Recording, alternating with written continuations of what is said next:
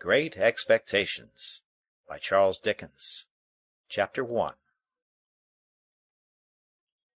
My father's family name being Pirrip, and my Christian name Philip, my infant tongue could make of both names nothing longer or more explicit than Pip. So I called myself Pip, and came to be called Pip. I gave Pirrip as my father's family name on the authority of his tombstone and my sister, Mrs. Joe Gargery, who married the blacksmith. As I never saw my father or my mother, and never saw any likeness of either of them, for their days were long before the days of photographs, my first fancies regarding what they were like were unreasonably derived from their tombstones. The shape of the letters on my father's gave me an odd idea that he was a square, stout, dark man, with curly black hair. From the character and turn of the inscription, "Also Georgiana, wife of the above," I drew a childish conclusion that my mother was freckled and sickly. To 5 little stone lozenges, each about 1.5 feet long, which were arranged in a neat row beside their grave, and were sacred to the memory of 5 little brothers of mine, who gave up trying to get a living exceedingly early in that universal struggle, I am indebted for a belief I religiously entertained, that they had all been born on their backs with their hands in their trouser pockets, and had never taken them out in this state of existence. Ours was the marsh country, down by the river, within, as the river wound, 20 miles of the sea. My first most vivid and broad impression of the identity of things seems to me to have been gained on a memorable raw afternoon towards evening. At such a time I found out for certain that this bleak place overgrown with nettles was the churchyard, and that Philip Pirrip, late of this parish, and also Georgiana, wife of the above, were dead and buried, and that Alexander, Bartholomew, Abraham, Tobias, and Roger, infant children of the aforesaid, were also dead and buried, and that the dark flat wilderness beyond the churchyard, intersected with dikes and mounds and gates, with scattered cattle feeding on it, was the marshes, and that the low leaden line beyond was the river, and that the distant savage lair from which the wind was rushing was the sea, and that the small bundle of shivers, growing afraid of it all, and beginning to cry, was Pip. "Hold your noise!" cried a terrible voice, as a man started up from among the graves at the side of the church porch. "Keep still, you little divil, or I'll cut your throat." A fearful man, all in coarse grey, with a great iron on his leg. A man with no hat, and with broken shoes, and with an old rag tied round his head. A man who had been soaked in water, and smothered in mud, and lamed by stones, and cut by flints, and stung by nettles, and torn by briars, who limped, and shivered, and glared, and growled, and whose teeth chattered in his head as he seized me by the chin. "Oh, don't cut my throat, sir!" I pleaded in terror. "Pray don't do it, sir." "Tell us your name," said the man. "Quick!" "Pip, sir." "Once more," said the man, staring at me. "Give it mouth." "Pip, Pip, sir." "Show us where you live," said the man. "Point out the place." I pointed to where our village lay, on the flat inshore among the alder trees and pollards, a mile or more from the church. The man, after looking at me for a moment, turned me upside down, and emptied my pockets. There was nothing in them but a piece of bread. When the church came to itself, for he was so sudden and strong that he made it go head over heels before me, and I saw the steeple under my feet. When the church came to itself, I say, I was seated on a high tombstone, trembling while he ate the bread ravenously. "You young dog," said the man, licking his lips, "what fat cheeks you ha' got!" I believe they were fat, although I was at that time undersized for my years, and not strong. "Darn me if I couldn't eat 'em," said the man, with a threatening shake of his head, "and if I haven't half a mind to it." I earnestly expressed my hope that he wouldn't, and held tighter to the tombstone on which he had put me, partly to keep myself upon it, partly to keep myself from crying. "Now look'ee here," said the man. "Where's your mother?" "There, sir," said I. He started, made a short run, and stopped and looked over his shoulder. "There, sir," I timidly explained. "Also Georgiana. That's my mother." "Oh!" said he, coming back. "And is that your father along o' your mother?" "Yes, sir," said I. "Him too, late of this parish." "Ha!" he muttered then, considering. "Who do you live with? Supposing you're kindly let to live, which I hadn't made up my mind about." "My sister, sir. Mrs. Joe Gargery. Wife of Joe Gargery, the blacksmith, sir." "Blacksmith, eh?" said he, and he looked down at his leg.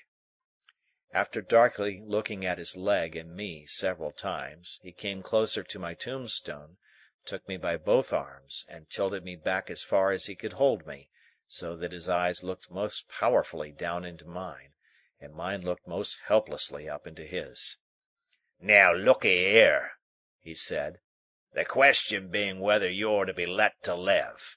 You know what a file is?" "Yes, sir."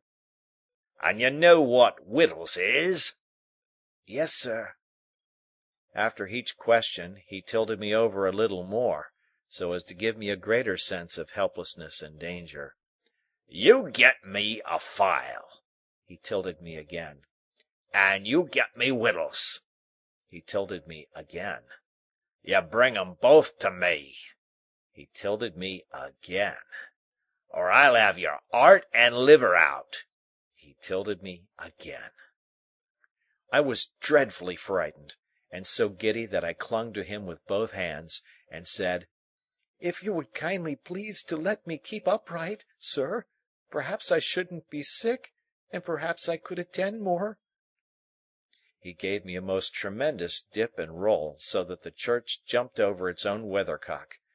Then, he held me by the arms in an upright position on the top of the stone, and went on in these fearful terms. "You bring me, to-morrow morning early, that file and them wittles. You bring the lot to me, at that old battery over yonder. You do it, and you never dare to say a word, or dare to make a sign concerning your having seen such a person as me, or any person soever, and you shall be let to live. You fail, or you go from my words in any particular, no matter how small it is, and your heart and your liver shall be tore out, roasted, and ate. Now, I ain't alone, as you may think I am. There's a young man hid with me, in comparison with which young man I am an angel. That young man hears the words I speak. That young man has a secret way peculiar to himself of getting at a boy, and at his heart, and at his liver. It is in vain for a boy to attempt to hide himself from that young man. A boy may lock his door, may be warm in bed, may tuck hisself up, may draw the clothes over his head, may think himself comfortable and safe, but that young man will softly creep his way to him, and tear him open. I am a keeping that young man from harming of you at the present moment, with great difficulty. I find it very hard to hold that young man off of your inside. Now, what do you say?" I said I would get him the file, and I would get him what broken bits of food I could, and would come to him at the battery early in the morning. "Say Lord strike you dead if you don't," said the man. I said so, and he took me down. "Now," he pursued, "you remember what you've undertook, and you remember that young man, and you get home." Good night, sir," I faltered. "Much of that," said he, glancing about him over the cold wet flat. "I wish I was a frog, or a eel."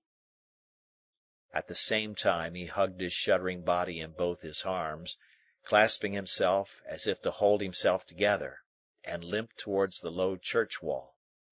As I saw him go, picking his way among the nettles, and among the brambles that bound the green mounds, he looked in my young eyes as if he were eluding the hands of the dead people, stretching up cautiously out of their graves to get a twist upon his ankle and pull him in. When he came to the low church wall, he got over it, like a man whose legs were numbed and stiff, and then turned round to look for me.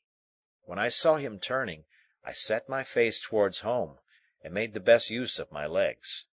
But presently I looked over my shoulder, and saw him going on again towards the river, still hugging himself in both arms, and picking his way with his sore feet among the great stones dropped into the marshes here and there, for stepping places when the rains were heavy or the tide was in. The marshes were just a long black horizontal line then, as I stopped to look after him, and the river was just another horizontal line, not nearly so broad nor yet so black, and the sky was just a row of long angry red lines and dense black lines intermixed. On the edge of the river I could faintly make out the only two black things in all the prospect that seemed to be standing upright. One of these was the beacon by which the sailors steered, like an unhooped cask upon a pole, an ugly thing when you were near it; the other, a gibbet, with some chains hanging to it which had once held a pirate. The man was limping on towards this latter, as if he were the pirate come to life and come down, and going back to hook himself up again. It gave me a terrible turn when I thought so, and as I saw the cattle lifting their heads to gaze after him, I wondered whether they thought so too. I looked all round for the horrible young man, and could see no signs of him. But now I was frightened again, and ran home without stopping.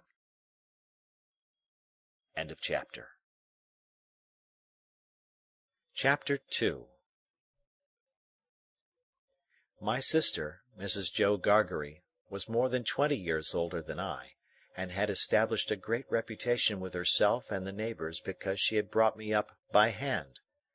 Having at that time to find out for myself what the expression meant, and knowing her to have a hard and heavy hand, and to be much in the habit of laying it upon her husband as well as upon me, I supposed that Joe Gargery and I were both brought up by hand.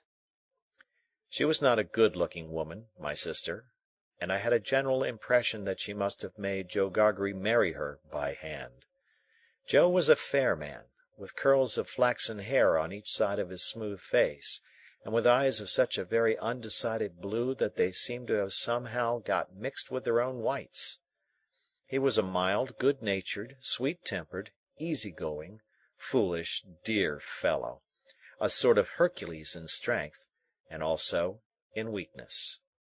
My sister, Mrs. Joe, with black hair and eyes, had such a prevailing redness of skin that I sometimes used to wonder whether it was possible she washed herself with a nutmeg grater instead of soap.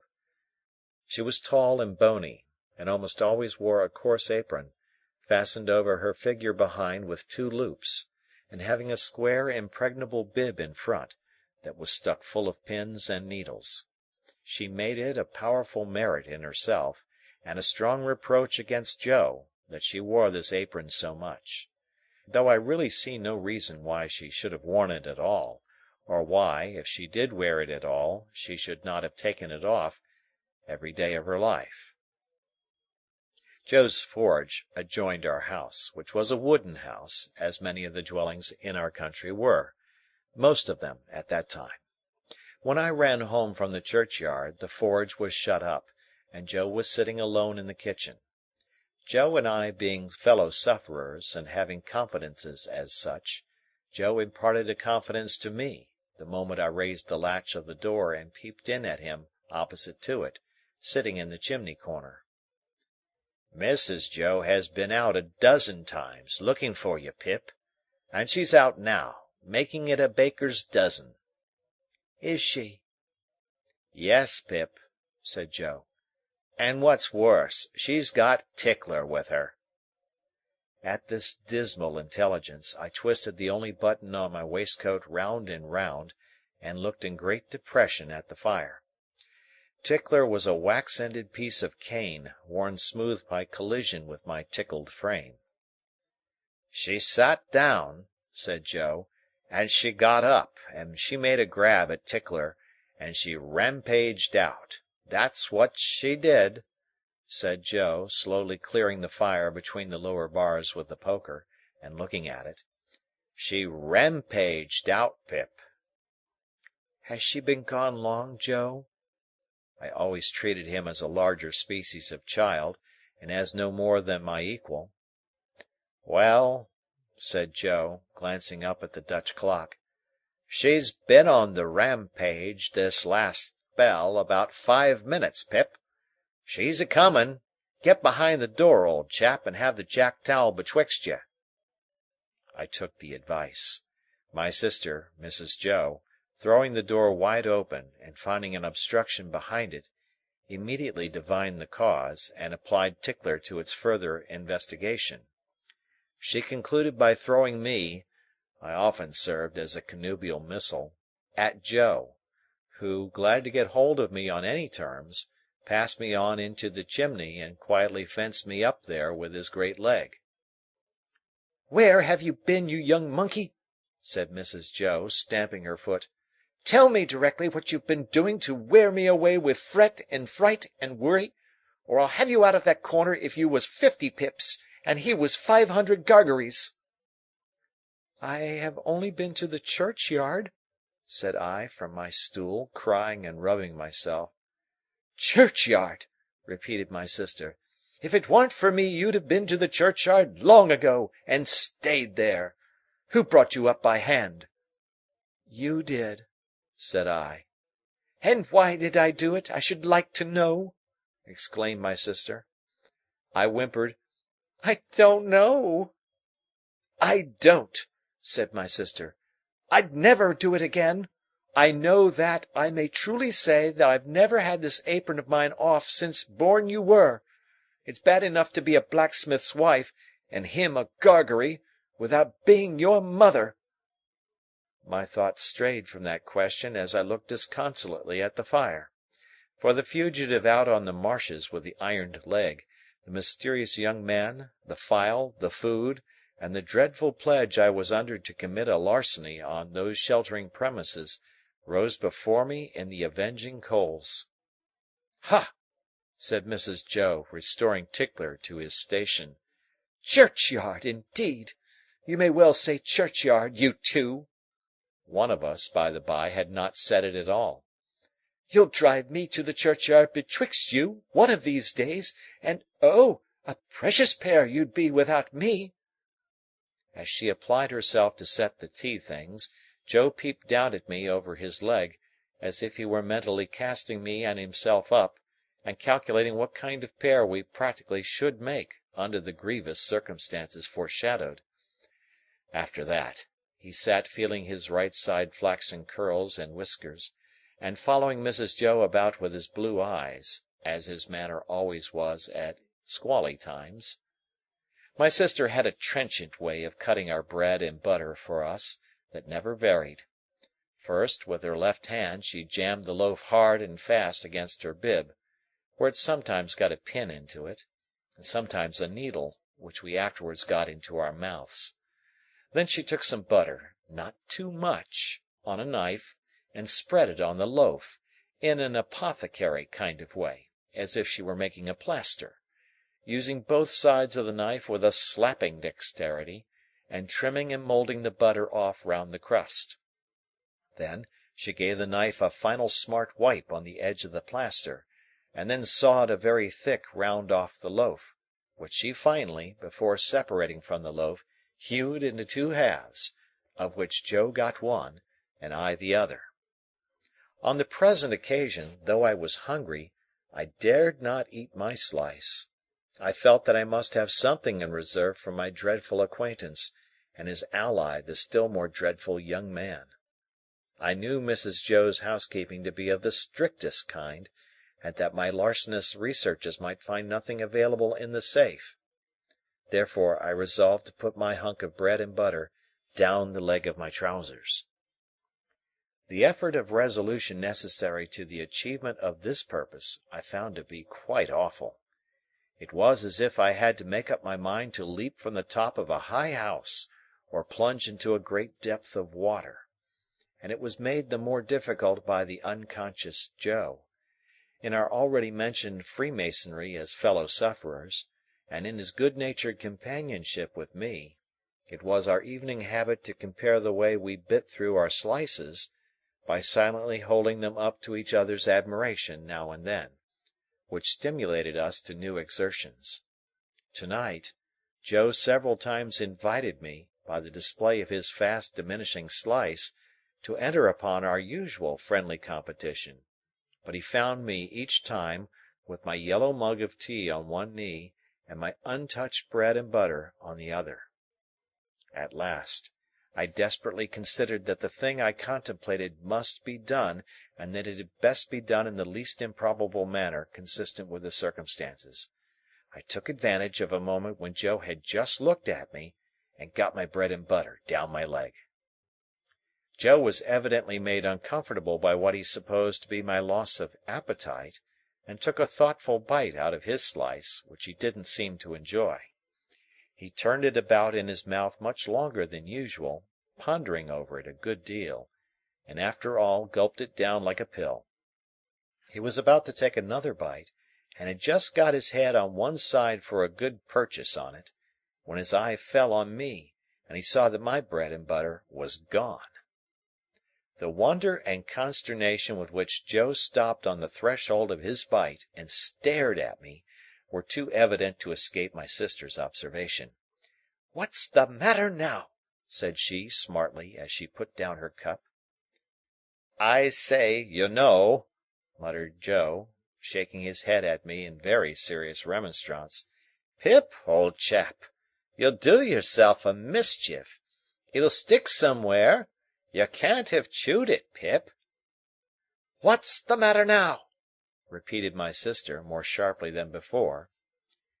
"If you can cough any trifle of it up, Pip, I'd recommend you to do it," said Joe, all aghast. "Manners is manners, but still your 'ealth's your 'ealth." By this time my sister was quite desperate, so she pounced on Joe, and taking him by the two whiskers, knocked his head for a little while against the wall behind him, while I sat in the corner, looking guiltily on. "Now perhaps you'll mention what's the matter," said my sister, out of breath. "You staring great stuck pig!" Joe looked at her in a helpless way, then took a helpless bite, and looked at me again. "You know, Pip," said Joe, solemnly, with his last bite in his cheek, and speaking in a confidential voice as if we two were quite alone, "you and me is always friends, and I'd be the last to tell upon you any time. But such a—" he moved his chair, and looked about the floor between us, and then again at me, "such a most uncommon bolt as that." "Been bolting his food, has he?" cried my sister. "You know, old chap," said Joe, looking at me and not at Mrs. Joe, with his bite still in his cheek, "I bolted myself when I was your age, frequent, and as a boy I've been among a many bolters. But I never seen your bolting equal yet, Pip, and it's a mercy you ain't bolted dead." My sister made a dive at me, and fished me up by the hair, saying nothing more than the awful words, "You come along and be dosed." Some medical beast had revived tar water in those days as a fine medicine, and Mrs. Joe always kept a supply of it in the cupboard, having a belief in its virtues correspondent to its nastiness. At the best of times, so much of this elixir was administered to me as a choice restorative, that I was conscious of going about smelling like a new fence. On this particular evening the urgency of my case demanded a pint of this mixture, which was poured down my throat, for my greater comfort, while Mrs. Joe held my head under her arm, as a boot would be held in a boot-jack.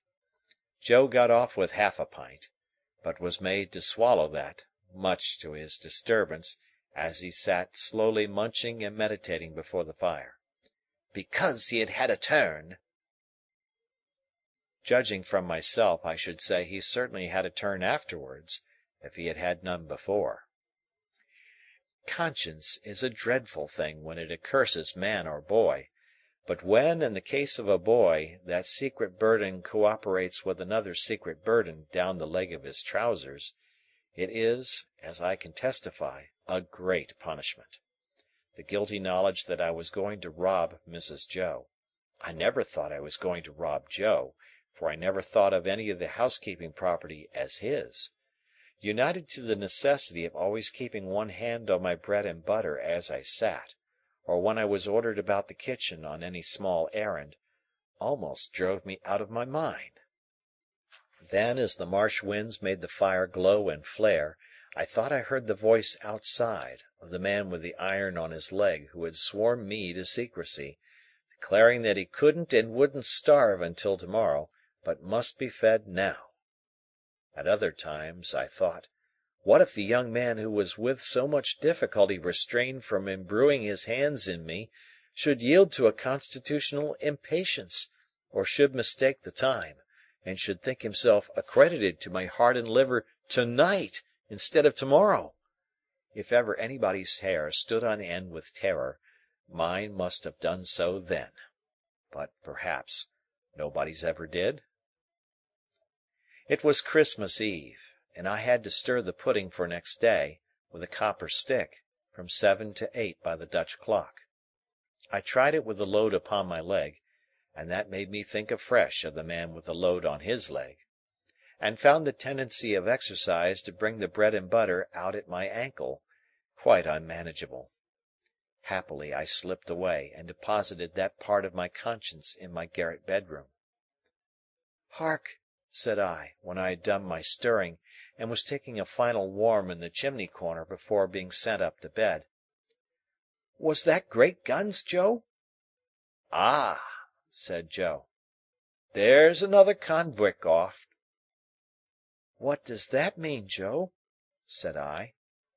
Mrs. Joe, who always took explanations upon herself, said, snappishly, "Escaped! Escaped!" administering the definition like tar water. While Mrs. Joe sat with her head bending over her needlework, I put my mouth into the forms of saying to Joe, "What's a convict?" Joe put his mouth into the forms of returning such a highly elaborate answer that I could make out nothing of it but the single word Pip. "There was a convict off last night," said Joe aloud, "after sunset gun, and they fired warning of him, and now it appears they're firing warning of another." "Who's firing?" said I. "Drat that boy!" interposed my sister, frowning at me over her work. "What a questioner he is! Ask no questions, and you'll be told no lies." It was not very polite to herself, I thought, to imply that I should be told lies by her, even if I did ask questions. But she never was polite unless there was company. At this point Joe greatly augmented my curiosity by taking the utmost pains to open his mouth very wide, and to put it into the form of a word that looked to me like sulks. Therefore I naturally pointed to Mrs. Joe, and put my mouth into the form of saying, "Her?" But Joe wouldn't hear of that at all, and again opened his mouth very wide, and shook the form of a most emphatic word out of it. But I could make nothing of the word. "Mrs. Joe," said I, as a last resort, "I should like to know, if you wouldn't much mind, where the firing comes from." "Lord bless the boy!" exclaimed my sister, as if she didn't quite mean that, but rather the contrary. "From the hulks." "Oh!" said I, looking at Joe. "Hulks!" Joe gave a reproachful cough, as much as to say, "Well, I told you so." "And please what's hulks?" said I. "That's the way with this boy!" exclaimed my sister, pointing me out with her needle and thread, and shaking her head at me. Answer him one question, and he'll ask you a dozen directly. Hulks are prison ships, right across the meshes. We always used that name for marshes in our country. I wonder who's put into prison ships, and why they're put there? Said I, in a general way, and with quiet desperation. It was too much for Mrs. Joe, who immediately rose. I tell you what, young fellow, said she, I didn't bring you up by hand to badger people's lives out. It would be blame to me, and not praise, if I had. People are put into hulks because they murder, and because they rob and forge and do all sorts of bad, and they always begin by asking questions. Now you get along to bed. I was never allowed a candle to light me to bed, and as I went upstairs in the dark, with my head tingling, from Mrs. Joe's thimble being played the tambourine upon it, to accompany her last words, I felt fearfully sensible of the great convenience that the hulks were handy for me. I was clearly on my way there. I had begun by asking questions, and I was going to rob Mrs. Joe. Since that time, which is far enough away now, I have often thought that few people know what secrecy there is in the young under terror, no matter how unreasonable the terror, so that it be terror. I was in mortal terror of the young man who wanted my heart and liver. I was in mortal terror of my interlocutor with the iron leg. I was in mortal terror of myself, from whom an awful promise had been extracted. I had no hope of deliverance through my all-powerful sister, who repulsed me at every turn. I am afraid to think of what I might have done on requirement, in the secrecy of my terror. If I slept at all that night, it was only to imagine myself drifting down the river on a strong spring tide, to the hulks, a ghostly pirate calling out to me through a speaking trumpet, as I passed the gibbet station, that I had better come ashore and be hanged there at once, and not put it off. I was afraid to sleep, even if I had been inclined, for I knew that at the first faint dawn of morning I must rob the pantry. There was no doing it in the night, for there was no getting a light by easy friction then. To have got one I must have struck it out of flint and steel, and have made a noise like the very pirate himself rattling his chains. As soon as the great black velvet pall outside my little window was shot with grey, I got up and went downstairs, every board upon the way, and every crack in every board calling after me, "Stop, thief!" and "Get up, Mrs. Joe!" In the pantry, which was far more abundantly supplied than usual, owing to the season, I was very much alarmed by a hare hanging up by the heels, whom I rather thought I caught when my back was half turned, winking. I had no time for verification, no time for selection, no time for anything, for I had no time to spare. I stole some bread, some rind of cheese, about half a jar of mincemeat, which I tied up in my pocket handkerchief with my last night's slice, some brandy from a stone bottle, which I decanted into a glass bottle I had secretly used for making that intoxicating fluid, Spanish licorice water, up in my room, diluting the stone bottle from a jug in the kitchen cupboard, a meat bone with very little on it, and a beautiful round compact pork pie. I was nearly going away without the pie, but I was tempted to mount upon a shelf, to look what it was that was put away so carefully in a covered earthenware dish in a corner, and I found it was the pie, and I took it in the hope that it was not intended for early use, and would not be missed for some time. There was a door in the kitchen, communicating with the forge. I unlocked and unbolted that door, and got a file from among Joe's tools. Then I put the fastenings as I had found them, opened the door at which I had entered when I ran home last night, shut it, and ran for the misty marshes.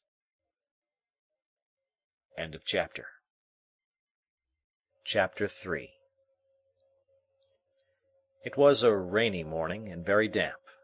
I had seen the damp lying on the outside of my little window, as if some goblin had been crying there all night, and using the window for a pocket handkerchief.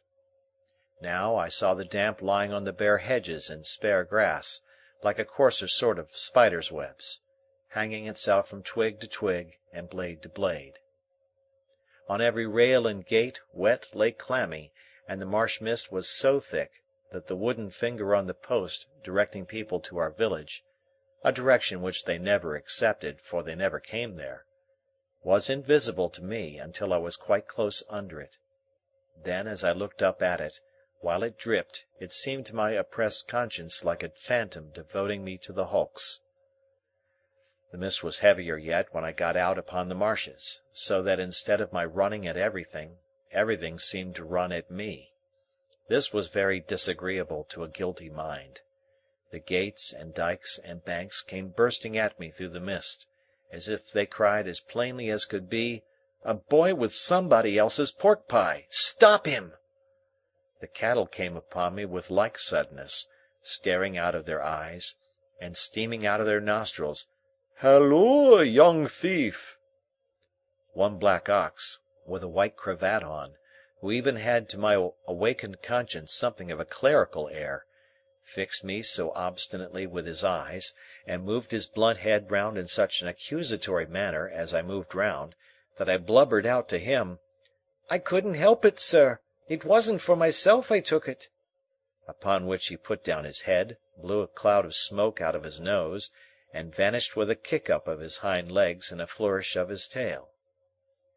All this time I was getting on towards the river, but however fast I went, I couldn't warm my feet, to which the damp cold seemed riveted, as the iron was riveted to the leg of the man I was running to meet. I knew my way to the Battery, pretty straight, for I had been down there on a Sunday with Joe, and Joe, sitting on an old gun, had told me that when I was 'prentice to him, regularly bound, we would have such larks there.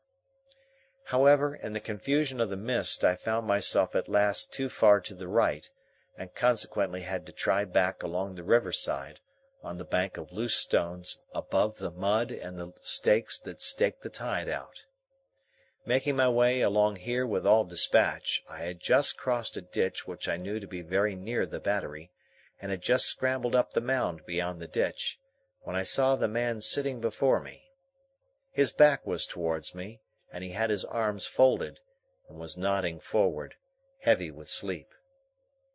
I thought he would be more glad if I came upon him with his breakfast, in that unexpected manner, so I went forward softly and touched him on the shoulder. He instantly jumped up, and it was not the same man, but another man. And yet this man was dressed in coarse grey too, and had a great iron on his leg, and was lame, and hoarse, and cold, and was everything that the other man was, except that he had not the same face, and had a flat broad-brimmed low-crowned felt hat on. All this I saw in a moment, for I had only a moment to see it in. He swore an oath at me, made a hit at me. It was a round, weak blow that missed me and almost knocked himself down, for it made him stumble, and then he ran into the mist, stumbling twice as he went, and I lost him. "It's the young man," I thought, feeling my heart shoot as I identified him. I dare say I should have felt a pain in my liver too, if I had known where it was. I was soon at the Battery after that, and there was the right man, hugging himself, and limping to and fro, as if he had never all night left off hugging and limping, waiting for me. He was awfully cold, to be sure. I half expected to see him drop down before my face and die of deadly cold. His eyes looked so awfully hungry, too, that when I handed him the file and he laid it down on the grass, it occurred to me he would have tried to eat it if he had not seen my bundle. He did not turn me upside down this time to get at what I had, but left me right side upwards while I opened the bundle and emptied my pockets. "What's in the bottle, boy?" said he. "Brandy," said I. He was already handing mincemeat down his throat in a most curious manner, more like a man who was putting it away somewhere in a violent hurry than a man who was eating it, but he left off to take some of the liquor. He shivered all the while so violently that it was quite as much as he could do to keep the neck of the bottle between his teeth without biting it off. "I think you have got the ague," said I. I'm much of your opinion, boy," said he. "It's bad about here," I told him. "You've been lying out on the meshes, and they're dreadful aguish. Rheumatic, too." "I'll eat my breakfast afore they're the death o' me," said he. "I'd do that, if I was going to be strung up to that there gallows as there is over there, directly afterwards. I'll beat the shivers so far, I'll bet you." He was gobbling mincemeat, meat bone, bread, cheese, and pork pie, all at once, staring distrustfully while he did so at the mist all around us, and often stopping, even stopping his jaws, to listen. Some real or fancied sound, some clink upon the river or breathing of beast upon the marsh, now gave him a start, and he said suddenly, "You're not a deceiving imp? You brought no one with you?" "No, sir, no." "Nor give no one the office to follow you?" "No." "Well," said he, "I believe you. You'd be but a fierce young hound indeed, if at your time of life you could help to hunt a wretched varmint hunted as near death and dunghill as this poor wretched varmint is." Something clicked in his throat, as if he had works in him like a clock, and was going to strike, and he smeared his ragged rough sleeve over his eyes. Pitying his desolation, and watching him as he gradually settled down upon the pie, I made bold to say, "I'm glad you enjoy it." "Did you speak?" "I said I was glad you enjoyed it." "Thank'ee, my boy, I do." I had often watched a large dog of ours eating his food, and I now noticed a decided similarity between the dog's way of eating and the man's. The man took strong, sharp, sudden bites, just like the dog. He swallowed, or rather snapped up, every mouthful, too soon and too fast, and he looked sideways here and there while he ate, as if he thought there was danger in every direction of somebody's coming to take the pie away. He was altogether too unsettled in his mind over it, to appreciate it comfortably, I thought, or to have anybody to dine with him, without making a chop with his jaws at the visitor. In all of which particulars he was very like the dog. "I am afraid you won't leave any of it for him," said I timidly, after a silence during which I had hesitated as to the politeness of making the remark. "There's no more to be got where that came from." It was the certainty of this fact that impelled me to offer the hint. "Leave any for him? Who's him?" said my friend, stopping in his crunching of pie crust. "The young man that you spoke of, that was hid with you." "Oh, ah!" he returned, with something like a gruff laugh. "Him! Yes, yes. He don't want no wittles."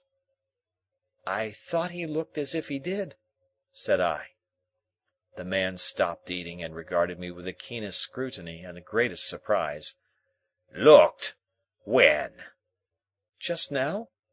"Where?" "Yonder," said I, pointing. "Over there, where I found him nodding asleep, and thought it was you." He held me by the collar and stared at me so, that I began to think his first idea about cutting my throat had revived.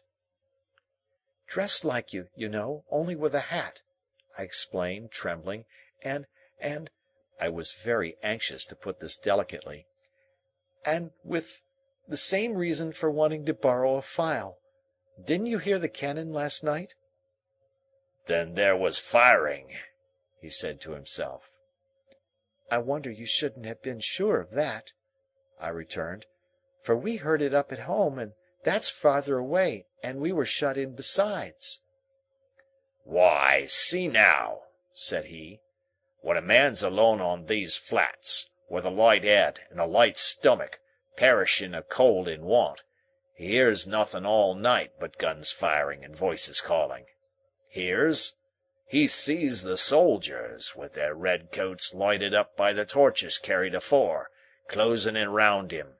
Hears his number called, hears himself challenged, hears the rattle of the muskets, hears the orders 'Make ready! Present! Cover him steady, men!' and is laid hands on, and there's nothing.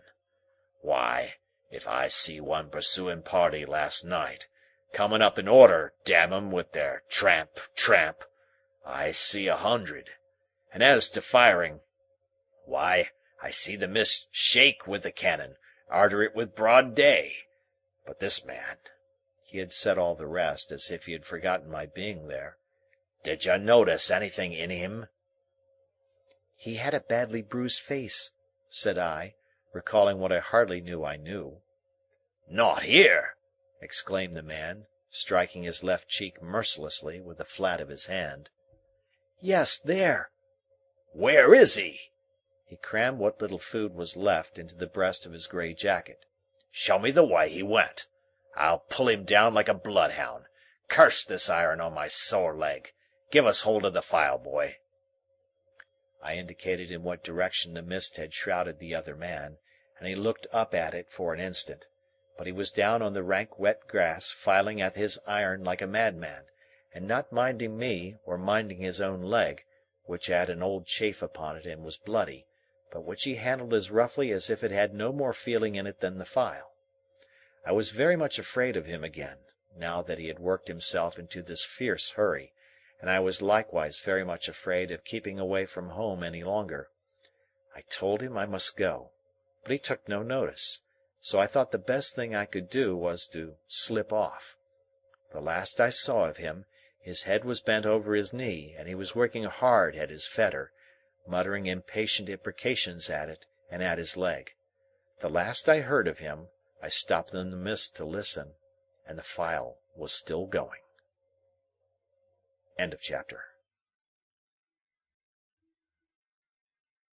Chapter 4.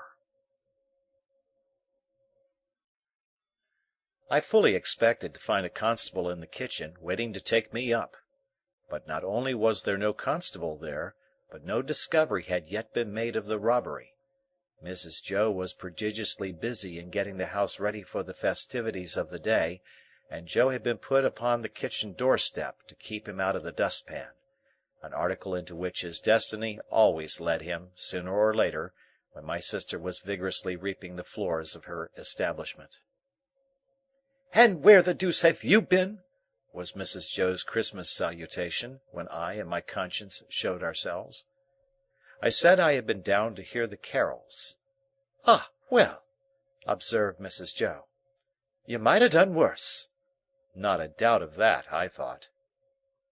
"Perhaps if I warn't a blacksmith's wife, and, what's the same thing, a slave with her apron never off, I should have been to hear the carols," said Mrs. Joe.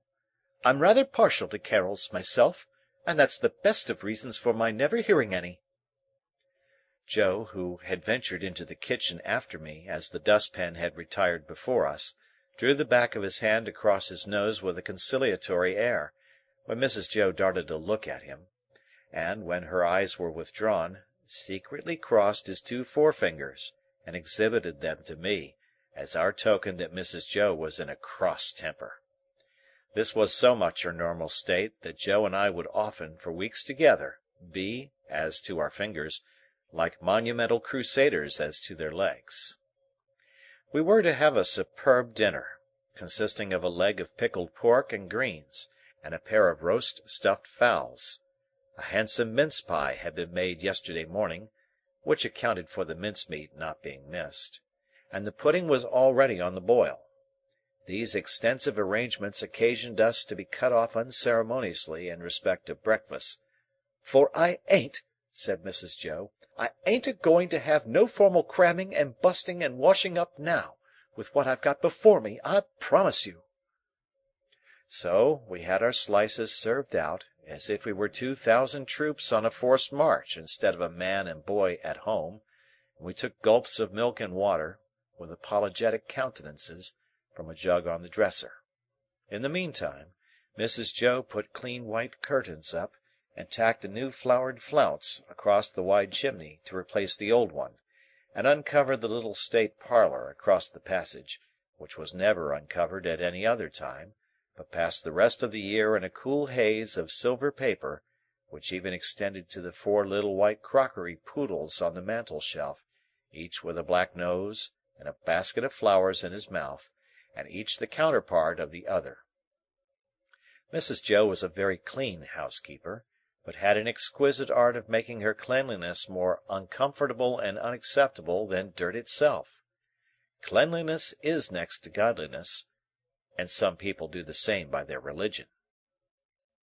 My sister, having so much to do, was going to church vicariously; that is to say, Joe and I were going. In his working clothes, Joe was a well-knit, characteristic-looking blacksmith. In his holiday clothes, he was more like a scarecrow in good circumstances than anything else. Nothing that he wore then fitted him or seemed to belong to him, and everything that he wore then grazed him. On the present festive occasion he emerged from his room, when the blithe bells were going, the picture of misery, in a full suit of Sunday penitentials. As to me, I think my sister must have had some general idea that I was a young offender whom an accoucheur policeman had taken up, on my birthday, and delivered over to her, to be dealt with according to the outraged majesty of the law. I was always treated as if I had insisted on being born in opposition to the dictates of reason, religion, and morality, and against the dissuading arguments of my best friends. Even when I was taken to have a new suit of clothes, the tailor had orders to make them like a kind of reformatory, and on no account to let me have the free use of my limbs. Joe and I going to church, therefore, must have been a moving spectacle for compassionate minds. Yet, what I suffered outside was nothing to what I underwent within. The terrors that had assailed me whenever Mrs. Joe had gone near the pantry, or out of the room, were only to be equalled by the remorse with which my mind dwelt on what my hands had done. Under the weight of my wicked secret, I pondered whether the church would be powerful enough to shield me from the vengeance of the terrible young man, if I divulged to that establishment. I conceived the idea that the time when the banns were read and when the clergyman said, "You are now to declare it," would be the time for me to rise and propose a private conference in the vestry. I am far from being sure that I might not have astonished our small congregation by resorting to this extreme measure, but for its being Christmas Day and no Sunday. Mr. Wopsle, the clerk at church, was to dine with us, and Mr. Hubble the wheelwright, and Mrs. Hubble, and Uncle Pumblechook, Joe's uncle, but Mrs. Joe appropriated him, who was a well-to-do corn chandler in the nearest town, and drove his own chaise cart. The dinner hour was 1:30. When Joe and I got home, we found the table laid, and Mrs. Joe dressed, and the dinner dressing, and the front door unlocked (it never was at any other time) for the company to enter by, and everything most splendid, and still not a word of the robbery. The time came, without bringing with it any relief to my feelings, and the company came. Mr. Wopsle, united to a Roman nose and a large shining bald forehead, had a deep voice, which he was uncommonly proud of. Indeed, it was understood among his acquaintance that if you could only give him his head, he would read the clergyman into fits. He himself confessed that if the church was thrown open, meaning to competition, he would not despair of making his mark in it. The church not being thrown open, he was, as I have said, our clerk. But he punished the amens tremendously, and when he gave out the psalm, always giving the whole verse, he looked all round the congregation first, as much as to say, "You have heard my friend overhead. Oblige me with your opinion of this style." I opened the door to the company, making believe that it was a habit of ours to open that door, and I opened it first to Mr. Wopsle, next to Mr. and Mrs. Hubble, and last of all to Uncle Pumblechook. N.B. I was not allowed to call him uncle, under the severest penalties. "Mrs. Joe," said Uncle Pumblechook, a large, hard-breathing, middle-aged, slow man, with a mouth like a fish, dull staring eyes, and sandy hair standing upright on his head, so that he looked as if he had just been all but choked, and had that moment come to. "I have brought you as the compliments of the season. I have brought you, Mum, a bottle of sherry wine, and I have brought you, Mum, a bottle of port wine." Every Christmas Day he presented himself, as a profound novelty, with exactly the same words, and carrying the 2 bottles like dumb-bells. Every Christmas Day Mrs. Joe replied as she now replied, "Oh, Uncle Pumblechook, this is kind." Every Christmas Day he retorted, as he now retorted, "It's no more than your merits, and now are you all bobbish, and how's 6 penn'orth of halfpence?" meaning me. We dined on these occasions in the kitchen, and adjourned, for the nuts and oranges and apples, to the parlour, which was a change very like Joe's change from his working clothes to his Sunday dress. My sister was uncommonly lively on the present occasion, and indeed was generally more gracious in the society of Mrs. Hubble than in other company.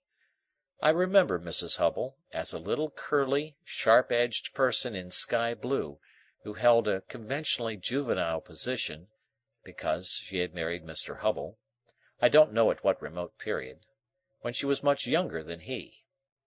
I remember Mr. Hubble as a tough, high-shouldered, stooping old man, of a sawdusty fragrance, with his legs extraordinarily wide apart, so that in my short days I always saw some miles of open country between them when I met him coming up the lane. Among this good company I should have felt myself, even if I hadn't robbed the pantry, in a false position.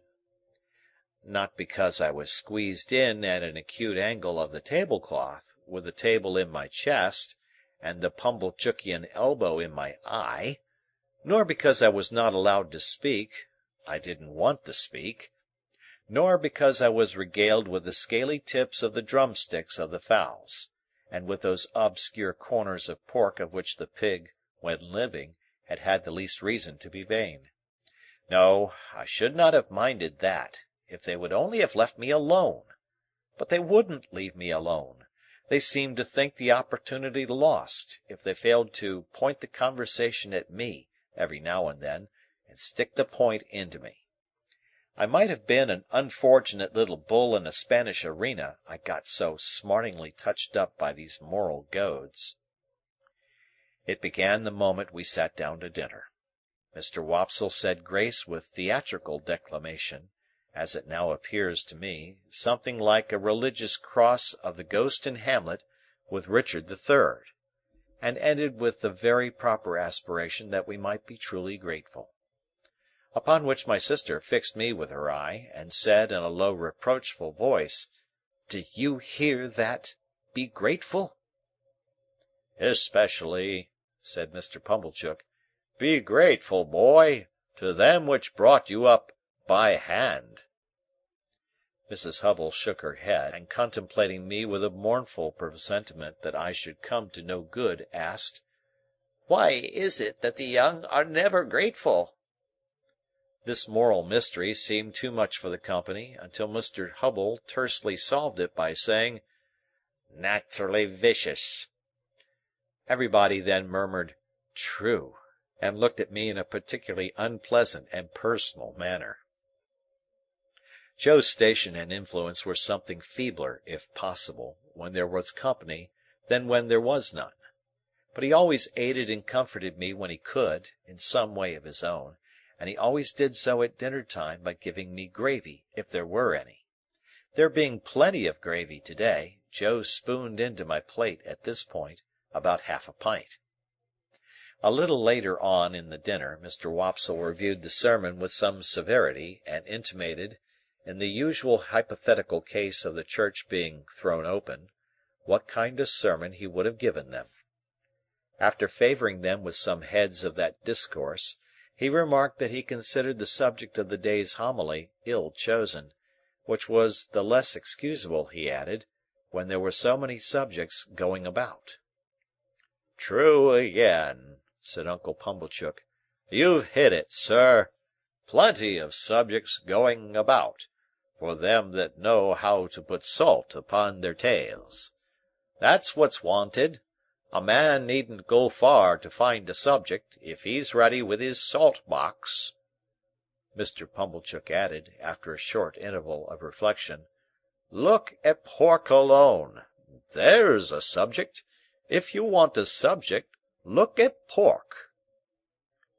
True, sir. Many a moral for the young, returned Mr. Wopsle, and I knew he was going to lug me in before he said it. might be deduced from that text. "You listen to this," said my sister to me in a severe parenthesis. Joe gave me some more gravy. Swine, pursued Mr. Wopsle in his deepest voice, and pointing his fork at my blushes, as if he were mentioning my Christian name. swine were the comparisons of the prodigal. The gluttony of swine is put before us, as an example to the young.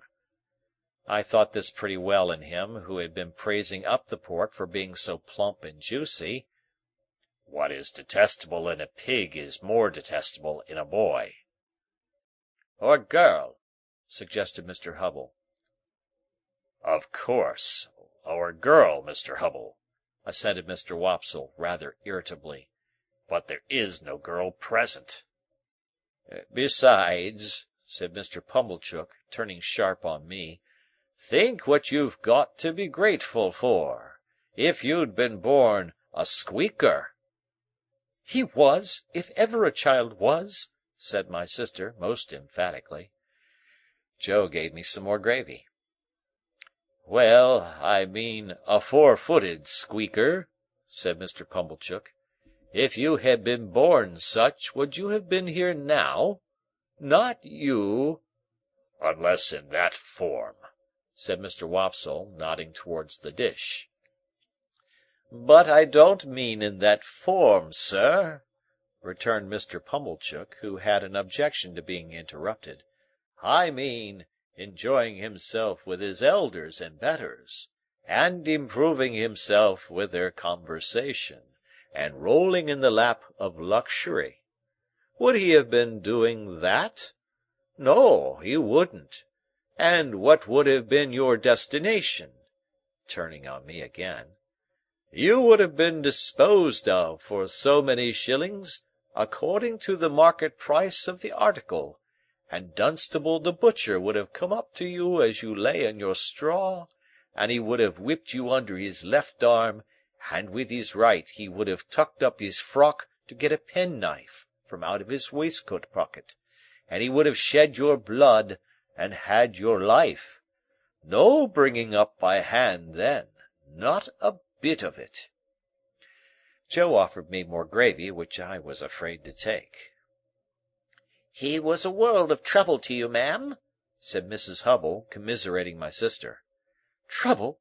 echoed my sister. Trouble? And then entered on a fearful catalogue of all the illnesses I had been guilty of, and all the acts of sleeplessness I had committed, and all the high places I had tumbled from, and all the low places I had tumbled into, and all the injuries I had done myself, and all the times she had wished me in my grave, and I had contumaciously refused to go there. I think the Romans must have aggravated one another very much with their noses. Perhaps they became the restless people they were in consequence. Anyhow, Mr. Wopsle's Roman nose so aggravated me, during the recital of my misdemeanours, that I should have liked to pull it until he howled. But all I had endured up to this time was nothing in comparison with the awful feelings that took possession of me when the pause was broken which ensued upon my sister's recital, and in which pause everybody had looked at me, as I felt painfully conscious, with indignation and abhorrence.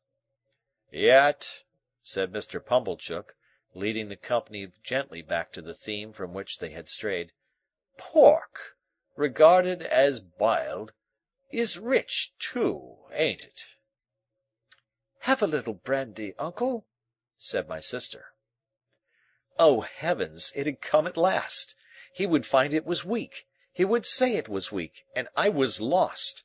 I held tight to the leg of the table under the cloth, with both hands, and awaited my fate.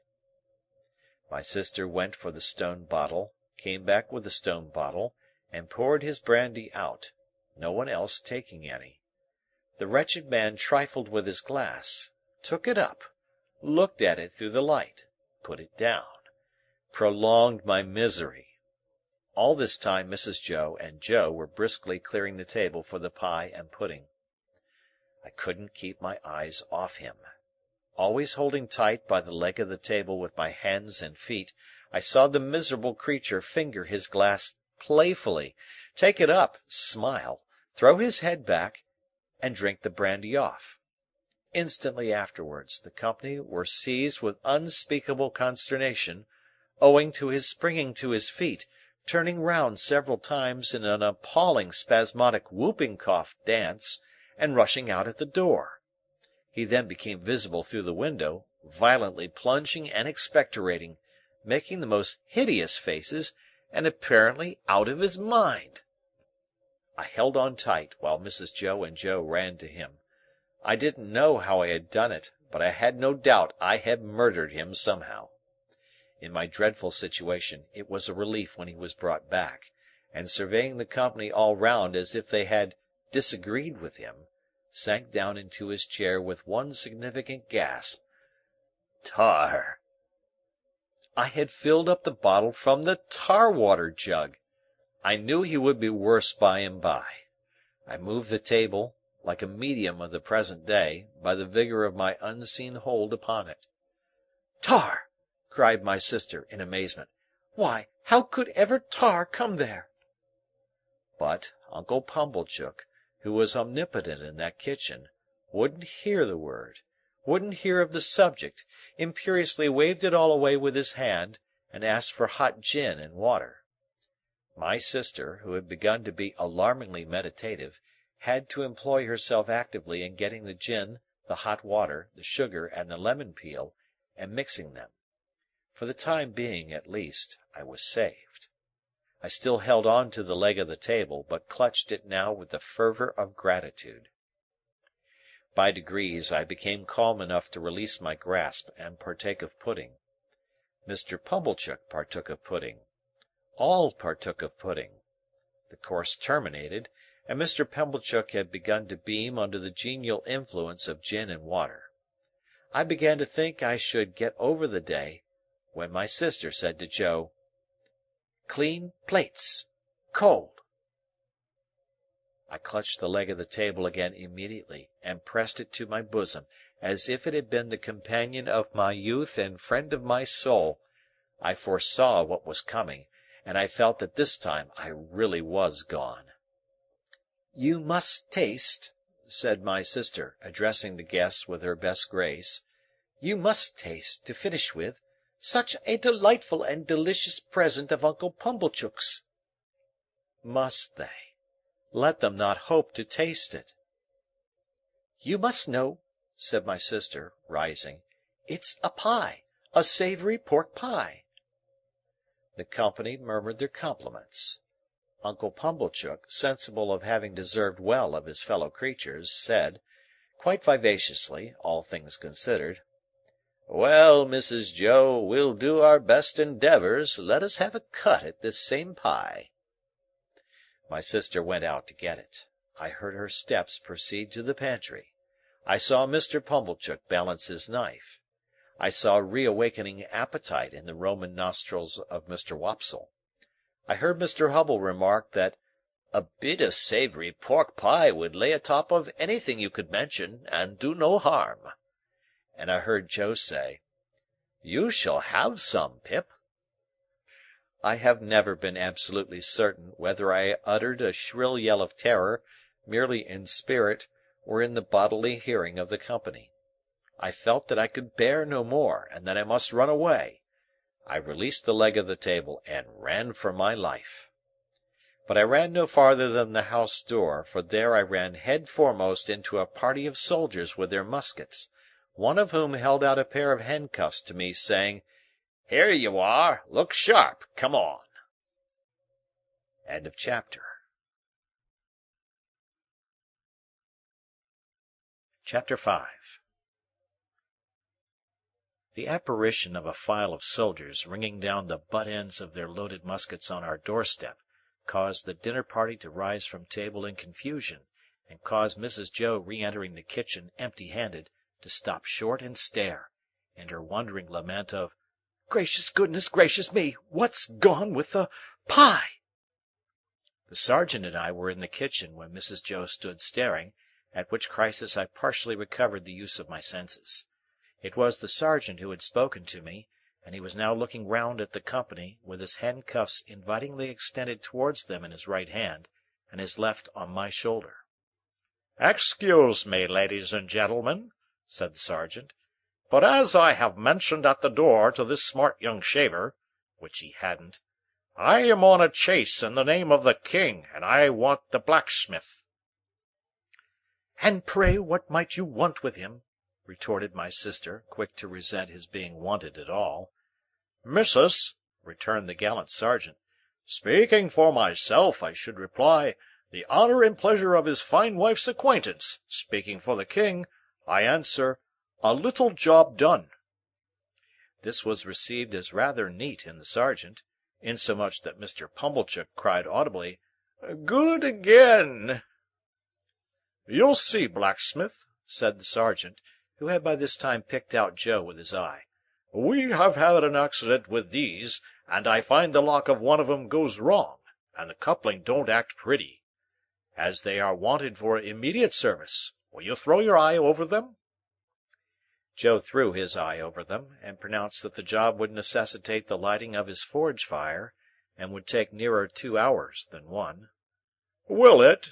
Then will you set about it at once, blacksmith?"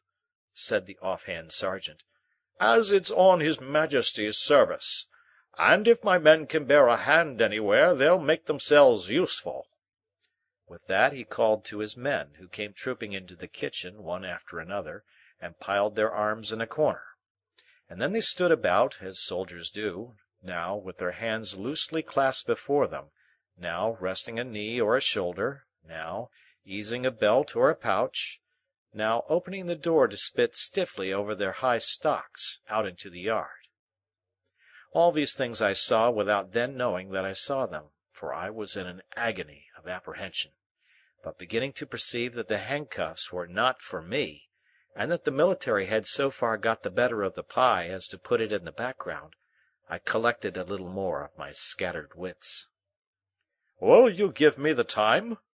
said the sergeant, addressing himself to Mr. Pumblechook, as to a man whose appreciative powers justified the inference that he was equal to the time. "It's just gone 2:30. "That's not so bad," said the sergeant, reflecting. "Even if I was forced to halt here nigh 2 hours, that'll do. How far might you call yourselves from the marshes hereabout? Not above a mile, I reckon?" "Just a mile," said Mrs. Joe. "That'll do. We begin to close in upon 'em about dusk.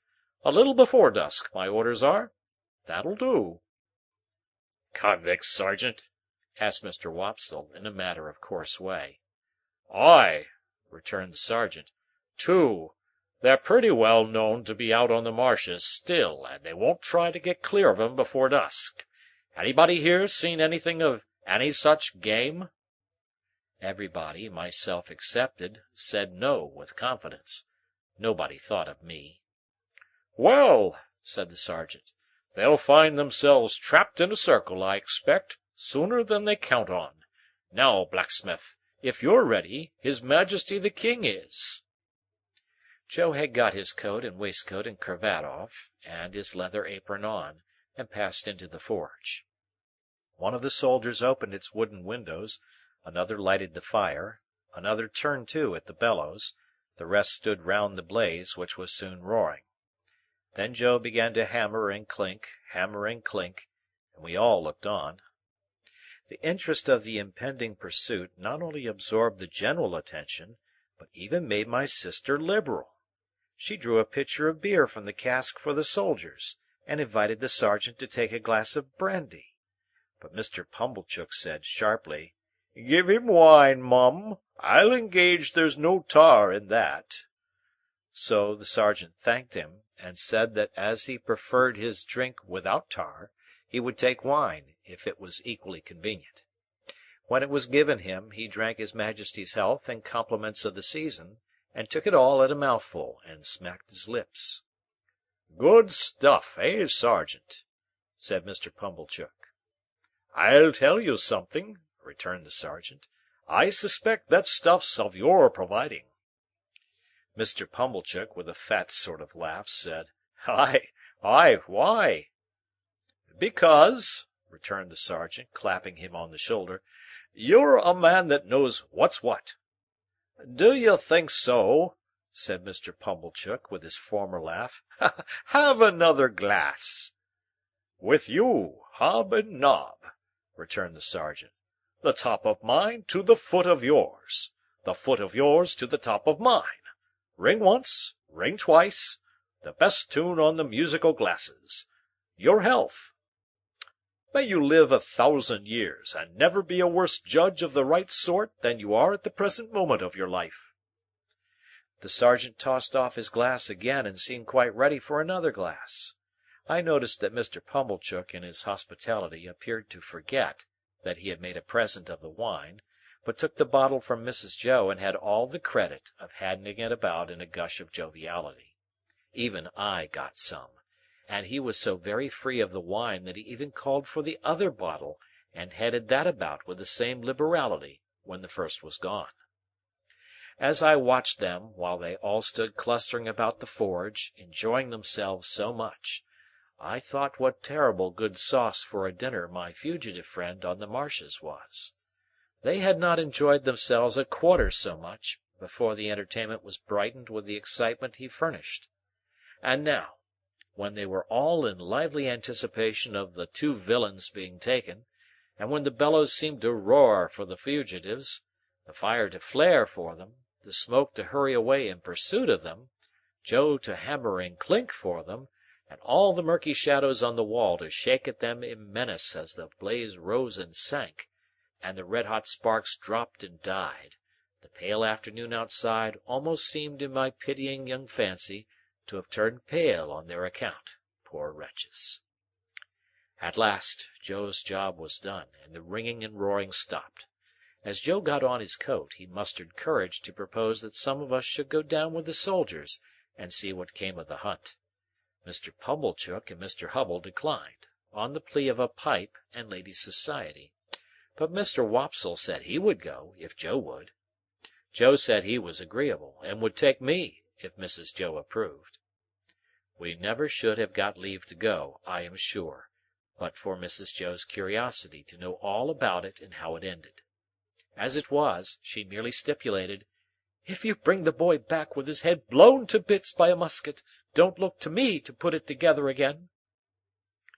The sergeant took a polite leave of the ladies, and parted from Mr. Pumblechook as from a comrade, though I doubt if he were quite as fully sensible of that gentleman's merits under arid conditions as when something moist was going. His men resumed their muskets and fell in. Mr. Wopsle, Joe, and I received strict charge to keep in the rear, and to speak no word after we reached the marshes. When we were all out in the raw air and were steadily moving towards our business, I treasonably whispered to Joe, "I hope, Joe, we shan't find them." And Joe whispered to me, "I'd give a shilling if they had cut and run, Pip." We were joined by no stragglers from the village, for the weather was cold and threatening, the way dreary, the footing bad, darkness coming on, and the people had good fires indoors and were keeping the day. A few faces hurried to glowing windows and looked after us, but none came out. We passed the finger-post and held straight on to the churchyard. There we were stopped a few minutes by a signal from the sergeant's hand, while 2 or 3 of his men dispersed themselves among the graves, and also examined the porch. They came in again without finding anything, and then we struck out on the open marshes, through the gate at the side of the churchyard. A bitter sleet came rattling against us here on the east wind, and Joe took me on his back. Now that we were out upon the dismal wilderness, where they little thought I had been within 8 or 9 hours, and had seen both men hiding, I considered for the first time, with great dread, if we should come upon them, would my particular convict suppose that it was I who had brought the soldiers here? He had asked me if I was a deceiving imp, and he had said I should be a fierce young hound if I joined the hunt against him. Would he believe that I was both imp and hound in treacherous earnest, and had betrayed him? It was of no use asking myself this question now. There I was, on Joe's back, and there was Joe beneath me, charging at the ditches like a hunter, and stimulating Mr. Wopsle not to tumble on his Roman nose, and to keep up with us. The soldiers were in front of us, extending in a pretty wide line, with an interval between man and man. We were taking the course I had begun with, and from which I had diverged in the mist. Either the mist was not out again yet, or the wind had dispelled it. Under the low red glare of sunset, the beacon and the gibbet and the mound of the battery, and the opposite shore of the river, were plain, though all of a watery lead colour. With my heart thumping like a blacksmith at Joe's broad shoulder, I looked all about for any sign of the convicts. I could see none. I could hear none. Mr. Wopsle had greatly alarmed me more than once, by his blowing and hard breathing, but I knew the sounds by this time, and could dissociate them from the object of pursuit. I got a dreadful start, when I thought I heard the file still going, but it was only a sheep bell. The sheep stopped in their eating and looked timidly at us, and the cattle, their heads turned from the wind and sleet, stared angrily as if they held us responsible for both annoyances. But, except these things, and the shudder of the dying day in every blade of grass, there was no break in the bleak stillness of the marshes. The soldiers were moving on in the direction of the old battery, and we were moving on a little way behind them, when all of a sudden we all stopped. For there had reached us on the wings of the wind and rain a long shout. It was repeated. It was at a distance towards the east, but it was long and loud.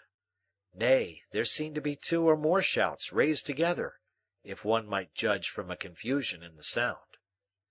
To this effect the sergeant and the nearest men were speaking under their breath, when Joe and I came up. After another moment's listening, Joe, who was a good judge, agreed, and Mr. Wopsle, who was a bad judge, agreed. The sergeant, a decisive man, ordered that the sound should not be answered, but that the course should be changed, and that his men should make towards it at the double. So we slanted to the right, where the east was, and Joe pounded away so wonderfully that I had to hold on tight to keep my seat. It was a run indeed now, and what Joe called, in the only 2 words he spoke all the time, a winder. Down banks and up banks, and over gates, and splashing into dikes, and breaking among coarse rushes, no man cared where he went. As we came nearer to the shouting, it became more and more apparent that it was made by more than one voice.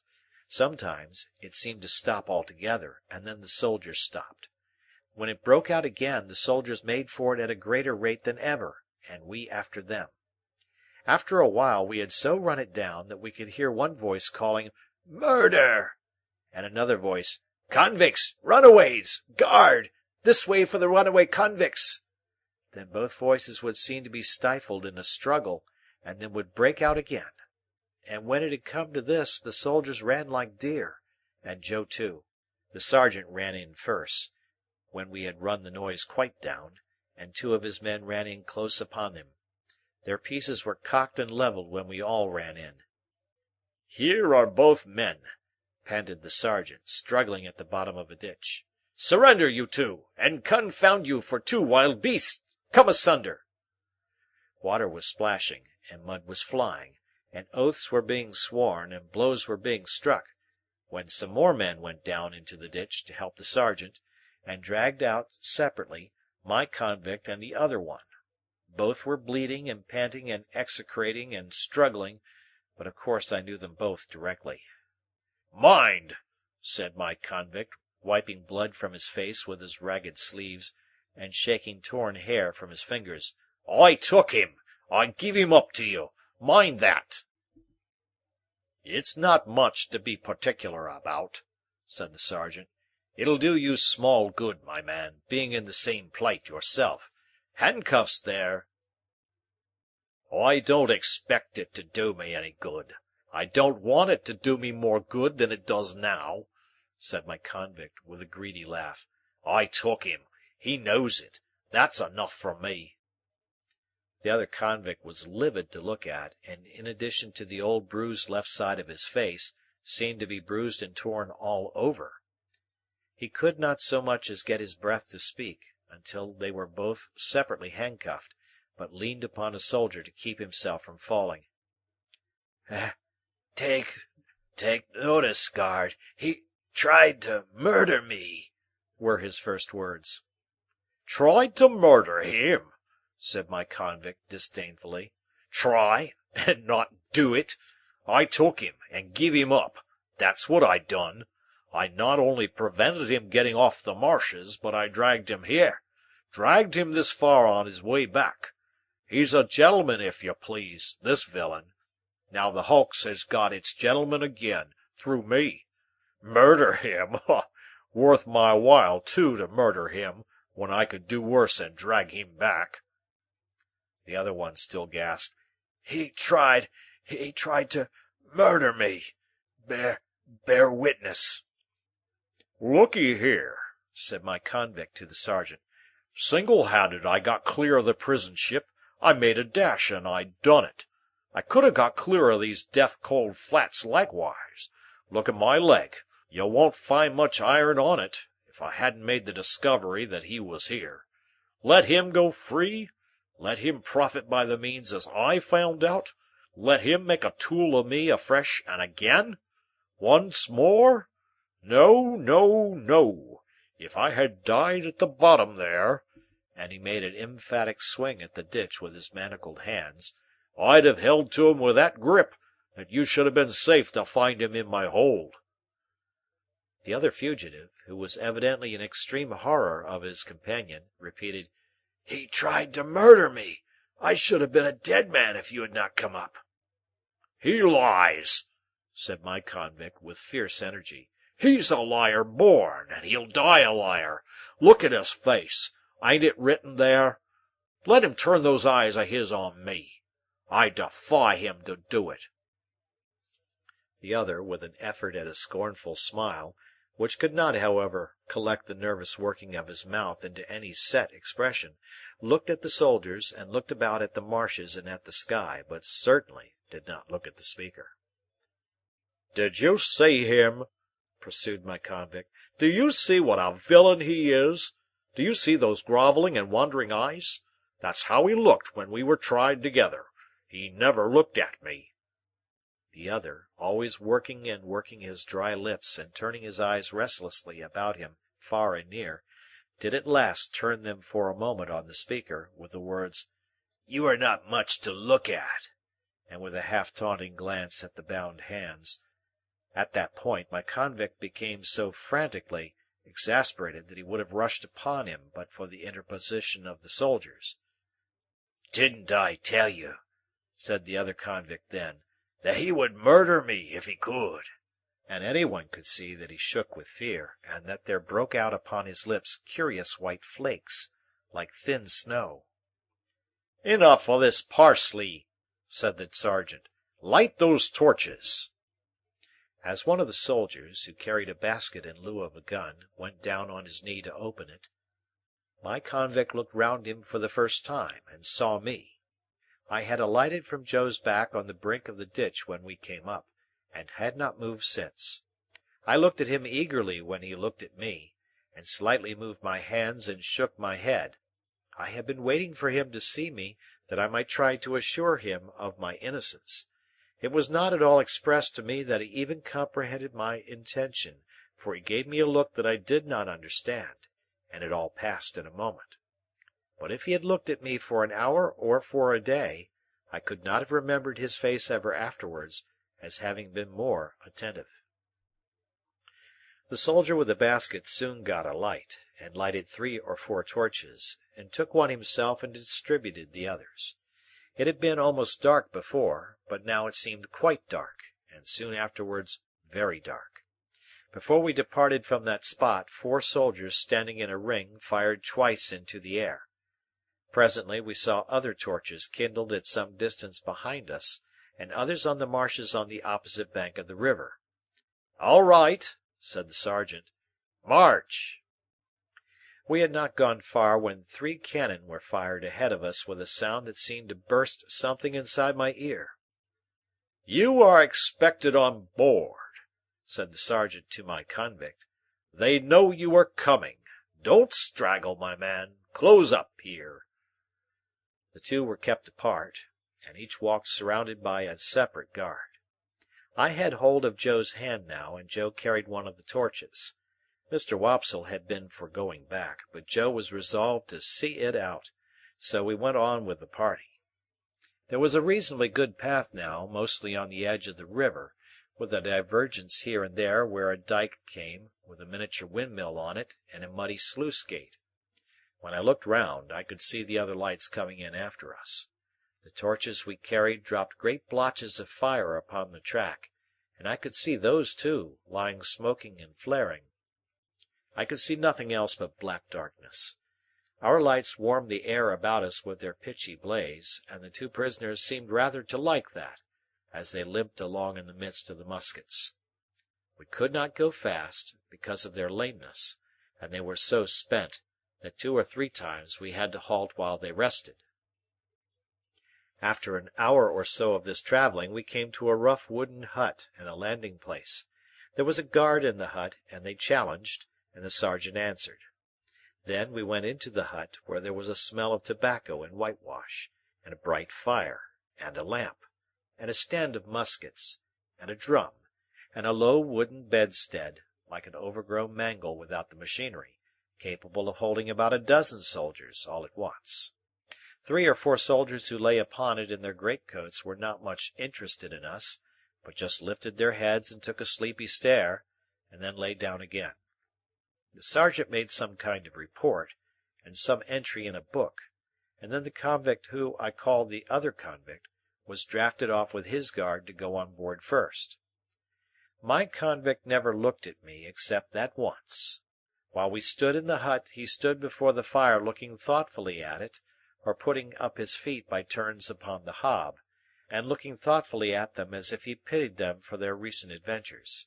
Suddenly he turned to the sergeant and remarked, "I wish to say something respecting this escape. It may prevent some persons laying under suspicion alonger me." "You can say what you like," returned the sergeant, standing coolly looking at him with his arms folded, "but you have no call to say it here.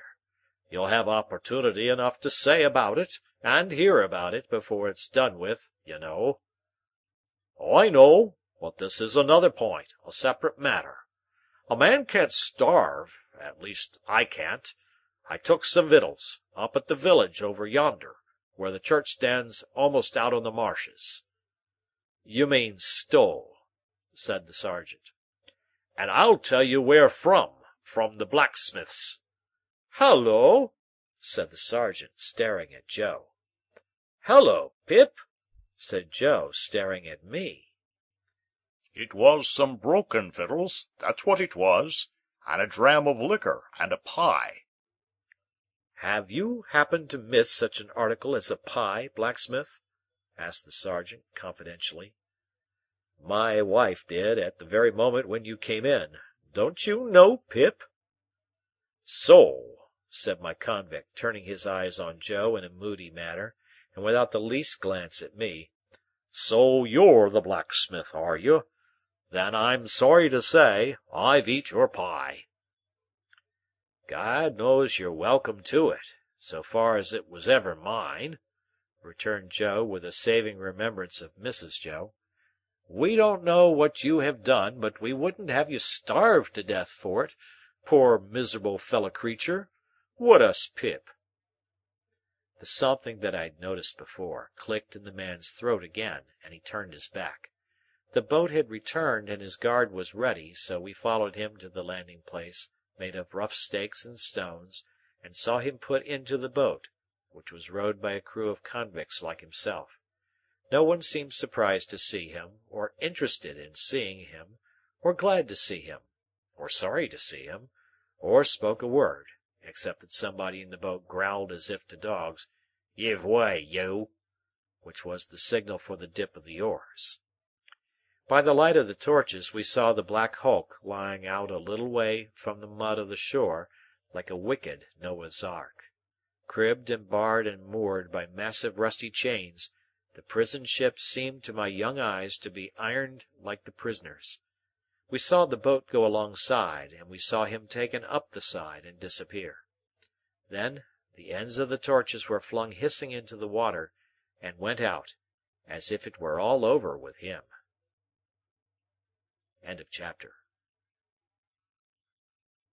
Chapter 6. My state of mind regarding the pilfering from which I had been so unexpectedly exonerated did not impel me to frank disclosure, but I hope it had some dregs of good at the bottom of it. I do not recall that I felt any tenderness of conscience in reference to Mrs. Joe, when the fear of being found out was lifted off me. But I loved Joe, perhaps for no better reason in those early days than because the dear fellow let me love him, and as to him, my inner self was not so easily composed. It was much upon my mind, particularly when I first saw him looking about for his file, that I ought to tell Joe the whole truth. Yet I did not, and for the reason that I mistrusted that if I did, he would think me worse than I was. The fear of losing Joe's confidence, and of thenceforth sitting in the chimney corner at night staring drearily at my forever lost companion and friend, tied up my tongue. I morbidly represented to myself that if Joe knew it, I never afterwards could see him at the fireside feeling his fair whisker, without thinking that he was meditating on it. That if Joe knew it, I never afterwards could see him glance, however casually, at yesterday's meat or pudding when it came on to-day's table, without thinking that he was debating whether I had been in the pantry. That, if Joe knew it, and at any subsequent period of our joint domestic life remarked that his beer was flat or thick, the conviction that he suspected tar in it would bring a rush of blood to my face. In a word, I was too cowardly to do what I knew to be right, as I had been too cowardly to avoid doing what I knew to be wrong. I had had no intercourse with the world at that time, and I imitated none of its many inhabitants who act in this manner. Quite an untaught genius, I made the discovery of the line of action for myself. As I was sleepy before we were far away from the prison ship, Joe took me on his back again and carried me home. He must have had a tiresome journey of it, for Mr. Wopsle, being knocked up, was in such a very bad temper that if the church had been thrown open, he would probably have excommunicated the whole expedition, beginning with Joe and myself. In his lay capacity, he persisted in sitting down in the damp to such an insane extent that when his coat was taken off to be dried at the kitchen fire, the circumstantial evidence on his trousers would have hanged him, if it had been a capital offence. By that time I was staggering on the kitchen floor like a little drunkard, having been newly set upon my feet, and through having been fast asleep, and through waking in the heat and lights and noise of tongues. As I came to myself, with the aid of a heavy thump between the shoulders and the restorative exclamation, "Yah! Was there ever such a boy as this?" from my sister, I found Joe telling them about the convict's confession, and all the visitors suggesting different ways by which he had got into the pantry. Mr. Pumblechook made out, after carefully surveying the premises, that he had first got upon the roof of the forge, and had then got upon the roof of the house, and had then let himself down the kitchen chimney by a rope made of his bedding cut into strips, and as Mr. Pumblechook was very positive and drove his own chaise cart over everybody, it was agreed that it must be so. Mr. Wopsle, indeed, wildly cried out, "No!" with the feeble malice of a tired man, but as he had no theory, and no coat on, he was unanimously set at naught, not to mention his smoking hard behind, as he stood with his back to the kitchen fire to draw the damp out, which was not calculated to inspire confidence. This was all I heard that night before my sister clutched me, as a slumberous offence to the company's eyesight, and assisted me up to bed with such a strong hand that I seemed to have 50 boots on, and to be dangling them all against the edges of the stairs. My state of mind, as I have described it, began before I was up in the morning, and lasted long after the subject had died out, and had ceased to be mentioned, saving on exceptional occasions. Chapter 7. At the time when I stood in the churchyard reading the family tombstones, I had just enough learning to be able to spell them out. My construction even of their simple meaning was not very correct, for I read "wife of the above" as a complimentary reference to my father's exaltation to a better world, and if any one of my deceased relatives had been referred to as "below," I have no doubt I should have formed the worst opinions of that member of the family. Neither were my notions of the theological positions to which my catechism bound me at all accurate, for I have a lively remembrance that I supposed my declaration that I was to "walk in the same all the days of my life" laid me under an obligation always to go through the village from our house in one particular direction, and never to vary it by turning down by the wheelwrights or up by the mill. When I was old enough, I was to be apprenticed to Joe, and until I could assume that dignity I was not to be what Mrs. Joe called "pompied," or, as I render it, pampered. Therefore, I was not only odd boy about the forge, but if any neighbour happened to want an extra boy to frighten birds, or pick up stones, or do any such job, I was favoured with the employment. In order, however, that our superior position might not be compromised thereby, a money-box was kept on the kitchen mantel-shelf, into which it was publicly made known that all my earnings were dropped. I have an impression that they were to be contributed eventually towards the liquidation of the national debt, but I know I had no hope of any personal participation in the treasure. Mr. Wopsle's great-aunt kept an evening school in the village. That is to say, she was a ridiculous old woman of limited means and unlimited infirmity, who used to go to sleep from 6 to 7 every evening in the society of youth who paid 2d. per week each, for the improving opportunity of seeing her do it. She rented a small cottage, and Mr. Wopsle had the room upstairs, where we students used to overhear him reading aloud in a most dignified and terrific manner, and occasionally bumping on the ceiling. There was a fiction that Mr. Wopsle examined the scholars once a quarter. What he did on those occasions was to turn up his cuffs, stick up his hair, and give us Mark Antony's oration over the body of Caesar. This was always followed by Collins's Ode on the Passions, wherein I particularly venerated Mr. Wopsle as Revenge throwing his blood-stained sword in thunder down, and taking the war-denouncing trumpet with a withering look. It was not with me then, as it was in later life, when I fell into the society of the Passions, and compared them with Collins and Wopsle, rather to the disadvantage of both gentlemen. Mr. Wopsle's great-aunt, besides keeping this educational institution, kept in the same room a little general shop. She had no idea what stock she had, or what the price of anything in it was, but there was a little greasy memorandum book kept in a drawer, which served as a catalogue of prices, and by this oracle Biddy arranged all the shop transaction. Biddy was Mr. Wopsle's great-aunt's granddaughter. I confess myself quite unequal to the working out of the problem, what relation she was to Mr. Wopsle. She was an orphan like myself, like me, too, had been brought up by hand. She was most noticeable, I thought, in respect of her extremities, for her hair always wanted brushing, her hands always wanted washing, and her shoes always wanted mending and pulling up at heel. This description must be received with a week-day limitation. On Sundays she went to church elaborated.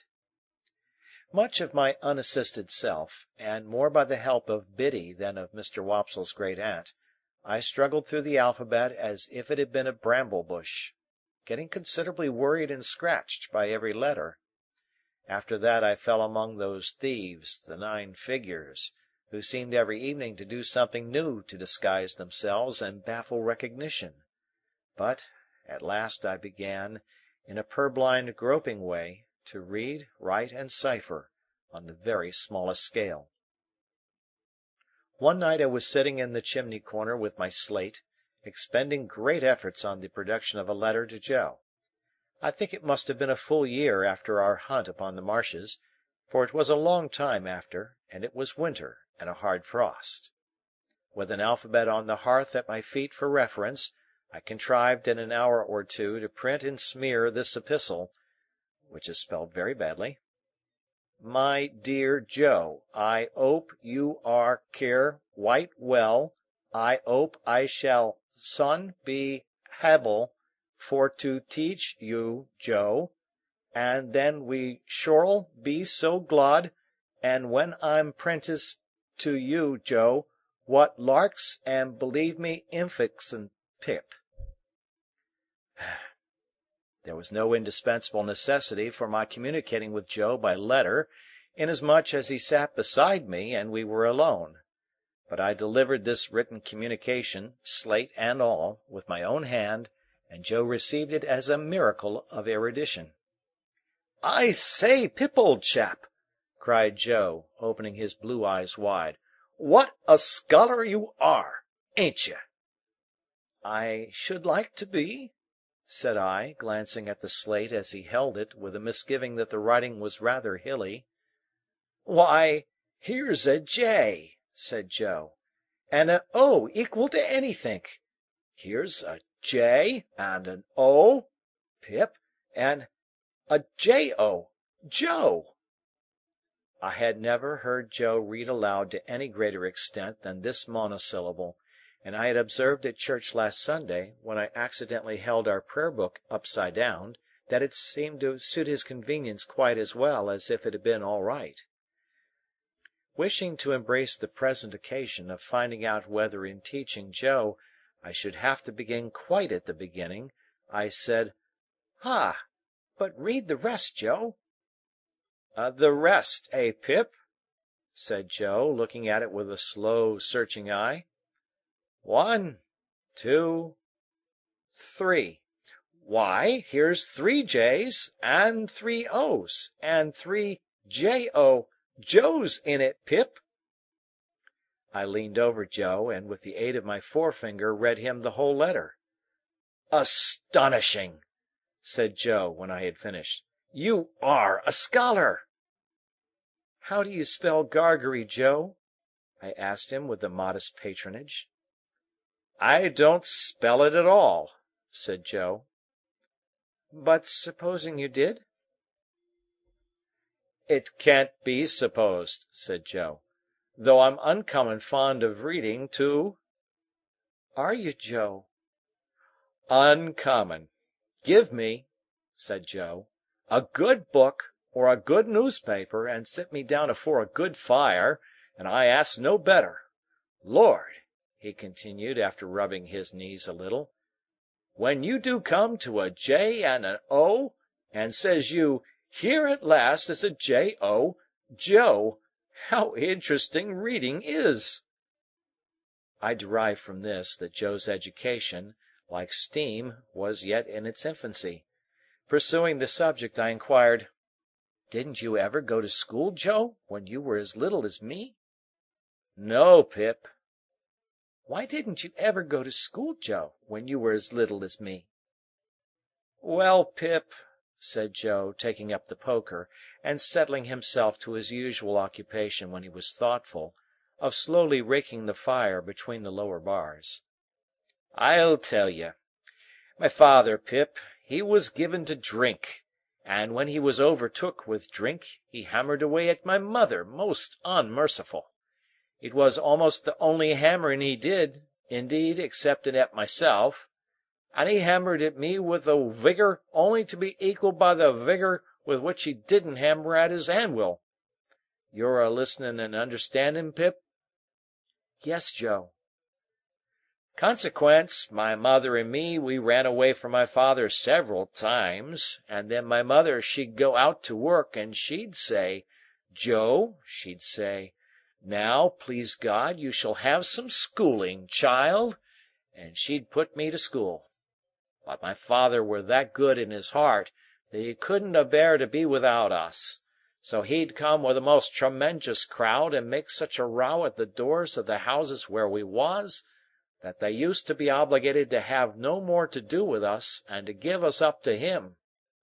And then he took us home and hammered us.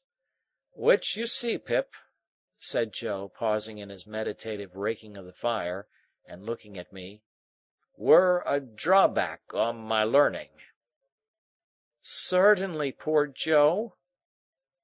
"Though mind you, Pip," said Joe, with a judicial touch or two of the poker on the top bar, "rendering under all their due, and maintaining equal justice twixt man and man, my father were that good in his heart, don't you see?" I didn't see, but I didn't say so. "Well," Joe pursued, "somebody must keep the pot a-boiling, Pip, or the pot won't boil, don't you know?" I saw that, and I said so. "Consequence, my father didn't make objections to my going to work, so I went to work at my present calling, which were his too, if he would have followed it, and I worked tolerable hard, I assure you, Pip. In time I were able to keep him, and I kep him till he went off in a purpleleptic fit, and in it were my intention to have had put upon his tombstone that, whatsomever the failings on his part, remember, reader, he were that good in his heart." Joe recited this couplet with such manifest pride and careful perspicuity that I asked him if he had made it himself. "I made it," said Joe, "my own self. I made it in a moment. It was like striking out a horseshoe complete, in a single blow. I never was so much surprised in all my life. Couldn't credit my own ed. To tell you the truth, hardly believed it were my own ed. As I was saying, Pip, it were my intention to have had it cut over him, but poetry costs money, cut it how you will, small or large, and it were not done.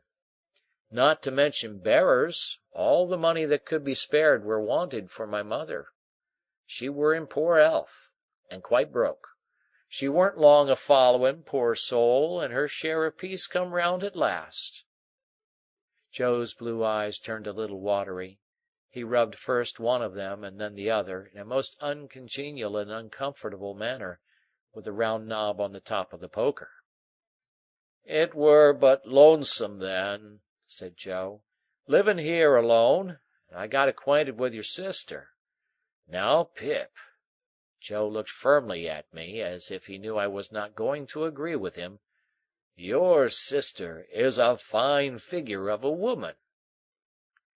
I could not help looking at the fire in an obvious state of doubt. "Whatever family opinions, or whatever the world's opinions on that subject may be, Pip, your sister is," Joe tapped the top bar with the poker after every word following, "a fine figure of a woman." I could think of nothing better to say than, "I'm glad you think so, Joe." "So am I," returned Joe, catching me up. "I am glad I think so, Pip. A little redness, or a little matter of bone here or there, what does it signify to me?" I sagaciously observed, if it didn't signify to him, to whom did it signify? "Certainly," assented Joe. "That's it. You're right, old chap. When I got acquainted with your sister, it were the talk how she was bringing you up by hand.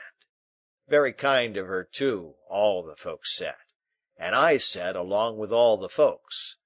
As to you," Joe pursued with a countenance expressive of seeing something very nasty indeed, "if you could have been aware how small and flabby and mean you was, dear me, you'd have formed the most contemptible opinion of yourself." Not exactly relishing this, I said, "Never mind me, Joe." "But I did mind you, Pip," he returned with tender simplicity. "When I offered to your sister to keep company, and to be asked in church at such times as she was willing and ready to come to the forge, I said to her, and bring the poor little child. God bless the poor little child. I said to your sister, there's room for him at the forge." I broke out crying and begging pardon, and hugged Joe round the neck, who dropped the poker to hug me and to say, "Ever the best of friends, ain't us, Pip? Don't cry, old chap." When this little interruption was over, Joe resumed, "Well, you see, Pip, and here we are. That's about where it lights. Here we are. Now, when you take me in hand in my learning, Pip, and I tell you beforehand I am awful dull, most awful dull. Mrs. Joe mustn't see too much of what we're up to. It must be done, as I may say, on the sly. And why on the sly? I'll tell you why, Pip." He had taken up the poker again, without which I doubt if he could have proceeded in his demonstration. "Your sister is given to government." "Given to government, Joe?" I was startled, for I had some shadowy idea, and am afraid I must add, hope, that Joe had divorced her in favour of the Lords of the Admiralty or Treasury. "Given to government," said Joe. "What I means to say, the government of you and myself." "Oh!" "And she ain't over partial to having scholars on the premises," Joe continued, "and in particular would not be over partial to my being a scholar, for fear as I might rise, like a sort of rebel, don't you see?" I was going to retort with an inquiry, and had got as far as "Why?" when Joe stopped me. "Stay a bit. I know what you're going to say, Pip. Stay a bit. I don't deny that your sister comes the mogul over us now and again. I don't deny that she do throw us backfalls, and that she do drop down upon us heavy. At such times as when your sister is on the rampage, Pip." Joe sank his voice to a whisper and glanced at the door. "Candour compels for to admit that she is a buster." Joe pronounced this word as if it began with at least 12 capital B's. "Why don't I rise? That were your observation when I broke it off, Pip?" "Yes, Joe." "Well," said Joe, passing the poker into his left hand, that he might feel his whisker, and I had no hope of him whenever he took to that placid occupation, "your sister's a master-mind. A master-mind." "What's that?" I asked, in some hope of bringing him to a stand, but Joe was readier with his definition than I had expected, and completely stopped me by arguing circularly, and answering with a fixed look, "Her." "And I ain't a master-mind," Joe resumed, when he had unfixed his look, and got back to his whisker. "And last of all, Pip, and this I want to say very serious to you, old chap, I see so much in my poor mother, of a woman drudging and slaving and breaking her honest heart, and never getting no peace in her mortal days, that I'm dead afeard of going wrong in the way of not doing what's right by a woman, and I'd fur rather of the two go wrong than the other way, and be a little ill-convenienced myself. I wish it was only me that got put out, Pip. I wish there warn't no tickler for you, old chap. I wish I could take it all on myself, but this is the up and down and straight on it, Pip, and I hope you'll overlook shortcomin's." Young as I was, I believe that I dated a new admiration of Joe from that night. We were equals afterwards, as we had been before, but afterwards at quiet times when I sat looking at Joe and thinking about him, I had a new sensation of feeling conscious that I was looking up to Joe in my heart. "However," said Joe, rising to replenish the fire, "here's the Dutch clock a working himself up to being equal to strike 8 of 'em, and she's not come home yet. I hope Uncle Pumblechook's mare mayn't have had set a 4-foot on a piece of ice and gone down." Mrs. Joe made occasional trips with Uncle Pumblechook on market days, to assist him in buying such household stuffs and goods as required a woman's judgment, Uncle Pumblechook being a bachelor, and reposing no confidence in his domestic servant. This was market day, and Mrs. Joe was out on one of these expeditions. Joe made the fire and swept the hearth, and then we went to the door to listen for the chaise cart. It was a dry, cold night, and the wind blew keenly, and the frost was white and hard. A man would die to-night of lying out on the marshes, I thought. And then I looked at the stars and considered how awful it would be for a man to turn his face up to them as he froze to death, and see no help or pity in all the glittering multitude. "Here comes the mare," said Joe, "ringing like a peal of bells." The sound of her iron shoes upon the hard road was quite musical, as she came along at a much brisker trot than usual. We got a chair out ready for Mrs. Joe's alighting, and stirred up the fire that they might see a bright window, and took a final survey of the kitchen that nothing might be out of its place. When we had completed these preparations, they drove up, wrapped to the eyes. Mrs. Joe was soon landed, and Uncle Pumblechook was soon down too, covering the mare with a cloth, and we were soon all in the kitchen, carrying so much cold air in with us that it seemed to drive all the heat out of the fire. "Now," said Mrs. Joe, unwrapping herself with haste and excitement, and throwing her bonnet back on her shoulders where it hung by the strings, "if this boy ain't grateful this night, he never will be." I looked as grateful as any boy possibly could, who was wholly uninformed why he ought to assume that expression. "It's only to be hoped," said my sister, "that he won't be pompied. But I have my fears." "She ain't in that line, Mum," said Mr. Pumblechook. "She knows better." She. I looked at Joe, making the motion with my lips and eyebrows. She. Joe looked at me, and making the motion with his lips and eyebrows. She. My sister catching him in the act, he drew the back of his hand across his nose with his usual conciliatory air on such occasions, and looked at her. "Well," said my sister, in her snappish way, "what are you staring at? Is the house afire?" "Which some individual," Joe politely hinted, "mentioned she." "And she is a she, I suppose," said my sister, "unless you call Miss Havisham a he, and I doubt if even you'll go so far as that." "Miss Havisham uptown?" said Joe. "Is there any Miss Havisham downtown?" returned my sister.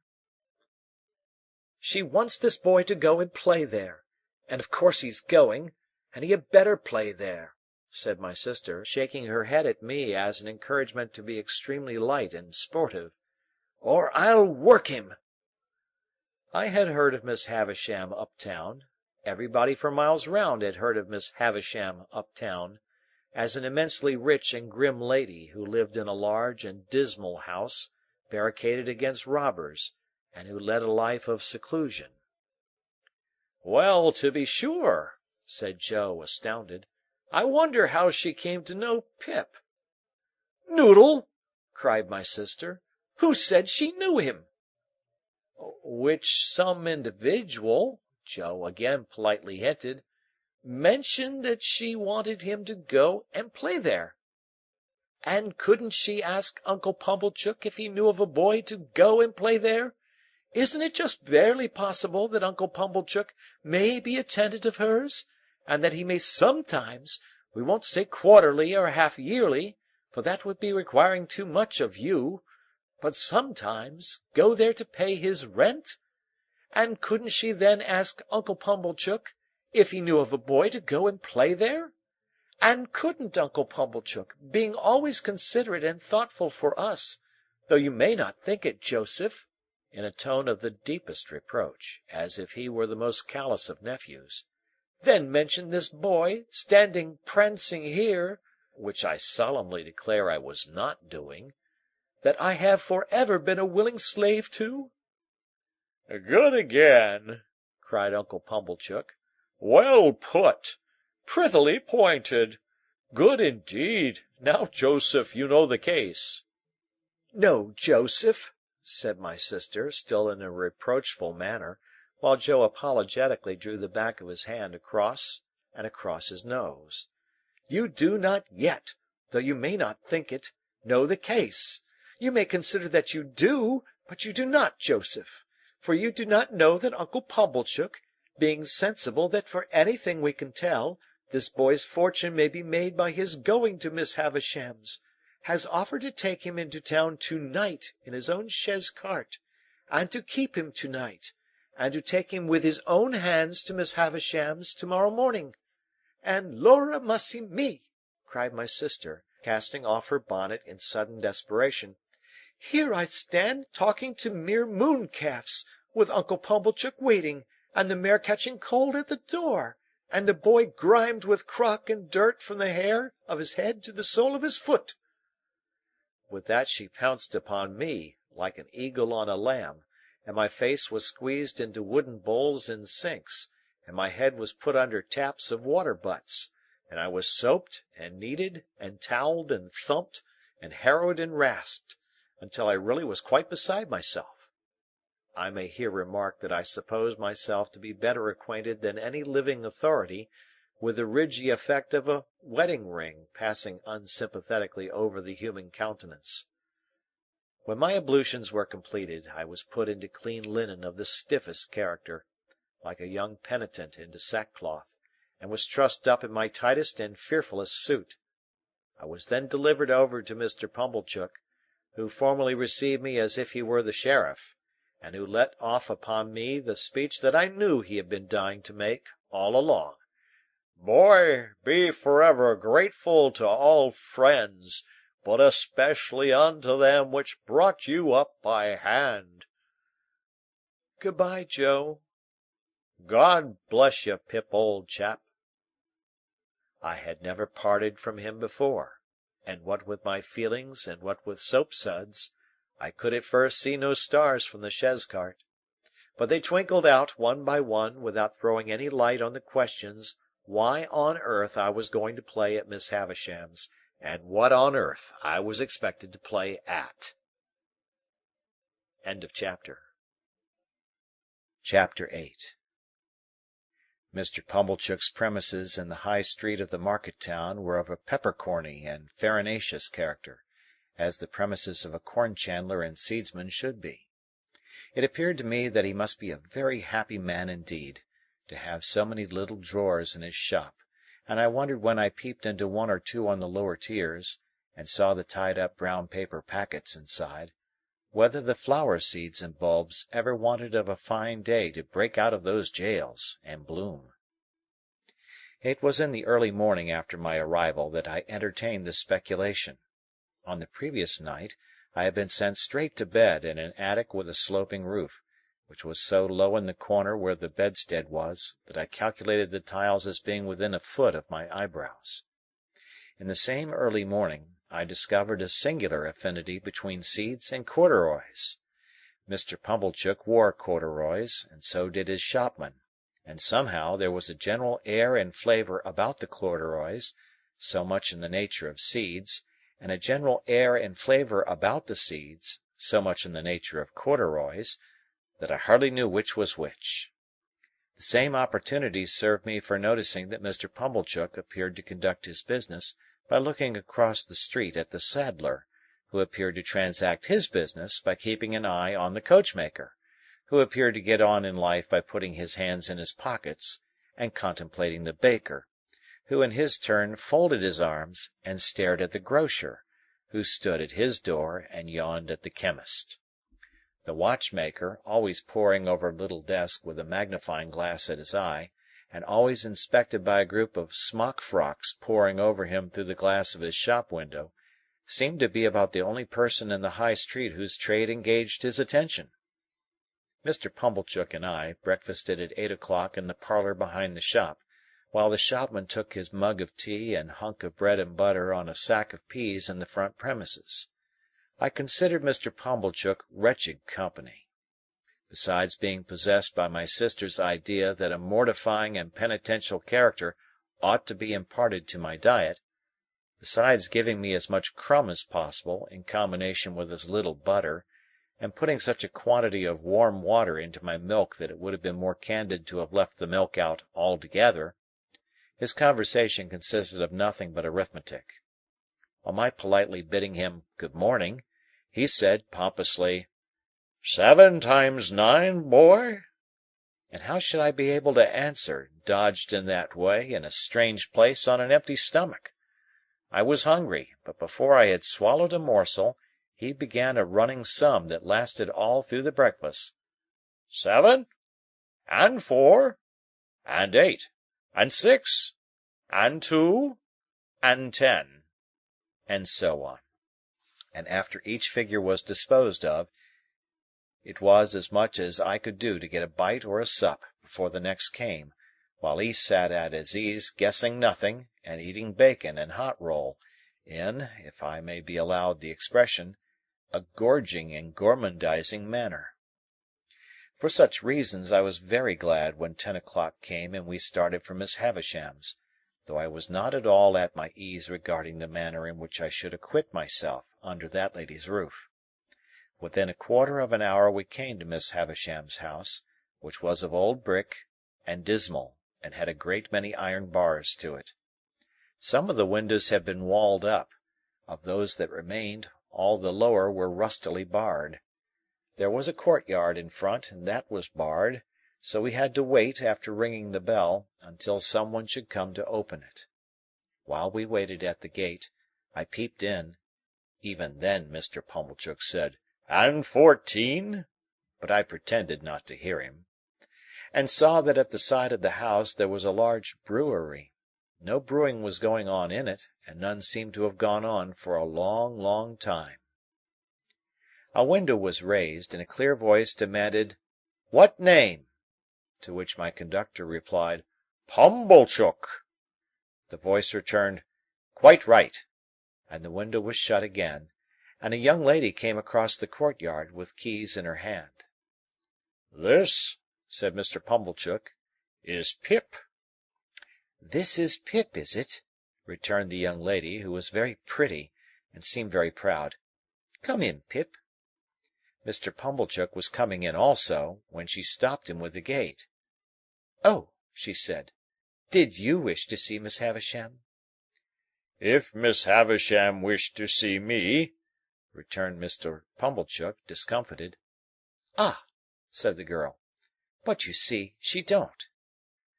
She said it so finally, and in such an undiscussable way, that Mr. Pumblechook, though in a condition of ruffled dignity, could not protest.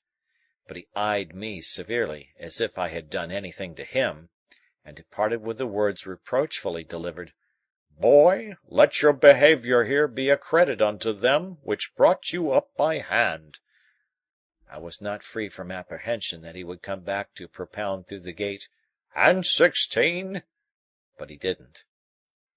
My young conductress locked the gate, and we went across the courtyard. It was paved and clean, but grass was growing in every crevice. The brewery buildings had a little lane of communication with it, and the wooden gates of that lane stood open, and all the brewery beyond stood open, away to the high enclosing wall, and all was empty and disused. The cold wind seemed to blow colder there than outside the gate, and it made a shrill noise in howling in and out at the open sides of the brewery, like the noise of wind in the rigging of a ship at sea. She saw me looking at it, and she said, "You could drink without hurt all the strong beer that's brewed there now, boy." "I should think I could, miss," said I, in a shy way. "Better not try to brew beer there now, or it would turn out sour, boy. Don't you think so?" "It looks like it, miss." "Not that anybody means to try," she added, "for that's all done with, and the place will stand as idle as it is till it falls. As to strong beer, there's enough of it in the cellars already to drown the manor house." "Is that the name of this house, miss?" "One of its names, boy." "It has more than one, then, miss?" One more. Its other name was Satis, which is Greek, or Latin, or Hebrew, or all three, or all one to me, for enough. Enough House, said I. That's a curious name, miss. Yes, she replied, but it meant more than it said. It meant, when it was given, that whoever had this house could want nothing else. They must have been easily satisfied in those days, I should think. But don't loiter, boy. Though she called me boy so often, and with a carelessness that was far from complimentary, she was of about my own age. She seemed much older than I, of course, being a girl, and beautiful and self-possessed, and she was as scornful of me as if she had been 21 and a queen. We went into the house by a side door. The great front entrance had 2 chains across it outside, and the first thing I noticed was, that the passages were all dark, and that she had left a candle burning there. She took it up, and we went through more passages, and up a staircase, and still it was all dark, and only the candle lighted us. At last we came to the door of a room, and she said, "Go in."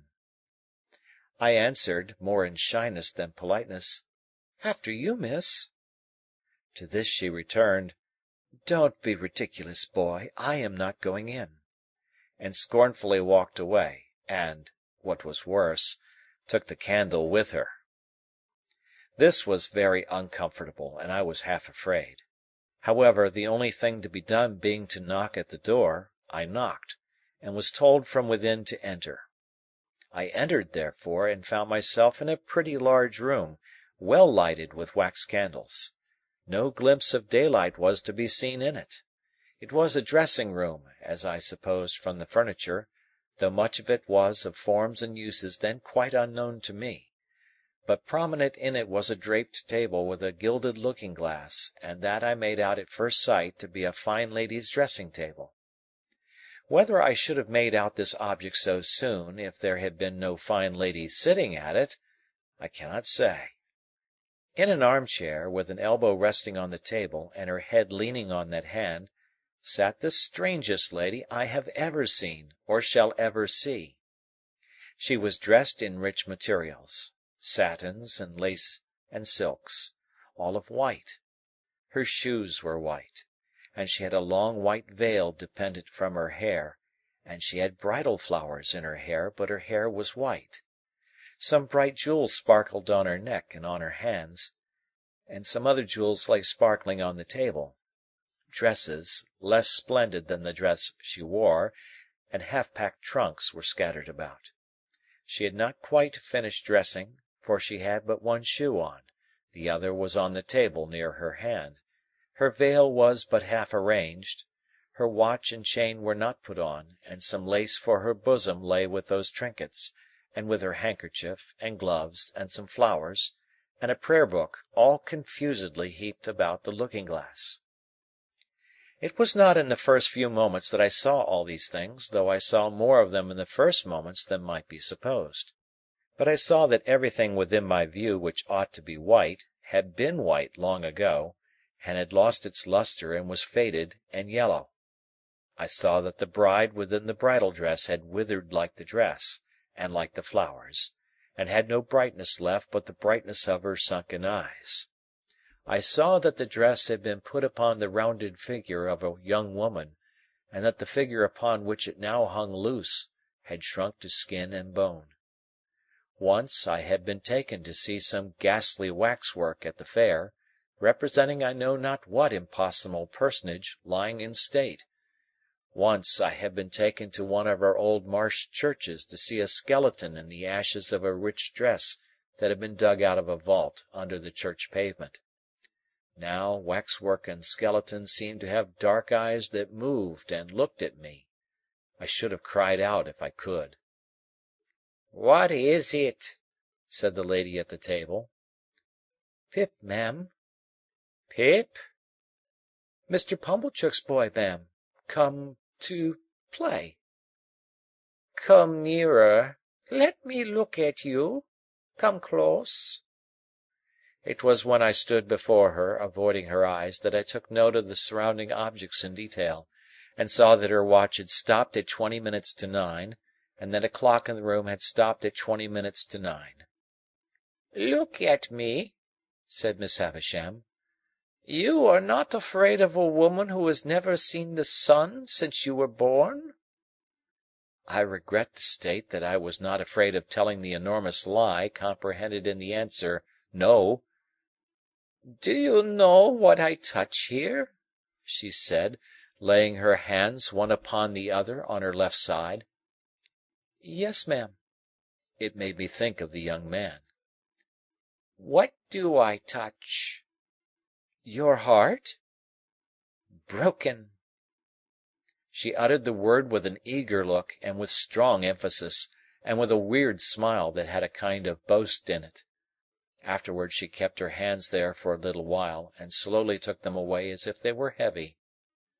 "I am tired," said Miss Havisham. "I want diversion, and I have done with men and women. Play." I think it will be conceded by my most disputatious reader that she could hardly have directed an unfortunate boy to do anything in the wide world more difficult to be done under the circumstances.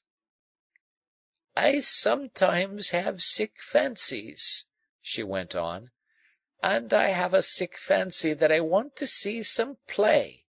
There, there," with an impatient movement of the fingers of her right hand, "play, play, play." For a moment, with the fear of my sister's working me before my eyes, I had a desperate idea of starting round the room in the assumed character of Mr. Pumblechook's chaise cart.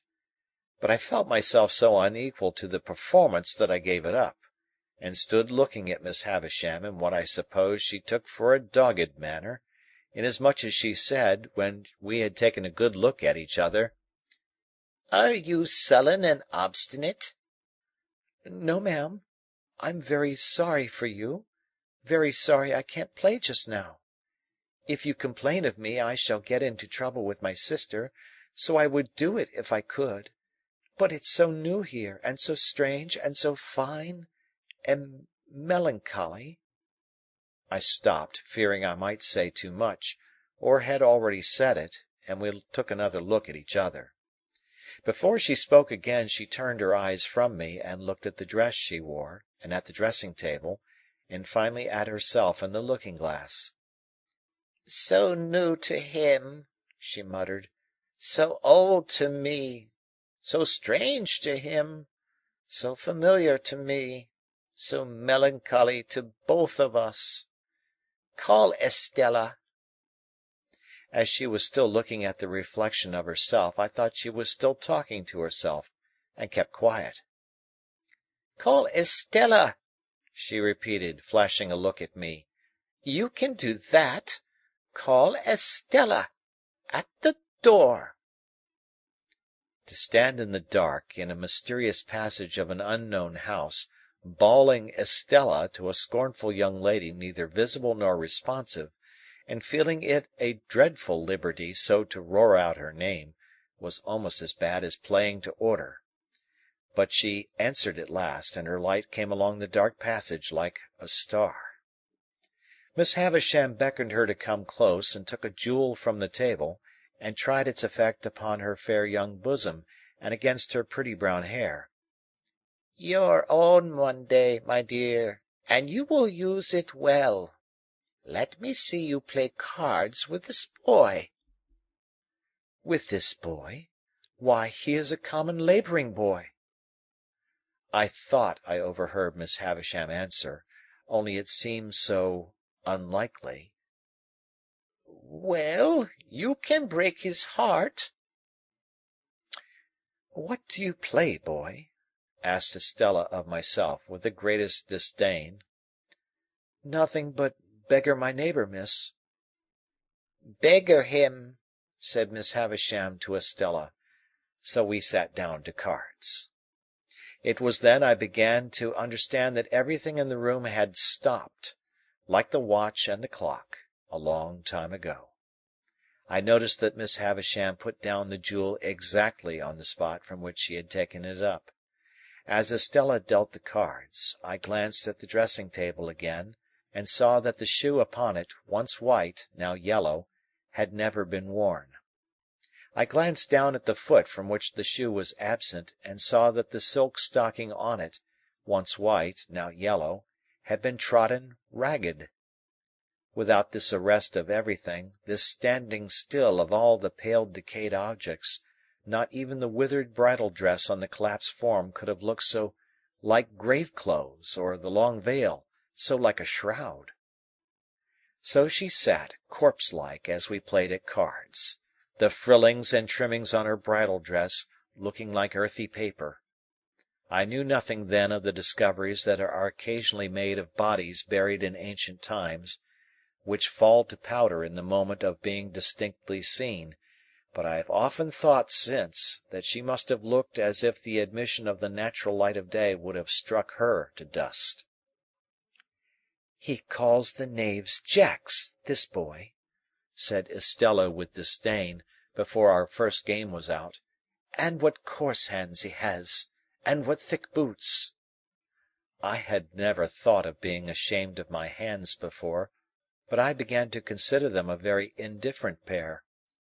Her contempt for me was so strong that it became infectious, and I caught it. She won the game, and I dealt. I misdealt, as was only natural, when I knew she was lying in wait for me to do wrong, and she denounced me for a stupid, clumsy labouring boy. "You say nothing of her," remarked Miss Havisham to me, as she looked on. "She says many hard things of you, but you say nothing of her. What do you think of her?" I don't like to say," I stammered. "Tell me in my ear," said Miss Havisham, bending down. "I think she is very proud," I replied in a whisper. "Anything else?" "I think she is very pretty." "Anything else?" "I think she is very insulting." She was looking at me then with a look of supreme aversion. "Anything else?" "I think I should like to go home." "And never see her again, though she is so pretty?"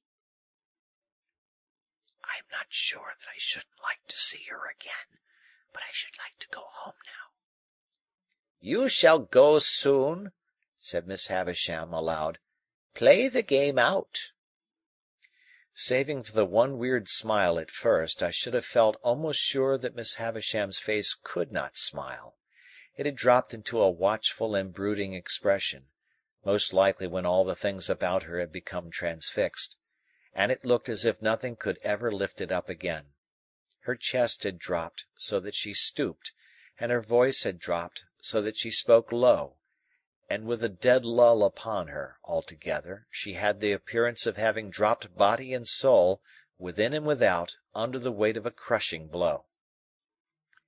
I played the game to an end with Estella, and she beggared me. She threw the cards down on the table when she had won them all, as if she despised them for having been won of me. "When shall I have you here again?" said Miss Havisham. "Let me think." I was beginning to remind her that to-day was Wednesday, when she checked me with her former impatient movements of the fingers of her right hand. "There, there. I know nothing of days of the week. I know nothing of weeks of the year. Come again after 6 days. You hear?" "Yes, ma'am." "Estella, take him down. Let him have something to eat, and let him roam and look about him while he eats. Go, Pip." I followed the candle down, as I had followed the candle up, and she stood it in the place where we had found it. Until she opened the side entrance, I had fancied, without thinking about it, that it must necessarily be night-time. The rush of the daylight quite confounded me, and made me feel as if I had been in the candlelight of the strange room many hours. "You are to wait here, you boy," said Estella, and disappeared and closed the door.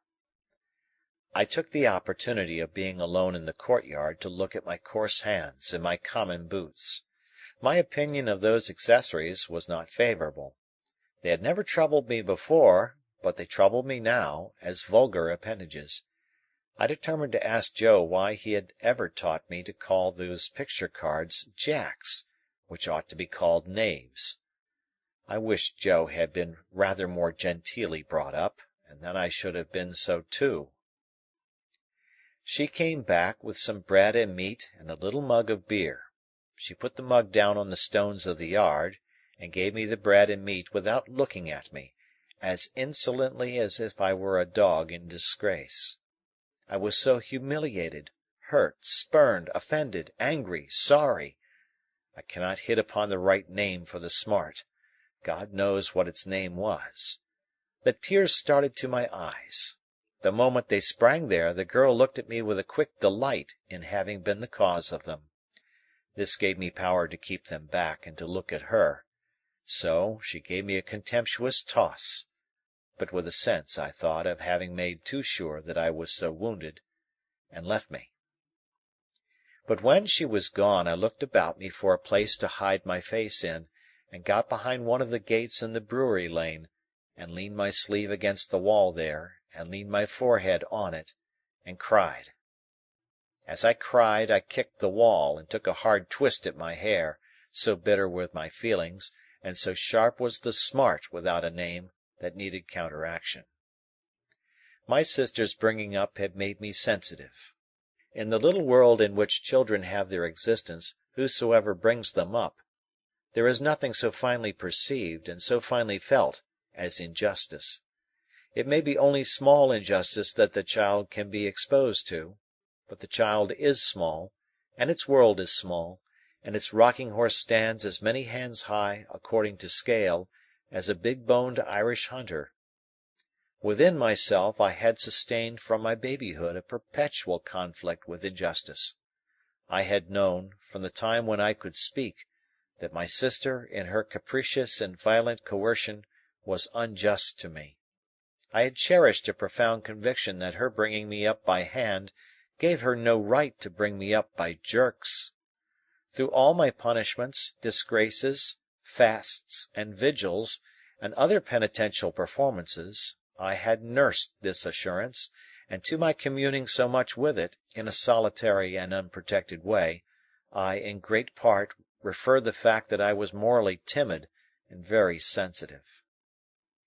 I got rid of my injured feelings for the time by kicking them into the brewery wall and twisting them out of my hair, and then I smoothed my face with my sleeve and came from behind the gate.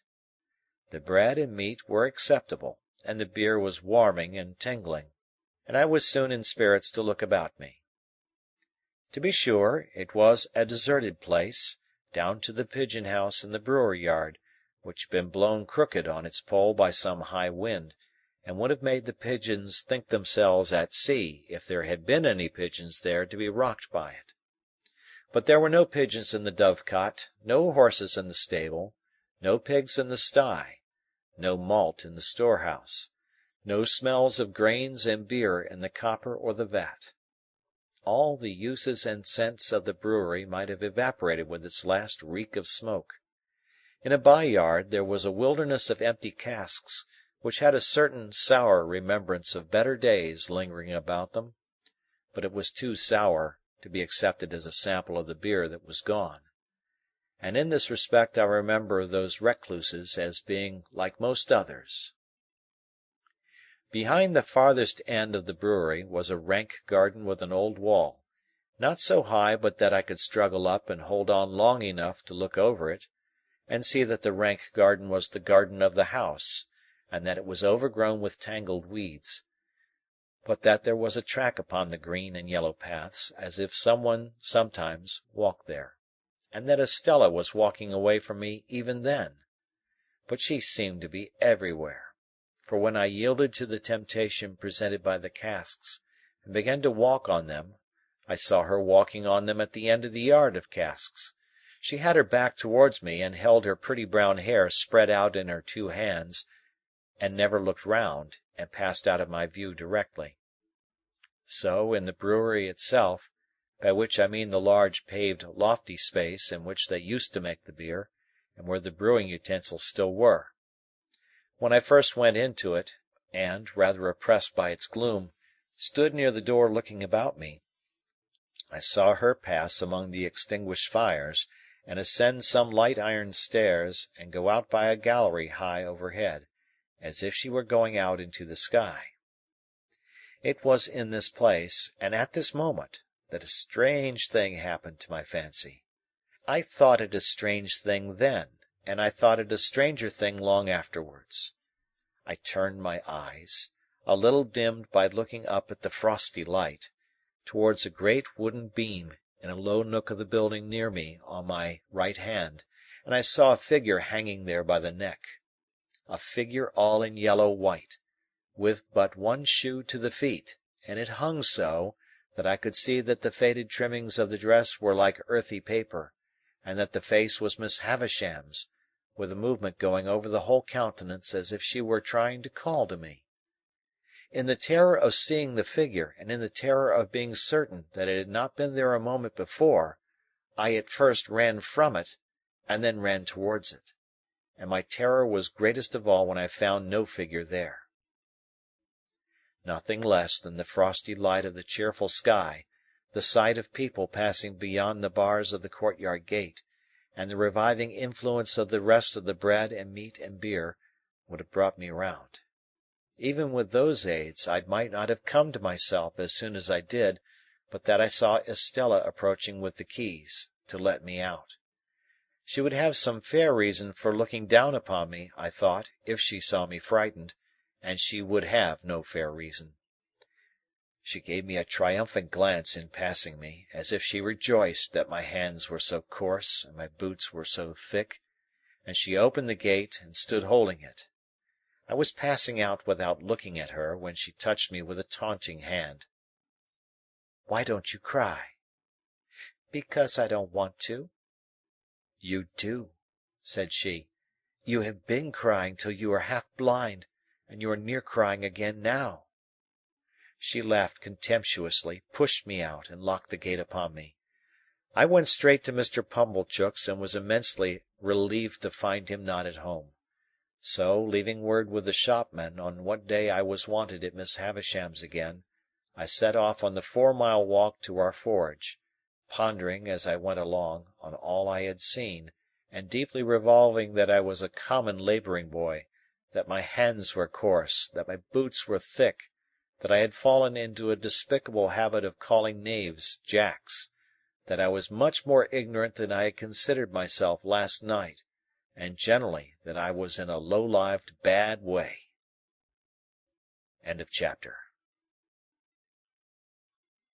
Chapter 9. When I reached home, my sister was very curious to know all about Miss Havisham's, and asked a number of questions. And I soon found myself getting heavily bumped from behind in the nape of the neck and the small of the back, and having my face ignominiously shoved against the kitchen wall, because I did not answer those questions at sufficient length. If a dread of not being understood be hidden in the breasts of other young people to anything like the extent to which it used to be hidden in mine, which I consider probable, as I have no particular reason to suspect myself of having been a monstrosity, it is the key to many reservations. I felt convinced that if I described Miss Havisham's as my eyes had seen it, I should not be understood. Not only that, but I felt convinced that Miss Havisham too would not be understood, and although she was perfectly incomprehensible to me, I entertained an impression that there would be something coarse and treacherous in my dragging her as she really was, to say nothing of Miss Estella, before the contemplation of Mrs. Joe. Consequently, I said as little as I could, and had my face shoved against the kitchen wall. The worst of it was that the bullying old Pumblechook, preyed upon by a devouring curiosity to be informed of all I had seen and heard, came gaping over in his chaise cart at tea-time, to have the details divulged to him. And the mere sight of the torment, with his fishy eyes and mouth open, his sandy hair inquisitively on end, and his waistcoat heaving with windy arithmetic, made me vicious in my reticence. "Well, boy," Uncle Pumblechook began, as soon as he was seated in the chair of honour by the fire, "how did you get on uptown?" I answered, "Pretty well, sir," and my sister shook her fist at me. "Pretty well?" Mr. Pumblechook repeated. "Pretty well is no answer. Tell us what you mean by pretty well, boy." Whitewash on the forehead hardens the brain into a state of obstinacy, perhaps. Anyhow, with whitewash from the wall on my forehead, my obstinacy was adamantine. I reflected for some time, and then answered as if I had discovered a new idea. "I mean pretty well." My sister, with an exclamation of impatience, was going to fly at me. I had no shadow of defence, for Joe was busy in the forge, when Mr. Pumblechook interposed with, "No, don't lose your temper. Leave this lad to me, ma'am. Leave this lad to me." Mr. Pumblechook then turned me towards him as if he were going to cut my hair, and said, "First, to get our thoughts in order, 43 pence?" I calculated the consequence of replying £400, and finding them against me, went as near the answer as I could, which was somewhere about 8 pence off. Mr. Pumblechook then put me through my pence table from 12 pence make 1 shilling up to 40 pence make 3 and 4 pence, and then triumphantly demanded, as if he had done for me, "Now, how much is 43 pence?" To which I replied, after a long interval of reflection, "I don't know," and I was so aggravated that I almost doubt if I did know. Mr. Pumblechook worked his head like a screw to screw it out of me, and said, "Is 43 pence 7 and 6 pence, 3 farthings, for instance?" "Yes," said I, and although my sister instantly boxed my ears, it was highly gratifying to me to see that the answer spoiled his joke, and brought him to a dead stop. "Boy, what like is Miss Havisham?" Mr. Pumblechook began again when he had recovered, folding his arms tight on his chest and applying the screw. "Very tall and dark," I told him. "Is she, uncle?" asked my sister. Mr. Pumblechook winked assent, from which I at once inferred that he had never seen Miss Havisham, for she was nothing of the kind. "Good," said Mr. Pumblechook conceitedly. "This is the way to have him. We are beginning to hold our own, I think, Mum." "I am sure, uncle," returned Mrs. Joe, "I wish you had him always. You know so well how to deal with him." "Now, boy, what was she a doing of when you went in to-day?" asked Mr. Pumblechook. "She was sitting," I answered, "in a black velvet coach." Mr. Pumblechook and Mrs. Joe stared at one another, as they well might, and both repeated, "In a black velvet coach?" "Yes," said I, "and Miss Estella, that's her niece, I think, handed her in cake and wine at the coach window on a gold plate, and we all had cake and wine on gold plates, and I got up behind the coach to eat mine because she told me to." "Was anybody else there?" asked Mr. Pumblechook. "4 dogs," said I. "Large or small?" "Immense," said I, "and they fought for veal cutlets out of a silver basket." Mr. Pumblechook and Mrs. Joe stared at one another again, in utter amazement. I was perfectly frantic, a reckless witness under the torture, and would have told them anything. "Where was this coach, in the name of gracious?" asked my sister. "In Miss Havisham's room." They stared again. "But there weren't any horses to it." I added this saving clause, in the moment of rejecting 4 richly caparisoned coursers which I had had wild thoughts of harnessing. "Can this be, uncle?" asked Mrs. Joe. "What can the boy mean?" "I'll tell you, Mum," said Mr. Pumblechook. "My opinion is, it's a sedan chair. She's flighty, you know. Very flighty. quite flighty enough to pass her days in a sedan chair." "Did you ever see her in it, uncle?" asked Mrs. Joe. "How could I," he returned, forced to the admission, "when I never see her in my life? Never clapped eyes upon her." "Goodness, uncle! And yet you have spoken to her?" "Why, don't you know," said Mr. Pumblechook testily, "that when I have been there I have been took up to the outside of her door, and the door has stood ajar, and she has spoke to me that way? Don't say you don't know that, Mum. Howsoever, the boy went there to play. What did you play at, boy?" "We played with flags," I said. I beg to observe that I think of myself with amazement when I recalled the lies I told on this occasion. "Flags!" echoed my sister. "Yes," said I. "Estella waved a blue flag, and I waved a red one, and Miss Havisham waved one sprinkled all over with little gold stars out at the coach window, and then we all waved our swords and hurrahed." "Swords!" repeated my sister. "Where did you get swords from?"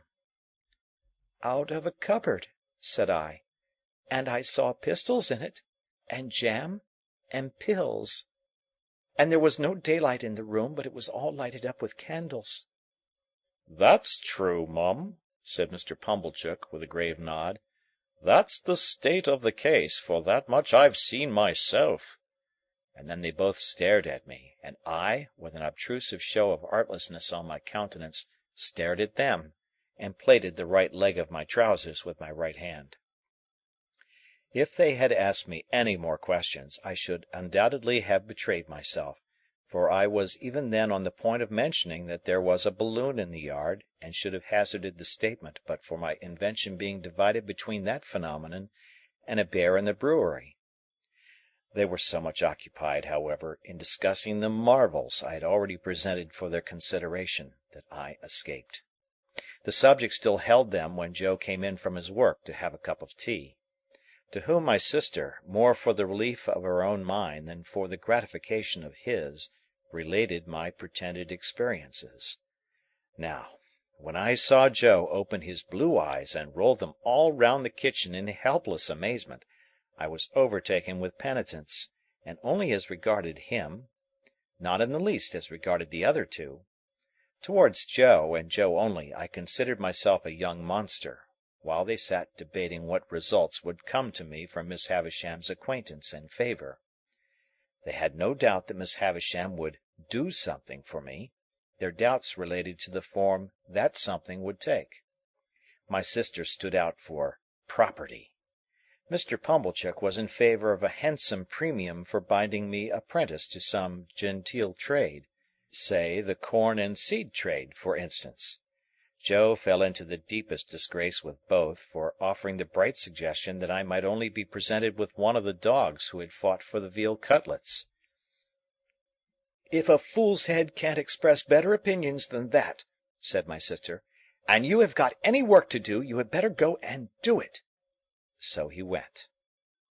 After Mr. Pumblechook had driven off, and when my sister was washing up, I stole into the forge to Joe and remained by him until he had done for the night. Then I said, "Before the fires go out, Joe, I should like to tell you something." "Should you, Pip?" said Joe, drawing his shoeing-stool near the forge. "Then tell us. What is it, Pip?" "Joe," said I, taking hold of his rolled-up shirt-sleeve and twisting it between my finger and thumb, "you remember all that about Miss Havisham's?" "Remember!" said Joe. "I believe you. Wonderful!" "It's a terrible thing, Joe. It ain't true." "What are you telling of, Pip?" cried Joe, falling back in the greatest amazement. "You don't mean to say it's—" "Yes, I do. It's lies, Joe." "But not all of it? Why, sure you don't mean to say, Pip, that there was no black velvet coach?" For I stood shaking my head. "But at least there were dogs, Pip? Come, Pip," said Joe persuasively. "If there warn't no veal cutlets, at least there was dogs?" "No, Joe." "A dog," said Joe. "A puppy? Come?" "No, Joe, there was nothing at all of the kind." As I fixed my eyes hopelessly on Joe, Joe contemplated me in dismay. "Pip, old chap, this won't do, old fellow. I say, where do you expect to go to?"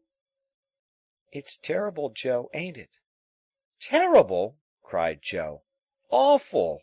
What possessed you?" "I don't know what possessed me, Joe," I replied, letting his shirt sleeve go, and sitting down in the ashes at his feet, hanging my head.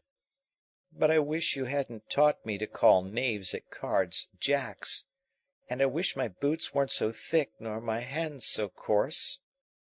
And then I told Joe that I felt very miserable, and that I hadn't been able to explain myself to Mrs. Joe and Pumblechook, who were so rude to me, and that there had been a beautiful young lady at Miss Havisham's who was dreadfully proud, and that she had said I was common, and that I knew I was common, and that I wished I was not common, and that the lies had come out of it somehow, though I didn't know how. This was a case of metaphysics, at least as difficult for Joe to deal with as for me. But Joe took the case altogether out of the region of metaphysics, and by that means vanquished it. "There's one thing you may be sure of, Pip," said Joe, after some rumination, "namely, that lies is lies. Howsoever they come, they didn't ought to come, and they come from the father of lies, and work round to the same. Don't you tell no more of 'em, Pip. That ain't the way to get out of being common, old chap. And as to being common, I don't make it out at all clear. You are uncommon in some things. You're uncommon small.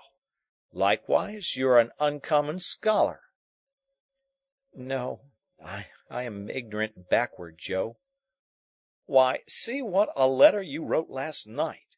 Wrote in print even. I've seen letters. Ah, and from gentlefolks, that I'll swear weren't wrote in print," said Joe. "I have learnt next to nothing, Joe. You think much of me. It's only that." "Well, Pip," said Joe, "be it so or be it soan't, you must be a common scholar afore you can be an uncommon one, I should hope. The king upon his throne, with his crown upon his head, can't sit and write his Acts of Parliament in print without having begun, when he was an unpromoted prince, with the alphabet. Ah!" added Joe, with a shake of the head that was full of meaning, "and begun at A, too, and worked his way to Z.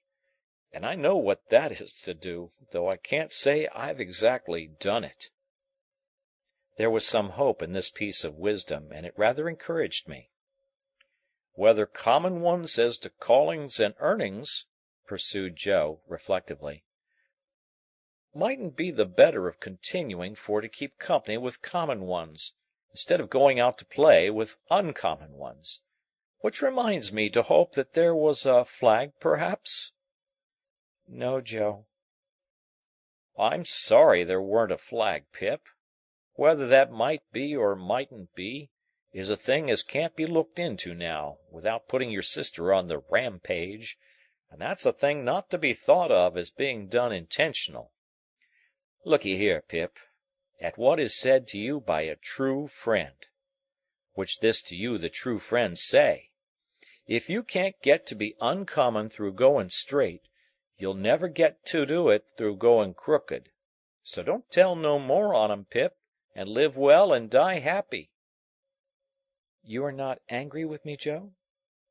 "No, old chap. But bearing in mind that them were which I mean to say of a stunning and outdacious sort, alluding to them which bordered on veal cutlets and dog fighting, a sincere well-wisher would advise, Pip, their being dropped into your meditations when you go upstairs to bed. That's all, old chap, and don't never do it no more."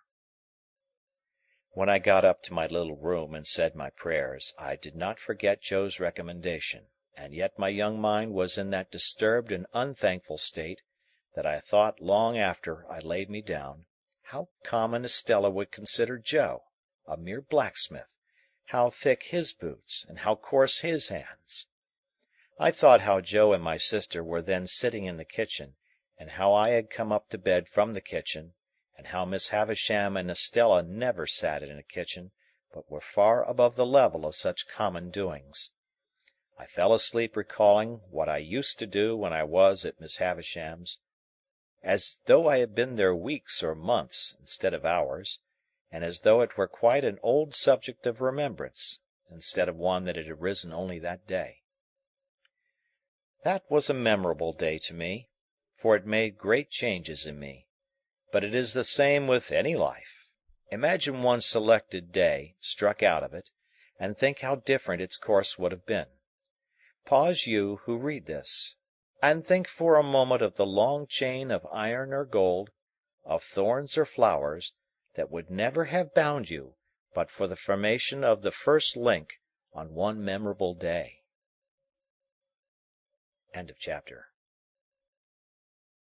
Chapter 11.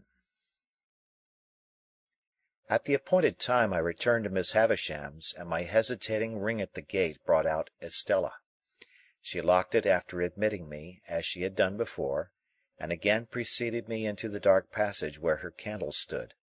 She took no notice of me until she had the candle in her hand, when she looked over her shoulder, superciliously saying, "You are to come this way to-day," and took me to quite another part of the house.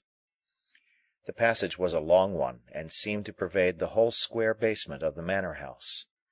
We traversed but one side of the square, however, and at the end of it she stopped, and put her candle down and opened a door. Here the daylight reappeared, and I found myself in a small paved courtyard, the opposite side of which was formed by a detached dwelling-house, that looked as if it had once belonged to the manager or head clerk of the extinct brewery. There was a clock in the outer wall of this house. Like the clock in Miss Havisham's room, and like Miss Havisham's watch, it had stopped at 20 minutes to 9. We went in the door, which stood open, and into a gloomy room with a low ceiling, on the ground floor at the back. There was some company in the room, and Estella said to me as she joined it, "You are to go and stand there, boy, till you are wanted." There, being the window, I crossed to it, and stood there, in a very uncomfortable state of mind, looking out. It opened to the ground, and looked into a most miserable corner of the neglected garden, upon a rank ruin of cabbage-stalks, and one box-tree that had been clipped round long ago, like a pudding, and had a new growth at the top of it, out of shape and of a different colour, as if that part of the pudding had stuck to the saucepan and got burnt.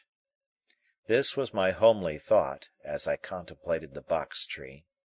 There had been some light snow overnight, and it lay nowhere else to my knowledge, but it had not quite melted from the cold shadow of this bit of garden, and the wind caught it up in little eddies and threw it at the window, as if it pelted me for coming there. I divined that my coming had stopped conversation in the room, and that its other occupants were looking at me. I could see nothing of the room except the shining of the fire in the window-glass, but I stiffened in all my joints with the consciousness that I was under close inspection. There were 3 ladies in the room, and 1 gentleman. Before I had been standing at the window 5 minutes, they somehow conveyed to me that they were all toadies and humbugs, but that each of them pretended not to know that the others were toadies and humbugs, because the admission that he or she did know it would have made him or her out to be a toady and humbug. They all had a listless and dreary air of waiting somebody's pleasure, and the most talkative of the ladies had to speak quite rigidly to repress a yawn. This lady, whose name was Camilla, very much reminded me of my sister, with the difference that she was older, and, as I found out when I caught sight of her, of a blunter cast of features. Indeed, when I knew her better, I began to think it was a mercy she had any features at all, so very blank and high was the dead wall of her face. "Poor dear soul!" said this lady, with an abruptness of manner quite my sister's.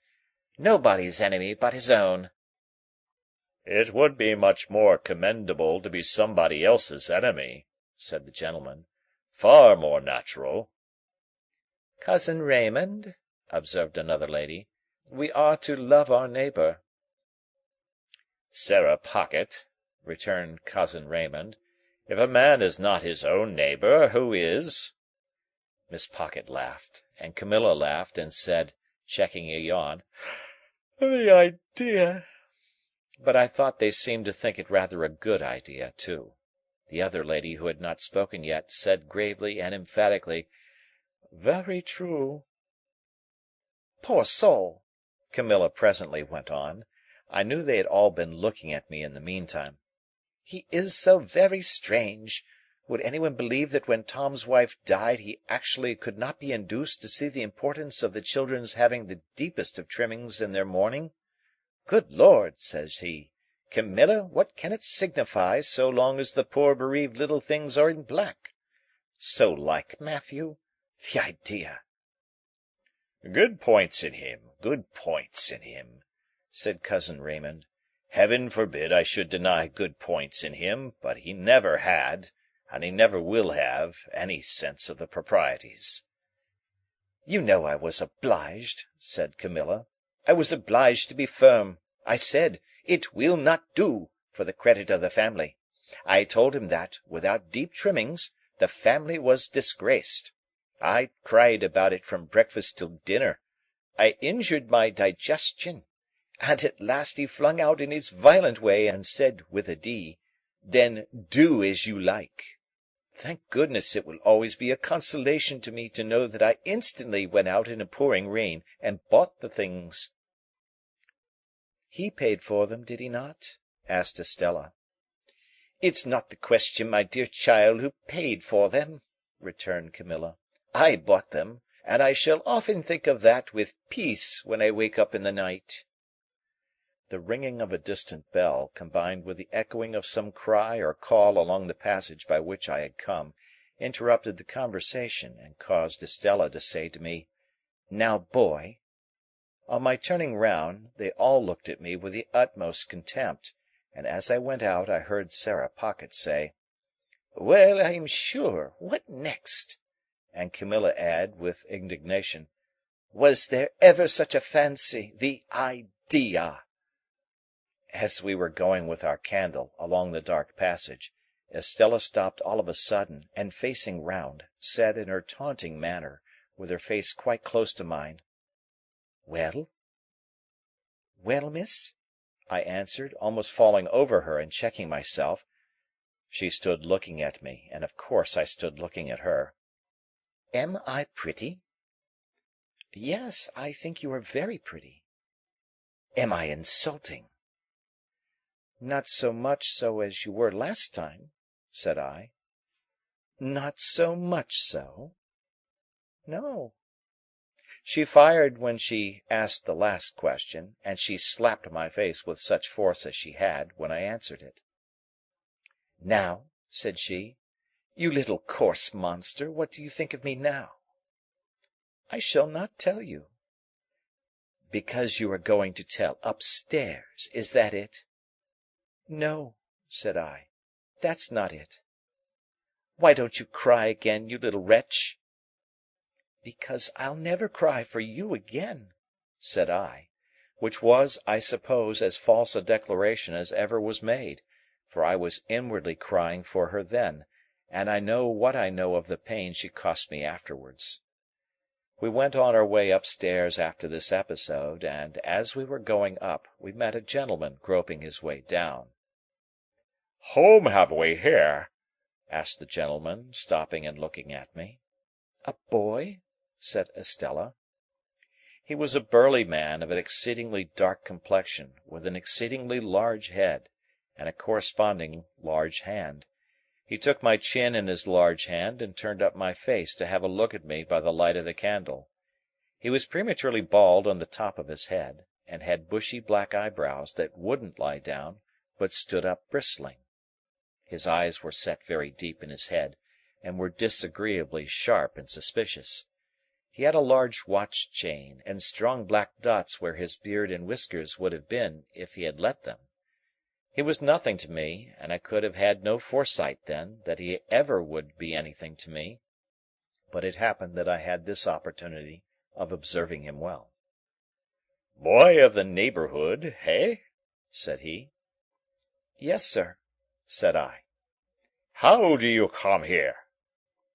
"Miss Havisham sent for me, sir," I explained. "Well, behave yourself. I have a pretty large experience of boys, and you're a bad set of fellows. Now mind," said he, biting the side of his great forefinger as he frowned at me, "you behave yourself." With these words he released me, which I was glad of, for his hands smelt of scented soap, and went his way downstairs. I wondered whether he could be a doctor. But no, I thought, he couldn't be a doctor, or he would have a quieter and more persuasive manner. There was not much time to consider the subject, for we were soon in Miss Havisham's room, where she and everything else were just as I had left them. Estella left me standing near the door, and I stood there until Miss Havisham cast her eyes upon me from the dressing-table. "So," she said, without being startled or surprised. the days have worn away, have they? "Yes, ma'am. To-day is—" There, there, there. with the impatient movement of her fingers. I don't want to know. Are you ready to play? I was obliged to answer in some confusion, "I don't think I am, ma'am." Not at cards again? she demanded, with a searching look. "Yes, ma'am. I could do that, if I was wanted." Since this house strikes you old and grave, boy, said Miss Havisham impatiently, and you are unwilling to play, are you willing to work? I could answer this inquiry with a better heart than I had been able to find for the other question, and I said I was quite willing. Then go into that opposite room, said she, pointing at the door behind me with her withered hand, and wait there till I come. I crossed the staircase landing, and entered the room she indicated. From that room, too, the daylight was completely excluded, and it had an airless smell that was oppressive. A fire had been lately kindled in the damp, old-fashioned grate, and it was more disposed to go out than to burn up, and the reluctant smoke which hung in the room seemed colder than the clearer air, like our own marsh mist. Certain wintry branches of candles on the high chimney-piece faintly lighted the chamber, or it would be more expressive to say, faintly troubled its darkness. It was spacious, and I dare say had once been handsome, but every discernible thing in it was covered with dust and mould, and dropping to pieces. The most prominent object was a long table with a tablecloth spread on it, as if a feast had been in preparation when the house and the clocks all stopped together. An epergne, or centrepiece of some kind, was in the middle of this cloth. It was so heavily overhung with cobwebs that its form was quite indistinguishable, and as I looked along the yellow expanse out of which I remember its seeming to grow, like a black fungus, I saw speckle-legged spiders with blotchy bodies running home to it, and running out from it, as if some circumstances of the greatest public importance had just transpired in the spider community. I heard the mice, too, rattling behind the panels, as if the same occurrence were important to their interests. But the black beetles took no notice of the agitation, and groped about the hearth in a ponderous elderly way, as if they were short-sighted and hard of hearing, and not on terms with one another. These crawling things had fascinated my attention, and I was watching them from a distance, when Miss Havisham laid a hand upon my shoulder. In her other hand she had a crutch-headed stick on which she leaned, and she looked like the witch of the place. This, said she, pointing to the long table with her stick, is where I will be laid when I am dead. They shall come and look at me here. With some vague misgiving that she might get upon the table then and there, and die at once, the complete realization of the ghastly waxwork at the fair, I shrank under her touch. What do you think that is? she asked me, again pointing with her stick. That, where those cobwebs are. I can't guess what it is, ma'am. It's a great cake, A bride cake! Mine!" She looked all round the room in a glaring manner, and then said, leaning on me while her hand twitched my shoulder, "Come, come, come! Walk me! Walk me!" I made out from this that the work I had to do was to walk Miss Havisham round and round the room. Accordingly I started at once, and she leaned upon my shoulder, and we went away at a pace that might have been an imitation, founded on my first impulse under that roof, of Mr. Pumblechook's chaise cart. She was not physically strong, and after a little time said, "Slower!" Still we went at an impatient fitful speed, and as we went she twitched the hand upon my shoulder, and worked her mouth, and led me to believe that we were going fast because her thoughts went fast. After a while she said, "Call Estella!" So I went out on the landing and roared that name as I had done on the previous occasion. When her light appeared, I returned to Miss Havisham, and we started away again round and round the room. If only Estella had come to be a spectator of our proceedings, I should have felt sufficiently discontented; but as she brought with her the 3 ladies and the gentleman whom I had seen below, I didn't know what to do. In my politeness I would have stopped, but Miss Havisham twitched my shoulder, and we posted on, with a shamefaced consciousness on my part that they would think it was all my doing. "Dear Miss Havisham," said Miss Sarah Pocket, "how well you look!" "I do not," returned Miss Havisham. "I am yellow skin and bone." Camilla brightened when Miss Pocket met with this rebuff, and she murmured, as she plaintively contemplated Miss Havisham, "Poor dear soul! Certainly not to be expected to look well, poor thing! The idea!" "And how are you?" said Miss Havisham to Camilla. As we were close to Camilla then, I would have stopped as a matter of course, only Miss Havisham wouldn't stop. We swept on, and I felt that I was highly obnoxious to Camilla. "Thank you, Miss Havisham," she returned. "I am as well as can be expected." "Why, what's the matter with you?" asked Miss Havisham with exceeding sharpness. "Nothing worth mentioning," replied Camilla. "I don't wish to make a display of my feelings, but I have habitually thought of you more in the night than I am quite equal to." "Then don't think of me," retorted Miss Havisham. "Very easily said," remarked Camilla, amiably repressing a sob, while a hitch came into her upper lip, and her tears overflowed. "Raymond is a witness what ginger and sal volatile I am obliged to take in the night. Raymond is a witness what nervous jerkings I have in my legs. Chokings and nervous jerkings, however, are nothing new to me when I think with anxiety of those I love. If I could be less affectionate and sensitive, I should have a better digestion and an iron set of nerves. I am sure I wish it could be so. But as to not thinking of you in the night, the idea!" Here a burst of tears. The Raymond referred to I understood to be the gentleman present, and him I understood to be Mr. Camilla. He came to the rescue at this point, and said in a consolatory and complimentary voice, "Camilla, my dear, it is well known that your family feelings are gradually undermining you, to the extent of making one of your legs shorter than the other." "I am not aware," observed the grave lady whose voice I had heard but once, "that to think of any person is to make a great claim upon that person, my dear." Miss Sarah Pocket, whom I now saw to be a little dry, brown, corrugated old woman, with a small face that might have been made of walnut shells, and a large mouth like a cat's without the whiskers, supported this position by saying, "No, indeed, my dear. Hem!" "Thinking is easy enough," said the grave lady. "What is easier, you know?" assented Miss Sarah Pocket. "Oh, yes, yes!" cried Camilla, whose fermenting feelings appeared to rise from her legs to her bosom. "It's all very true. It's a weakness to be so affectionate, but I can't help it. No doubt my health would be much better if it were otherwise. Still I wouldn't change my disposition if I could. It's the cause of much suffering, but it's a consolation to know I possess it, when I wake up in the night." Here another burst of feeling.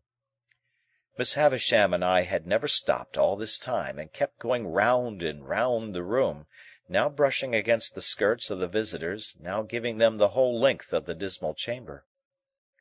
"There's Matthew," said Camilla, "never mixing with any natural ties, never coming here to see how Miss Havisham is. I have taken to the sofa with my staylace cut, and have lain there hours insensible, with my head over the side, and my hair all down, and my feet I don't know where." "Much higher than your head, my love," said Mr. Camilla.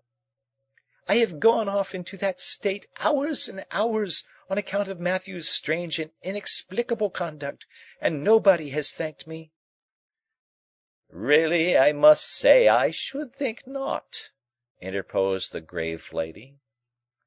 "You see, my dear," added Miss Sarah Pocket, a blandly vicious personage, "the question to put to yourself is, who do you expect to thank you, my love?" "Without expecting any thanks, or anything of the sort," resumed Camilla, "I have remained in that state hours and hours, and Raymond is a witness of the extent to which I have choked, and what the total inefficacy of ginger has been, and I have been heard at the pianoforte tuners across the street, where the poor mistaken children have even supposed it to be pigeons cooing at a distance. And now to be told—" Here Camilla put her hand to her throat, and began to be quite chemical as to the formation of new combinations there. When this same Matthew was mentioned, Miss Havisham stopped me and herself, and stood looking at the speaker. This change had a great influence in bringing Camilla's chemistry to a sudden end. "Matthew will come and see me at last," said Miss Havisham sternly. "When I am laid on that table, that will be his place there," striking the table with her stick, "at my head, and yours will be there, and your husband's there, and Sarah Pocket's there, and Georgiana's there. Now you all know where to take your stations when you come to feast upon me. And now go." At the mention of each name she had struck the table with her stick in a new place. She now said, "Walk me, walk me," and we went on again. "I suppose there's nothing to be done," exclaimed Camilla, "but comply and depart. It's something to have seen the object of one's love and duty for even so short a time. I shall think of it with a melancholy satisfaction when I wake up in the night. I wish Matthew could have that comfort, but he sets it at defiance. I am determined not to make a display of my feelings, but it's very hard to be told one wants to feast on one's relations, as if one was a giant, and to be told to go. The bare idea!" Mr. Camilla interposing, as Mrs. Camilla laid her hands upon her heaving bosom, that lady assumed an unnatural fortitude of manner which I supposed to be expressive of an intention to drop and choke when out of view, and kissing her hand to Miss Havisham, was escorted forth. Sarah Pocket and Georgiana contended who shall remain last, but Sarah was too knowing to be outdone, and ambled round Georgiana with that artful slipperiness that the latter was obliged to take precedence. Sarah Pocket then made her separate effect of departing with, "Bless you, Miss Havisham, dear," and with a smile of forgiving pity on her walnut-shell countenance for the weaknesses of the rest. While Estella was away lighting them down, Miss Havisham still walked with her hand on my shoulder, but more and more slowly. At last she stopped before the fire, and said, after muttering and looking at it some seconds, "This is my birthday, Pip." I was going to wish her many happy returns, when she lifted her stick. "I don't suffer it to be spoken of. I don't suffer those who were here just now, or any one, to speak of it. They come here on the day, but they dare not refer to it." Of course I made no further effort to refer to it. "On this day of the year, long before you were born, This heap of decay," stabbing with her crutched stick at the pile of cobwebs on the table, but not touching it, "was brought here. It and I have worn away together. The mice have gnawed at it, and sharper teeth than teeth of mice have gnawed at me." She held the head of her stick against her heart as she stood looking at the table, she in her once white dress, all yellow and withered, the once white cloth all yellow and withered, everything around in a state to crumble under a touch. "When the ruin is complete," said she with a ghastly look, "and when they lay me dead, in my bride's dress on the bride's table, which shall be done, and which will be the finished curse upon him, so much the better if it is done on this day." She stood looking at the table as if she stood looking at her own figure lying there. I remained quiet. Estella returned, and she too remained quiet. It seemed to me that we continued thus for a long time. In the heavy air of the room, and the heavy darkness that brooded in its remoter corners, I even had an alarming fancy that Estella and I might presently begin to decay. At length, not coming out of her distraught state by degrees, but in an instant, Miss Havisham said, "Let me see you two play cards. Why have you not begun?" With that, we returned to her room, and sat down as before. I was beggared, as before, and again, as before, Miss Havisham watched us all the time, directing my attention to Estella's beauty, and made me notice it the more by trying her jewels on Estella's breast and hair. Estella, for her part, likewise treated me as before, except that she did not condescend to speak. When we had played some half-dozen games, a day was appointed for my return, and I was taken down into the yard to be fed in the former dog-like manner. There, too, I was again left to wander about as I liked. It is not much to the purpose whether a gate in that garden wall which I had scrambled up to peep over on the last occasion was, on that last occasion, open or shut. Enough that I saw no gate then, and that I saw one now. As it stood open, and as I knew that Estella had let the visitors out, for she had returned with the keys in her hand, I strolled into the garden and strolled all over it. It was quite a wilderness, and there were old melon frames and cucumber frames in it, which seemed in their decline to have produced a spontaneous growth of weak attempts at pieces of old hats and boots, with now and then a weedy offshoot into the likeness of a battered saucepan. When I had exhausted the garden and a greenhouse with nothing in it but a fallen-down grapevine and some bottles, I found myself in the dismal corner upon which I had looked out of the window. Never questioning for a moment that the house was now empty, I looked in at another window, and found myself, to my great surprise, exchanging a broad stare with a pale young gentleman with red eyelids and light hair. This pale young gentleman quickly disappeared, and reappeared beside me. He had been at his books when I had found myself staring at him, and I now saw that he was inky. "Halloa!" said he. "Young fellow!" Halloa being a general observation which I had usually observed to be best answered by itself, I said, "Halloa!" politely omitting young fellow. "Who let you in?" said he. "Miss Estella." "Who gave you leave to prowl about?" "Miss Estella."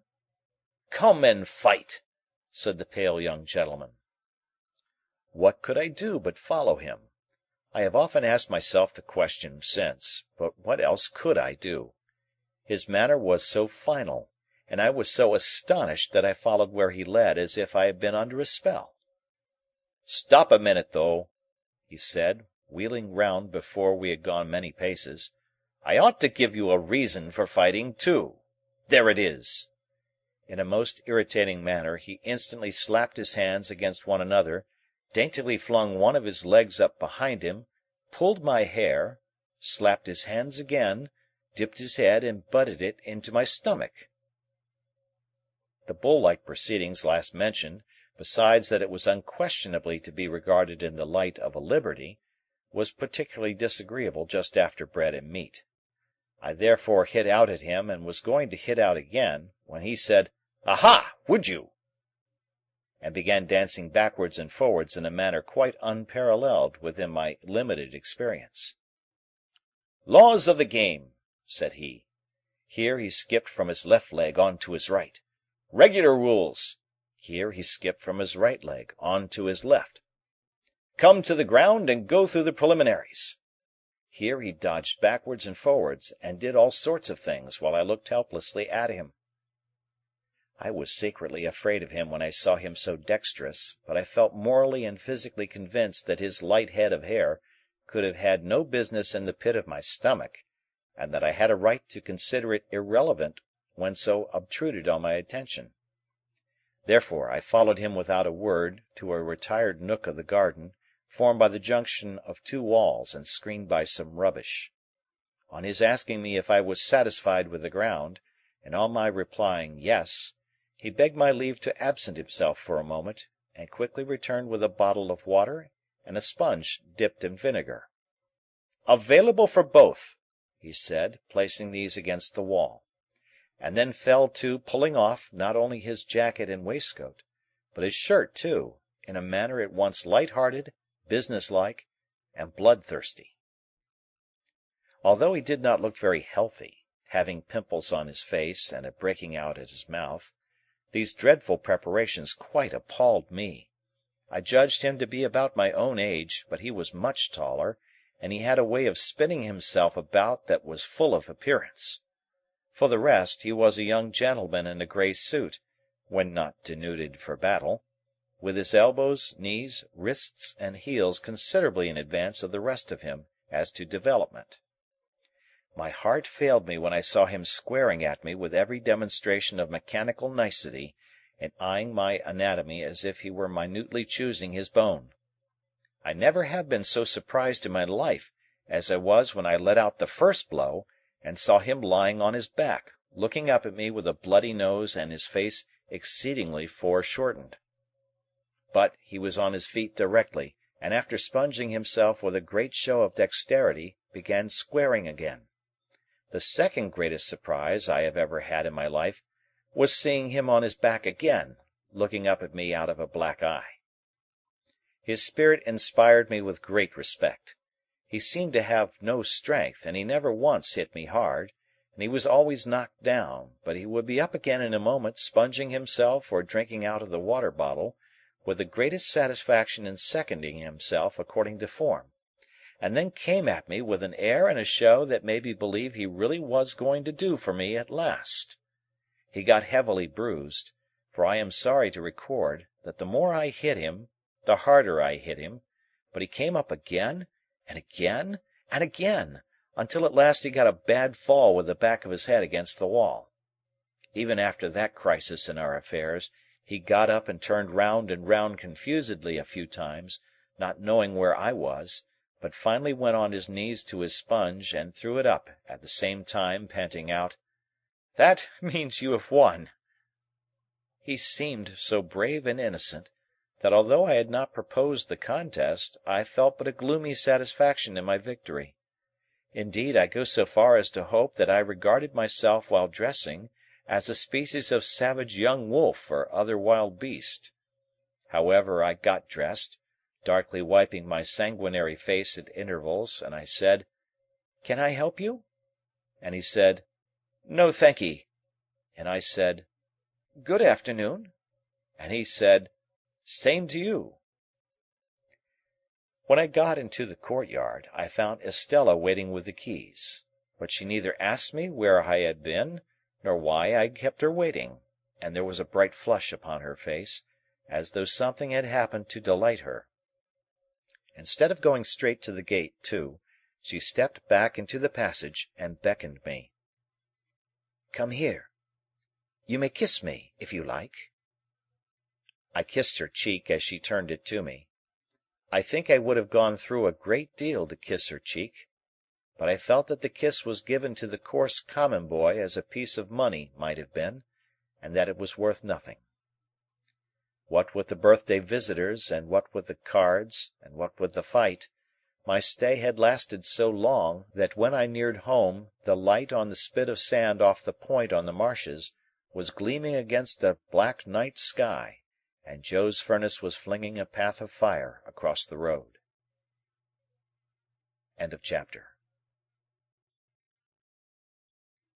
Chapter 12.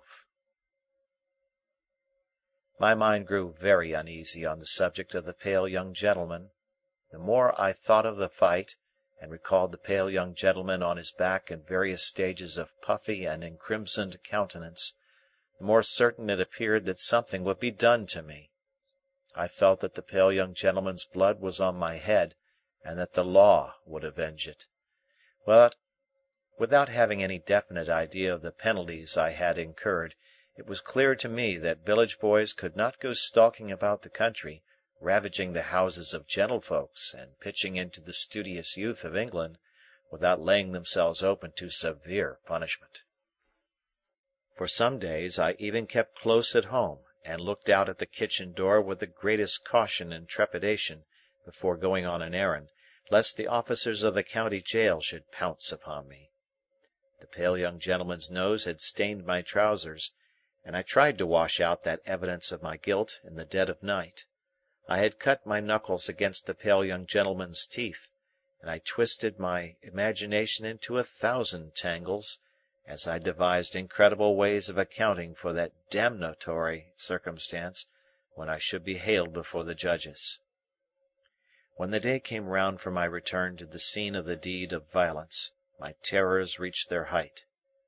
Whether myrmidons of justice, specially sent down from London, would be lying in ambush behind the gate, whether Miss Havisham, preferring to take personal vengeance for an outrage done to her house, might rise in those grave clothes of hers, draw a pistol, and shoot me dead, whether suborned boys, a numerous band of mercenaries, might be engaged to fall upon me in the brewery and cuff me until I was no more, it was high testimony to my confidence in the spirit of the pale young gentleman that I never imagined him accessory to these retaliations. They always came into my mind as the acts of injudicious relatives of his, goaded on by the state of his visage and an indignant sympathy with the family features. However, going to Miss Havisham's I must, and go I did. And behold! Nothing came of the late struggle. It was not alluded to in any way, and no pale young gentleman was to be discovered on the premises. I found the same gate open, and I explored the garden, and even looked in at the windows of the detached house, but my view was suddenly stopped by the closed shutters within, and all was lifeless. Only in the corner where the combat had taken place could I detect any evidence of the young gentleman's existence. There were traces of his gore in that spot, and I covered them with garden mould from the eye of man. On the broad landing between Miss Havisham's own room and that other room in which the long table was laid out, I saw a garden chair, a light chair on wheels, that you pushed from behind. It had been placed there since my last visit, and I entered, that same day, on a regular occupation of pushing Miss Havisham in this chair, when she was tired of walking with her hand upon my shoulder, round her own room, and across the landing, and round the other room. Over, and over, and over again, we would make these journeys, and sometimes they would last as long as 3 hours at a stretch. I insensibly fall into a general mention of these journeys as numerous, because it was at once settled that I should return every alternate day at noon for these purposes, and because I am now going to sum up a period of at least 8 or 10 months. As we began to be more used to one another, Miss Havisham talked more to me, and asked me such questions as what I had learnt, and what was I going to be. I told her I was going to be apprentice to Joe, I believed, and I enlarged upon my knowing nothing and wanting to know everything, in the hope that she might offer some help towards that desirable end. But she did not; on the contrary, she seemed to prefer my being ignorant.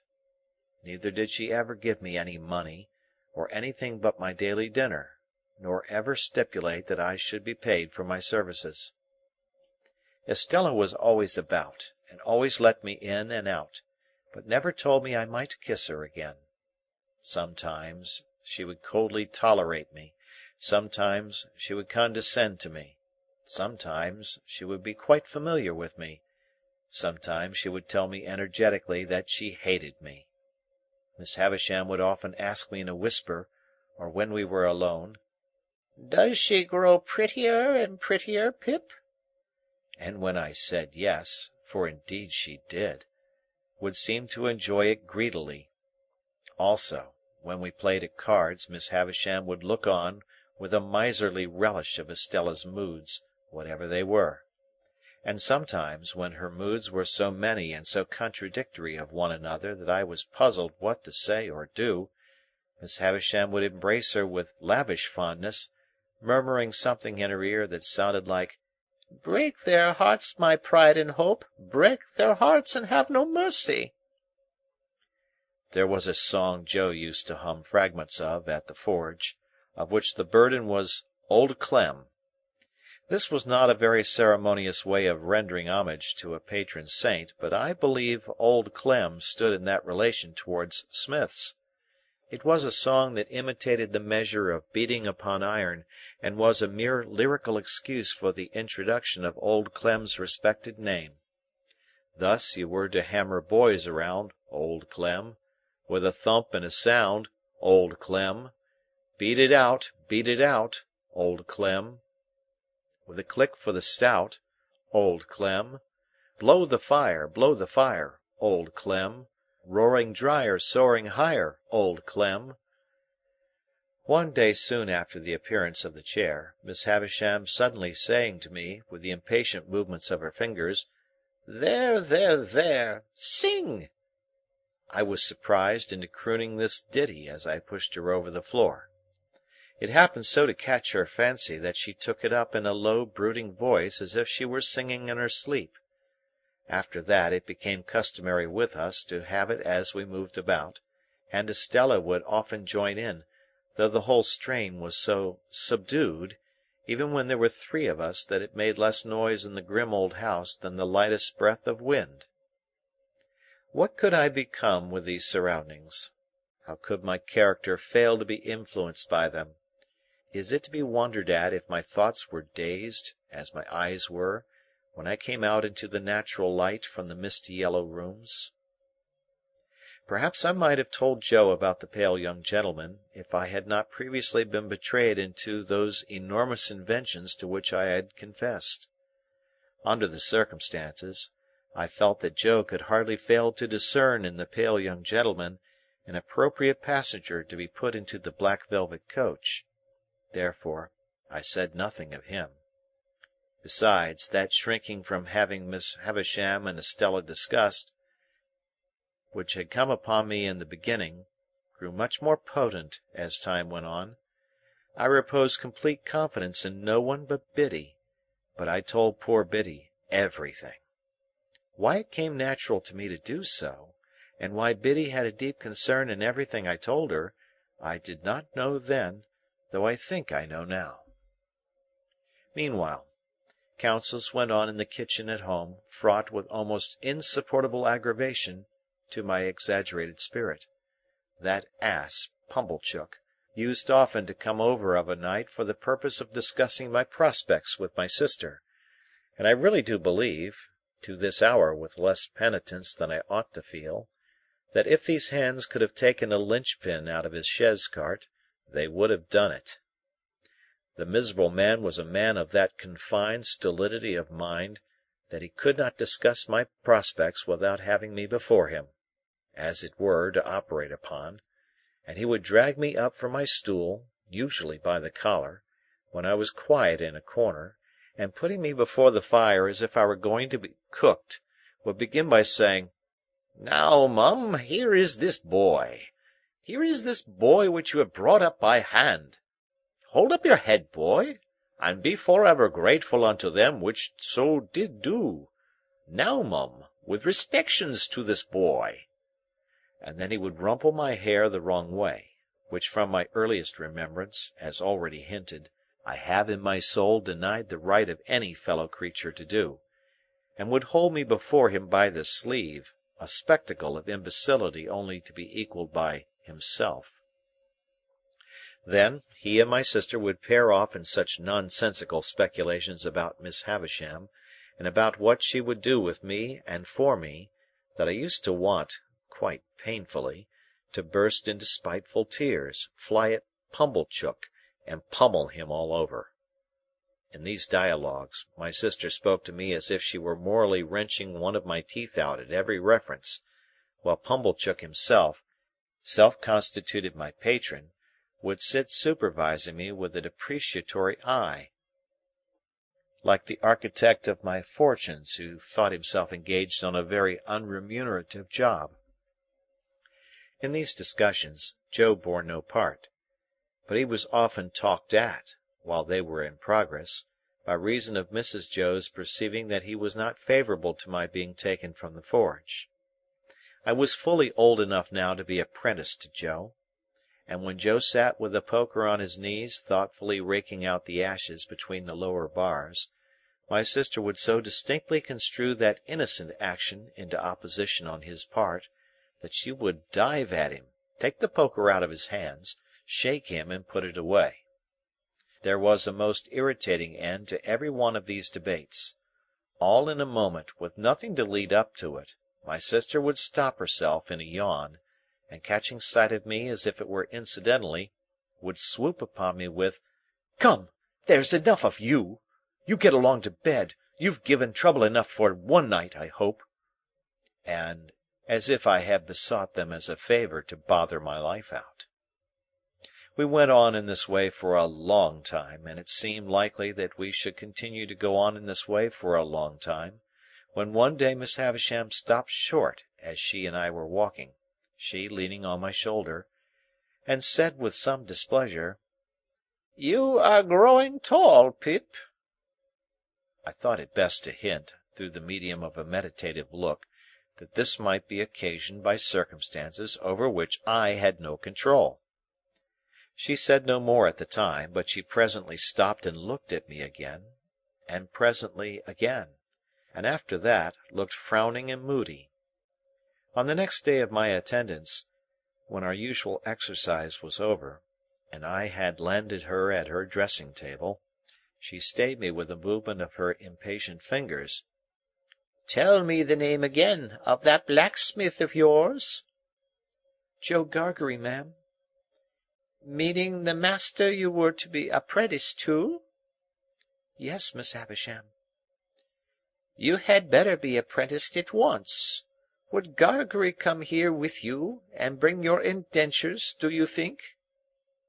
I signified that I had no doubt he would take it as an honour to be asked.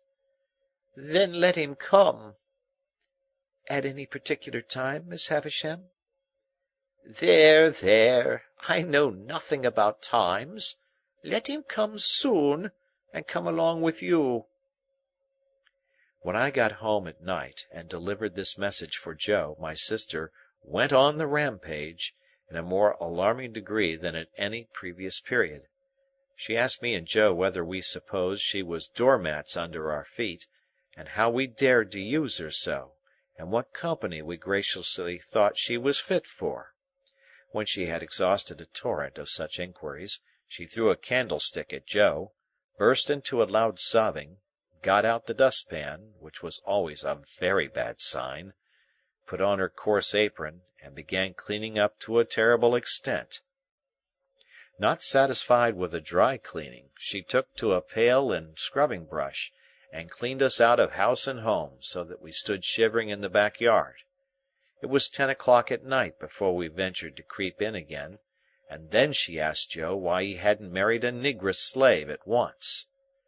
Joe offered no answer, poor fellow, but stood feeling his whisker and looking dejectedly at me, as if he thought it really might have been a better speculation. Chapter 13.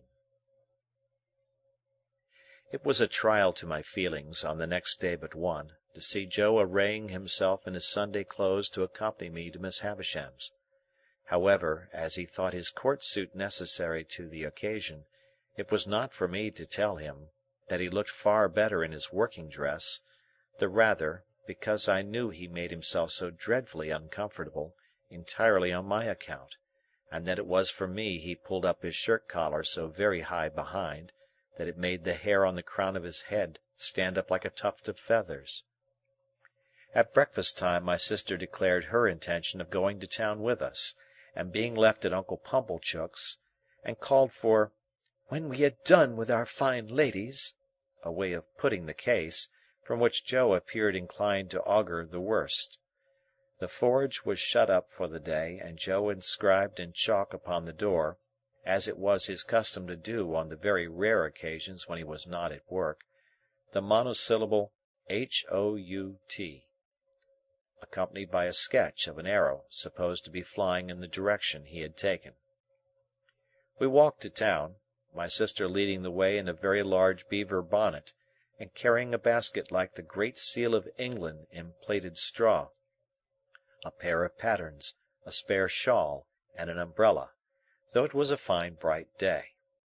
I am not quite clear whether these articles were carried penitentially or ostentatiously, but I rather think they were displayed as articles of property, much as Cleopatra or any other sovereign lady on the rampage might exhibit her wealth in a pageant or procession.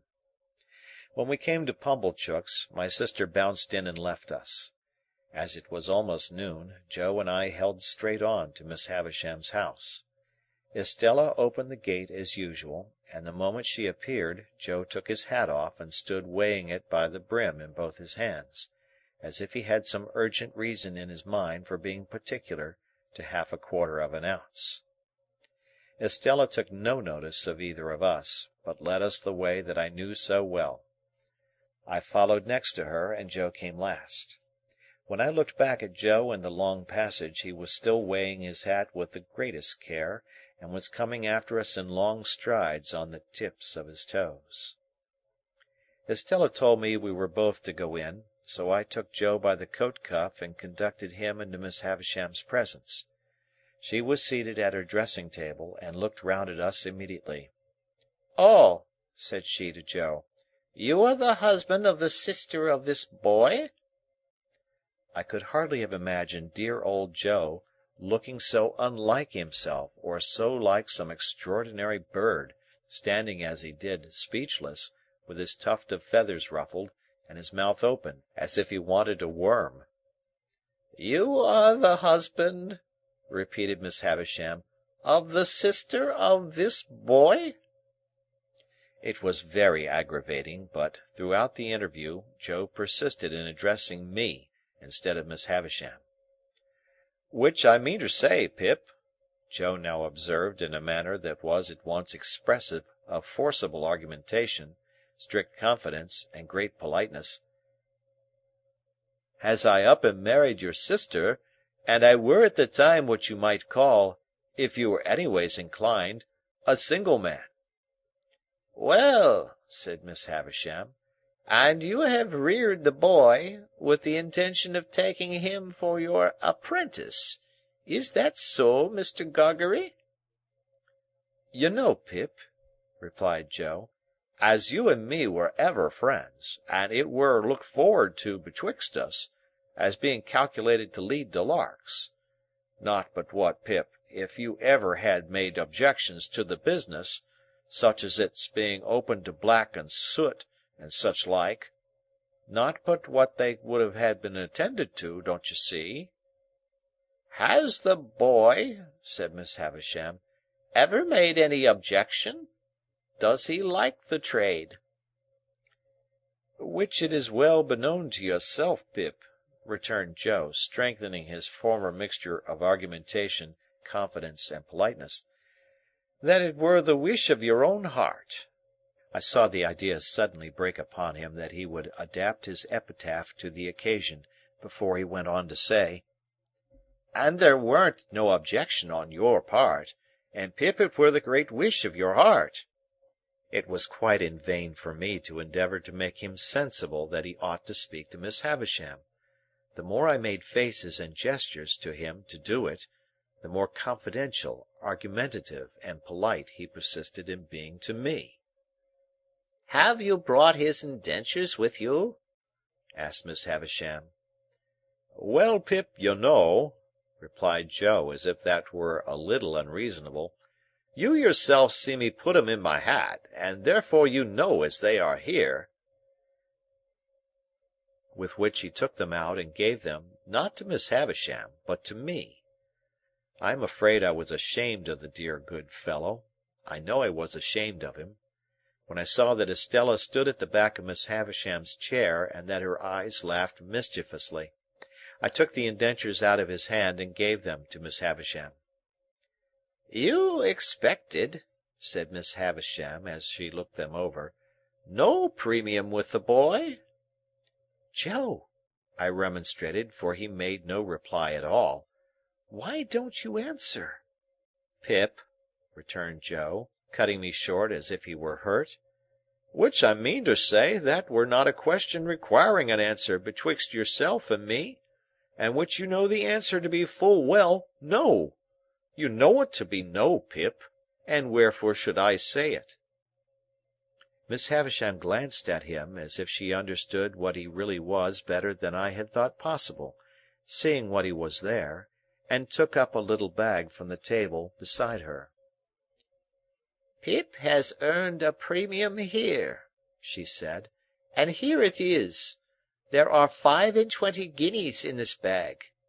Give it to your master, Pip." As if he were absolutely out of his mind with the wonder awakened in him by her strange figure and the strange room, Joe, even at this pass, persisted in addressing me. "This is very liberal on your part, Pip," said Joe, "and it is as such received and grateful welcome, though never looked for, far nor near, nor nowheres. And now, old chap," said Joe, conveying to me a sensation, first of burning and then of freezing, for I felt as if that familiar expression were applied to Miss Havisham, "and now, old chap, may we do our duty. May you and me do our duty, both on us, by one and another, and by them which your liberal present have conveyed, to be, for the satisfaction of mind of them as never—" Here Joe showed that he felt he had fallen into frightful difficulties, until he triumphantly rescued himself with the words, "and from myself far be it." These words had had such a round and convincing sound for him that he said them twice. "Good-bye, Pip," said Miss Havisham. "Let them out, Estella." "Am I to come again, Miss Havisham?" I asked. "No. Gargery is your master now. Gargery, one word." Thus calling him back as I went out of the door, I heard her say to Joe in a distinct emphatic voice, "The boy has been a good boy here, and that is his reward. Of course, as an honest man, you will expect no other and no more." How Joe got out of the room I have never been able to determine, but I know that when he did get out he was steadily proceeding upstairs instead of coming down, and was deaf to all remonstrances until I went after him and laid hold of him. In another minute we were outside the gate, and it was locked, and Estella was gone. When we stood in the daylight alone again, Joe backed up against a wall and said to me, "Astonishing!" And there he remained so long saying "astonishing" at intervals so often, that I began to think his senses were never coming back.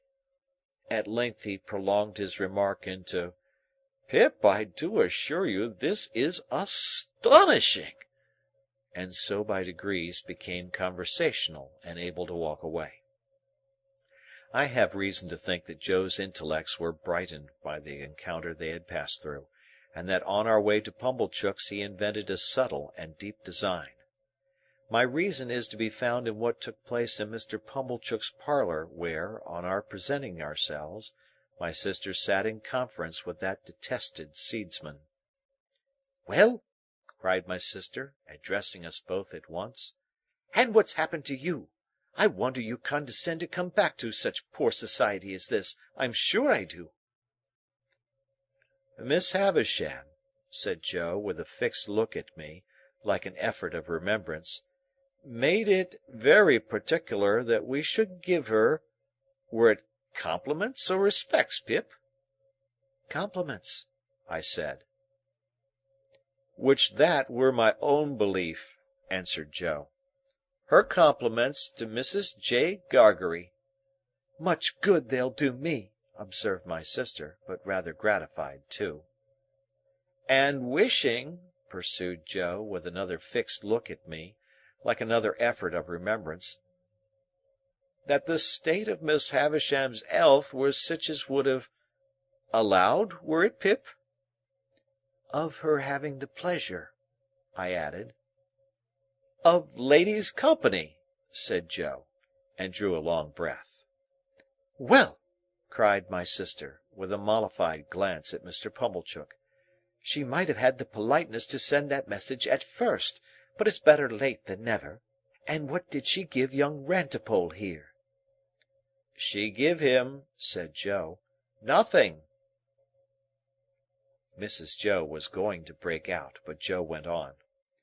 "What she give," said Joe, "she give to his friends, and by his friends were her explanation. I mean into the hands of his sister Mrs. J. Gargery. Them were her words, Mrs. J. Gargery. She mayn't have knowed," added Joe, with an appearance of reflection, "whether it were Joe or George." My sister looked at Pumblechook, who smoothed the elbows of his wooden armchair, and nodded at her and at the fire, as if he had known all about it beforehand. "And how much have you got?" asked my sister, laughing. Positively laughing. "What would present company say to £10?" demanded Joe. "They'd say," returned my sister curtly, "pretty well. Not too much, but pretty well." "It's more than that, then," said Joe. That fearful impostor Pumblechook immediately nodded, and said, as he rubbed the arms of his chair, "It's more than that, Mum." "Why, you don't mean to say—" began my sister. "Yes, I do, Mum," said Pumblechook. "But wait a bit. Go on, Joseph. Good in you.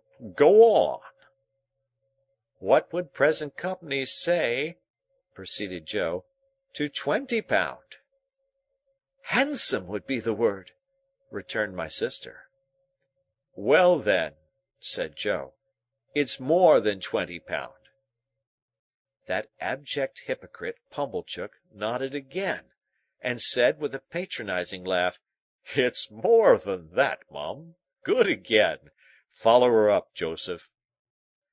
"Then to make an end of it," said Joe, delightedly handing the bag to my sister, "it's £25." "It's £25, Mum," echoed that basest of swindlers, Pumblechook, rising to shake hands with her, "and it's no more than your merits, as I said when my opinion was asked, and I wish you joy of the money." If the villain had stopped here, his case would have been sufficiently awful, but he blackened his guilt by proceeding to take me into custody, with a right of patronage that left all his former criminality far behind. "Now you see, Joseph and wife," said Pumblechook, as he took me by the arm above the elbow, "I am one of them that always go right through with what they've begun. This boy must be bound out of hand. That's my way. Bound out of hand." "Goodness knows, Uncle Pumblechook," said my sister, grasping the money, "we're deeply beholden to you." "Never mind me, Mum," returned that diabolical corn chandler.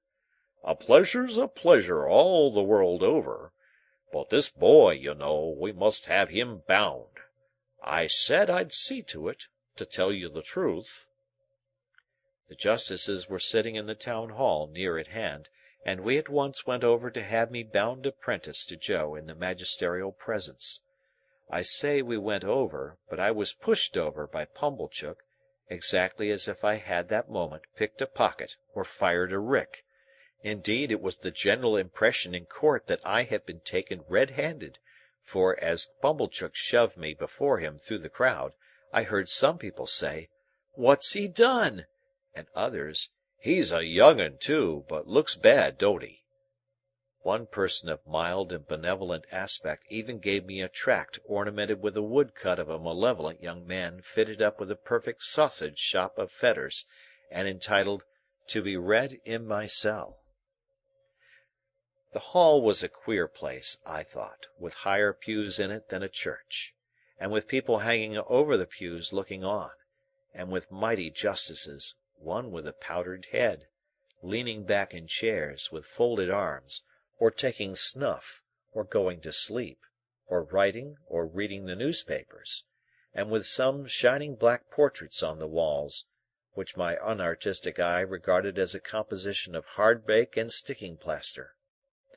Here, in a corner my indentures were duly signed and attested, and I was bound, Mr. Pumblechook holding me all the while as if we had looked in on our way to the scaffold, to have those little preliminaries disposed of. When we had come out again, and had got rid of the boys who had been put into great spirits by the expectation of seeing me publicly tortured, and who were much disappointed to find that my friends were merely rallying round me, we went back to Pumblechook's, and there my sister became so excited by the 25 guineas that nothing would serve her but we must have a dinner out of that windfall at the Blue Boar, and that Pumblechook must go over in his chaise cart, and bring the Hubbles and Mr. Wopsle.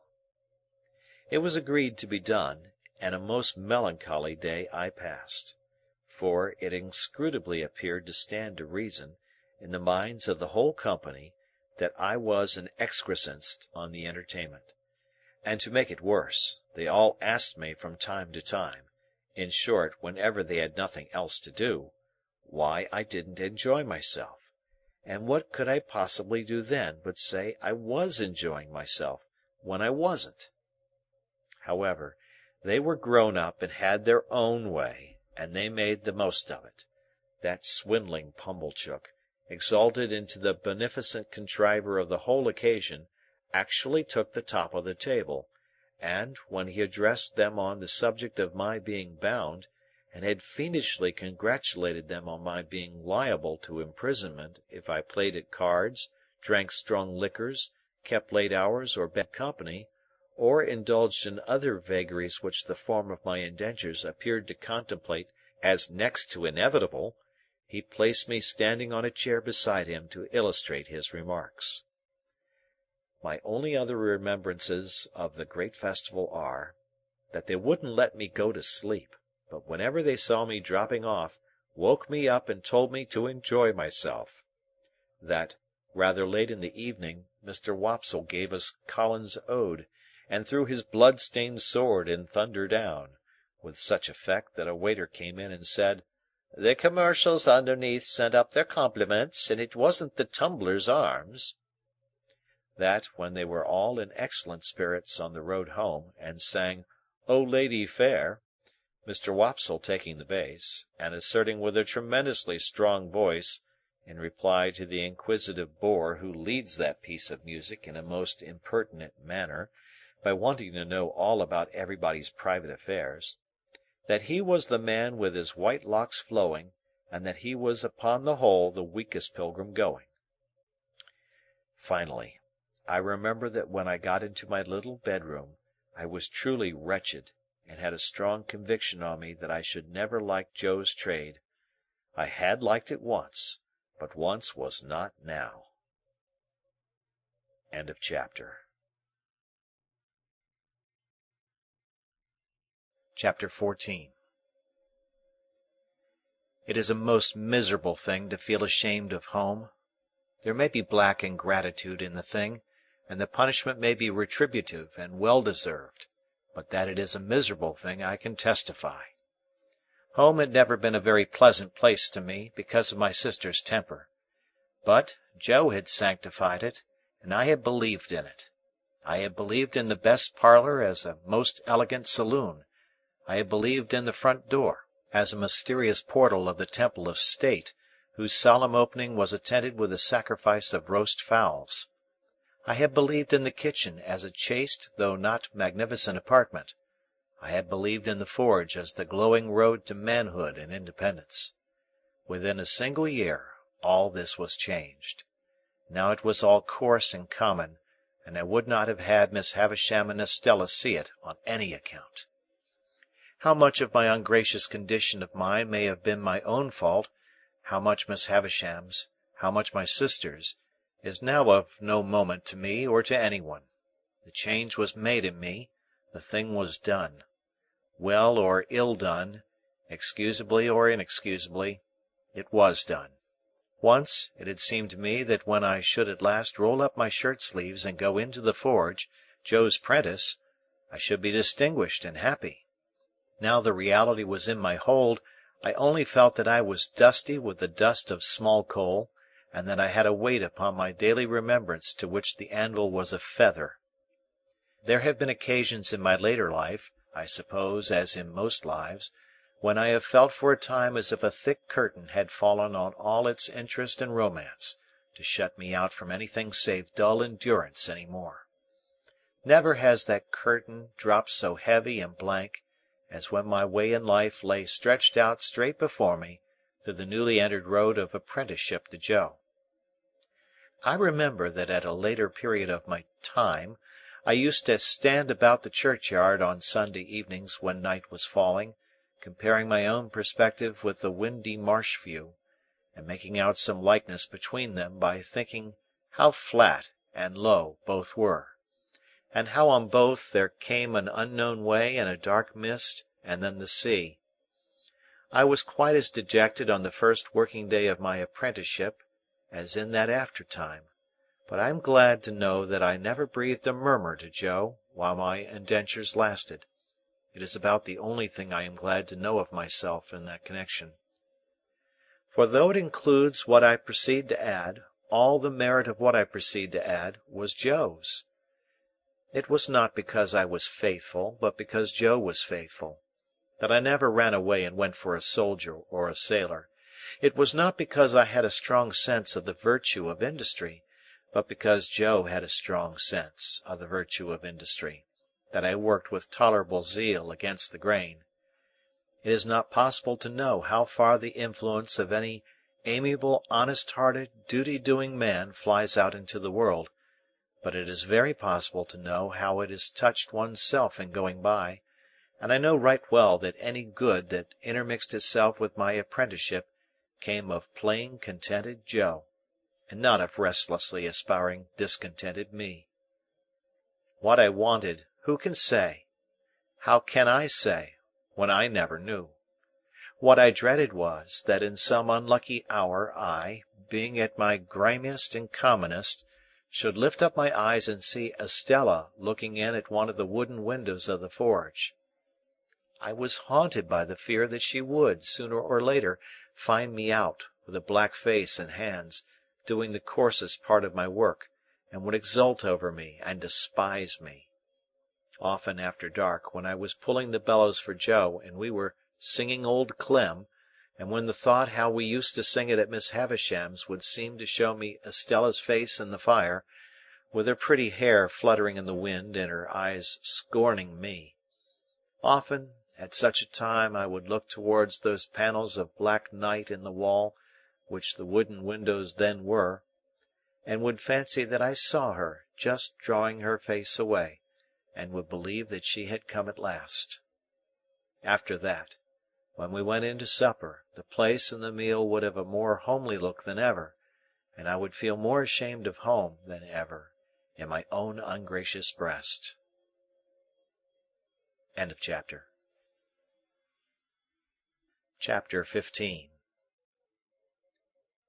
As I was getting too big for Mr. Wopsle's great-aunt's room, my education under that preposterous female terminated. Not, however, until Biddy had imparted to me everything she knew, from the little catalogue of prices, to a comic song she had once bought for a halfpenny. Although the only coherent part of the latter piece of literature were the opening lines, "When I went to Lunnon town, sirs, tooralooroo, tooralooroo, wasn't I done very brown, sirs, tooralooroo, tooralooroo." Still in my desire to be wiser, I got this composition by heart with the utmost gravity, nor do I recollect that I questioned its merit, except that I thought, as I still do, the amount of two rules somewhat in excess of the poetry. In my hunger for information I made proposals to Mr. Wopsle to bestow some intellectual crumbs upon me, with which he kindly complied. As it turned out, however, that he only wanted me for a dramatic lay figure, to be contradicted and embraced and wept over and bullied and clutched and stabbed and knocked about in a variety of ways, I soon declined that course of instruction, though not until Mr. Wopsle in his poetic fury had severely mauled me. Whatever I acquired I tried to impart to Joe. This statement sounds so well that I cannot in my conscience let it pass unexplained. I wanted to make Joe less ignorant and common, that he might be worthier of my society, and less open to Estella's reproach. The old battery out on the marshes was our place of study, and a broken slate and a short piece of slate pencil were our educational implements, to which Joe always added a pipe of tobacco. I never knew Joe to remember anything from one Sunday to another, or to acquire, under my tuition, any piece of information whatever. Yet he would smoke his pipe at the battery with a far more sagacious air than anywhere else, even with a learned air, as if he considered himself to be advancing immensely. Dear fellow, I hope he did. It was pleasant and quiet, out there with the sails on the river passing beyond the earthwork, and sometimes, when the tide was low, looking as if they belonged to sunken ships that were still sailing on at the bottom of the water. Whenever I watched the vessels standing out to sea with their white sails spread, I somehow thought of Miss Havisham and Estella, and whenever the light struck aslant, far off, upon a cloud or sail, or green hillside or waterline, it was just the same. Miss Havisham and Estella, and the strange house, and the strange life appeared to have something to do with everything that was picturesque. One Sunday when Joe, greatly enjoying his pipe, had so plumed himself on being most awful dull that I had given him up for the day, I lay on the earthwork for some time with my chin on my hand, descrying traces of Miss Havisham and Estella all over the prospect, in the sky and in the water, until at last I resolved to mention a thought concerning them that had been much in my head. "Joe," said I, "don't you think I ought to make Miss Havisham a visit?" "Well, Pip," returned Joe, slowly considering, "what for?" "What for, Joe? What is any visit made for?" "There is some visits, perhaps," said Joe, "as forever remains open to the question, Pip. But in regard to visiting Miss Havisham, she might think you wanted something, expected something of her." "Don't you think I might say that I did not, Joe?" "You might, old chap," said Joe, "and she might credit it. Similarly, she mightn't." Joe felt, as I did, that he had made a point there, and he pulled hard at his pipe to keep himself from weakening it by repetition. "You see, Pip," Joe pursued, as soon as he was past that danger, "Miss Havisham done the handsome thing by you. When Miss Havisham done the handsome thing by you, she called me back to say to me as that were all." "Yes, Joe, I heard her." "All," Joe repeated very emphatically. "Yes, Joe, I tell you I heard her." "Which I mean to say, Pip, it might be that her meaning were, make an end on it, as you was, me to the north and you to the south, keeping sunders." I had thought of that too, and it was very far from comforting to me to find that he had thought of it, for it seemed to render it more probable. "But, Joe—" "Yes, old chap." "Here I am, getting on in the first year of my time, and since the day of my being bound I have never thanked Miss Havisham, or asked after her, or shown that I remember her." "That's true, Pip, and unless you was to turn her out a set of shoes all 4 round, and which I mean to say, as even a set of shoes all 4 round might not be acceptable as a present, in a total wacancy of hoofs." "I don't mean that sort of remembrance, Joe. I don't mean a present." But Joe had got the idea of a present in his head, and must harp upon it. "Or even," said he, "if you was helped to knocking her up a new chain for the front door, or say a gross or 2 of shark-headed screws for general use, or some light fancy article, such as a toasting fork when she took her muffins, or a gridiron when she took a sprat, or such like." "I don't mean any present at all, Joe," I interposed. "Well," said Joe, still harping on it, though I had particularly pressed it, "if I was yourself, Pip, I wouldn't. No, I would not. For what's a door chain when she's got one always up? And shark-headers is open to misrepresentations. And if it was a toasting fork, you'd go into brass and do yourself no credit. And the uncommonest workman can't show himself uncommon in a gridiron, for a gridiron is a gridiron," said Joe, steadfastly impressing it upon me, as if he were endeavouring to rouse me from a fixed delusion. "And you may ham it what you like, but a gridiron it will come out, either by your leave or against your leave, and you can't help yourself." "My dear Joe," I cried in desperation, taking hold of his coat, "don't go on in that way. I never thought of making Miss Havisham any present." "No, Pip," Joe assented, as if he had been contending for that all along. "And what I say to you is, you are right, Pip." "Yes, Joe.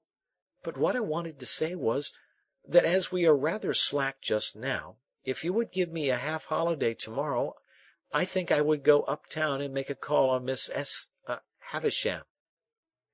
"Which her name," said Joe, gravely, "ain't Stavisham, Pip, unless she has been rechristened." "I know, Joe, I know. It was a slip of mine. What do you think of it, Joe?" In brief, Joe thought that if I thought well of it, he thought well of it. But he was particular in stipulating that if I were not received with cordiality, or if I were not encouraged to repeat my visit, as a visit which had no ulterior object but was simply one of gratitude for a favour received, then this experimental trip should have no successor. By these conditions I promised to abide. Now, Joe kept a journeyman at weekly wages, whose name was Orlick. He pretended that his Christian name was Dolge, a clear impossibility, but he was a fellow of that obstinate disposition that I believe him to have been the prey of no delusion in this particular, but wilfully to have imposed that name upon the village as an affront to its understanding. He was a broad-shouldered, loose-limbed, swarthy fellow of great strength, never in a hurry, and always slouching. He never even seemed to come to his work on purpose, but would slouch in as if by mere accident, and when he went to the Jolly Bargeman to eat his dinner, or went away at night, he would slouch out, like Cain or the Wandering Jew, as if he had no idea where he was going and no intention of ever coming back. He lodged at a sluice-keeper's out on the marshes, and on working days would come slouching from his hermitage, with his hands in his pockets and his dinner loosely tied in a bundle round his neck and dangling on his back. On Sundays he mostly lay all day on the sluice-gates, or stood against ricks and barns. He always slouched, locomotively, with his eyes on the ground, and, when accosted or otherwise required to raise them, he looked up in a half-resentful, half-puzzled way, as though the only thought he ever had was, that it was rather an odd and injurious fact that he should never be thinking. This morose journeyman had no liking for me. When I was very small and timid, he gave me to understand that the devil lived in a black corner of the forge, and that he knew the fiend very well, also that it was necessary to make up the fire, once in 7 years, with a live boy, and that I might consider myself fuel. When I became Joe's 'prentice, Orlick was perhaps confirmed in some suspicion that I should displace him, howbeit he liked me still less. Not that he ever said anything, or did anything, openly importing hostility. I only noticed that he always beat his sparks in my direction, and that whenever I sang Old Clem, he came in out of time. Dolge Orlick was at work and present next day, when I reminded Joe of my half-holiday. He said nothing at the moment, for he and Joe had just got a piece of hot iron between them, and I was at the bellows. But by and by he said, leaning on his hammer, "Now, master, sure you're not a-going to favour only one of us. If young Pip has a half-holiday, do as much for old Orlick." I suppose he was about 25, but he usually spoke of himself as an ancient person. "Why, what'll you do with a half-holiday, if you get it?" said Joe. "What'll I do with it? What'll he do with it? I'll do as much with it as him," said Orlick. "As to Pip, he's going up-town," said Joe. "Well, then, as to old Orlick, he's a-going up-town," retorted that worthy. "Two can go up-town. 'Tain't only one what can go up-town." "Don't lose your temper," said Joe. "Shall if I like," growled Orlick. "Summon their up-towning. Now, master, come. No favouring in this shop. Be a man." The master refusing to entertain the subject until the journeyman was in a better temper, Orlick plunged at the furnace, drew out a red-hot bar, made at me with it as if he was going to run it through my body, whisked it round my head, laid it on the anvil, hammered it out, as if it were I thought, and the sparks were my spurting blood, and finally said, when he had hammered himself hot and the iron cold, and he again leaned on his hammer, "Now, master." "Are you all right now?" demanded Joe. "Ah, I am all right," said gruff old Orlick.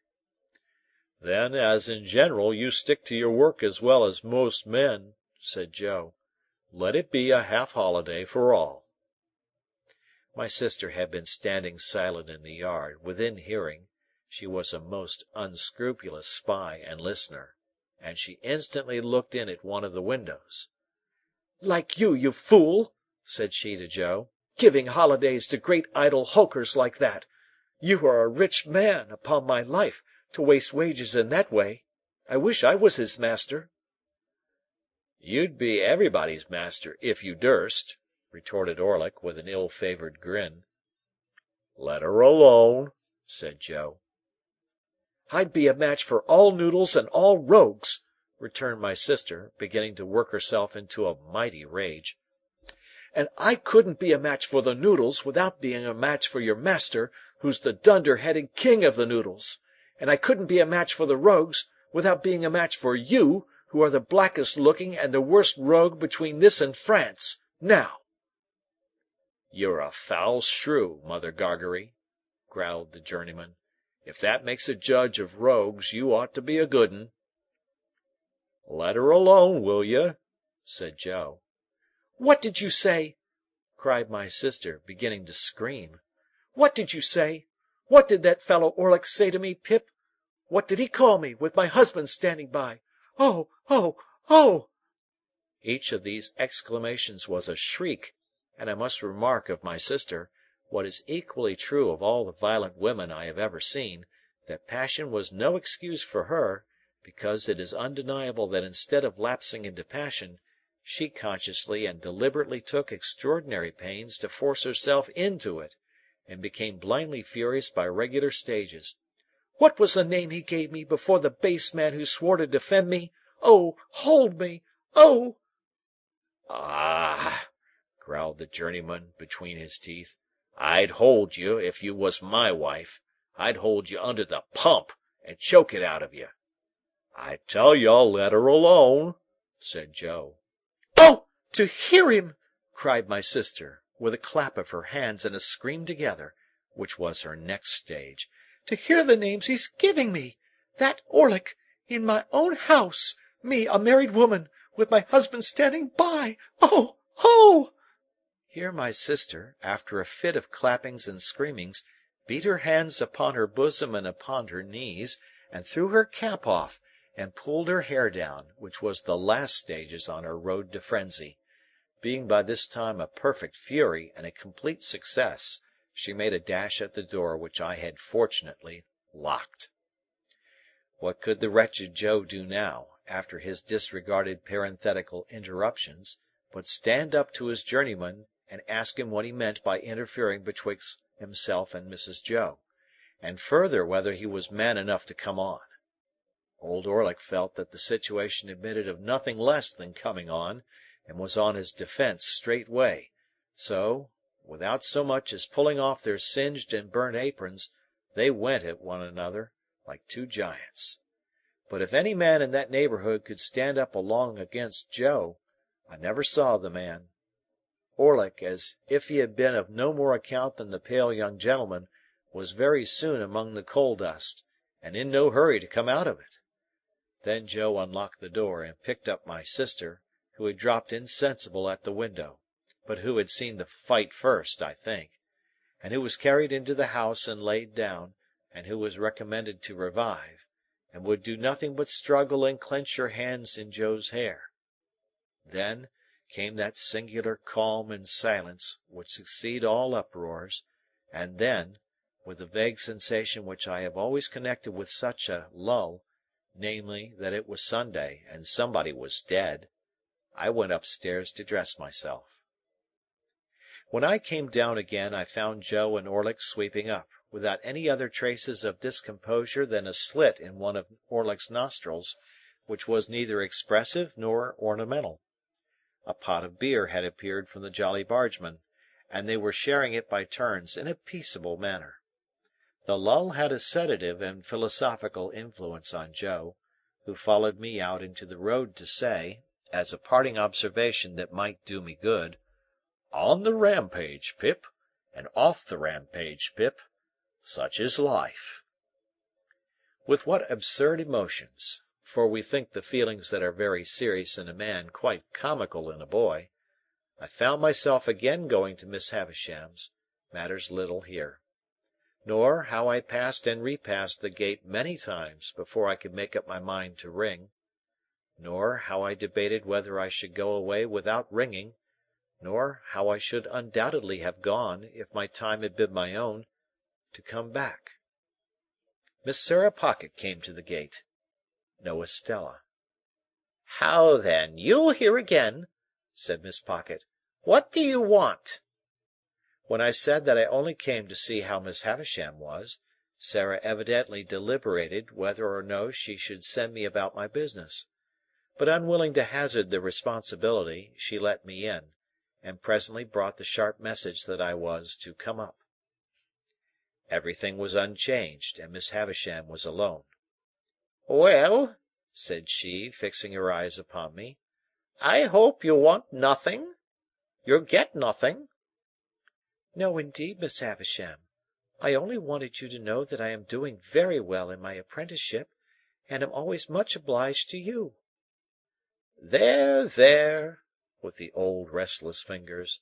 "Come now and then. Come on your birthday. Ay!" she cried suddenly, turning herself in her chair towards me. "You were looking round for Estella, hey?" I had been looking round, in fact, for Estella, and I stammered that I hoped she was well. "Abroad," said Miss Havisham, "educating for a lady, far out of reach, prettier than ever, admired by all who see her. Do you feel that you have lost her?"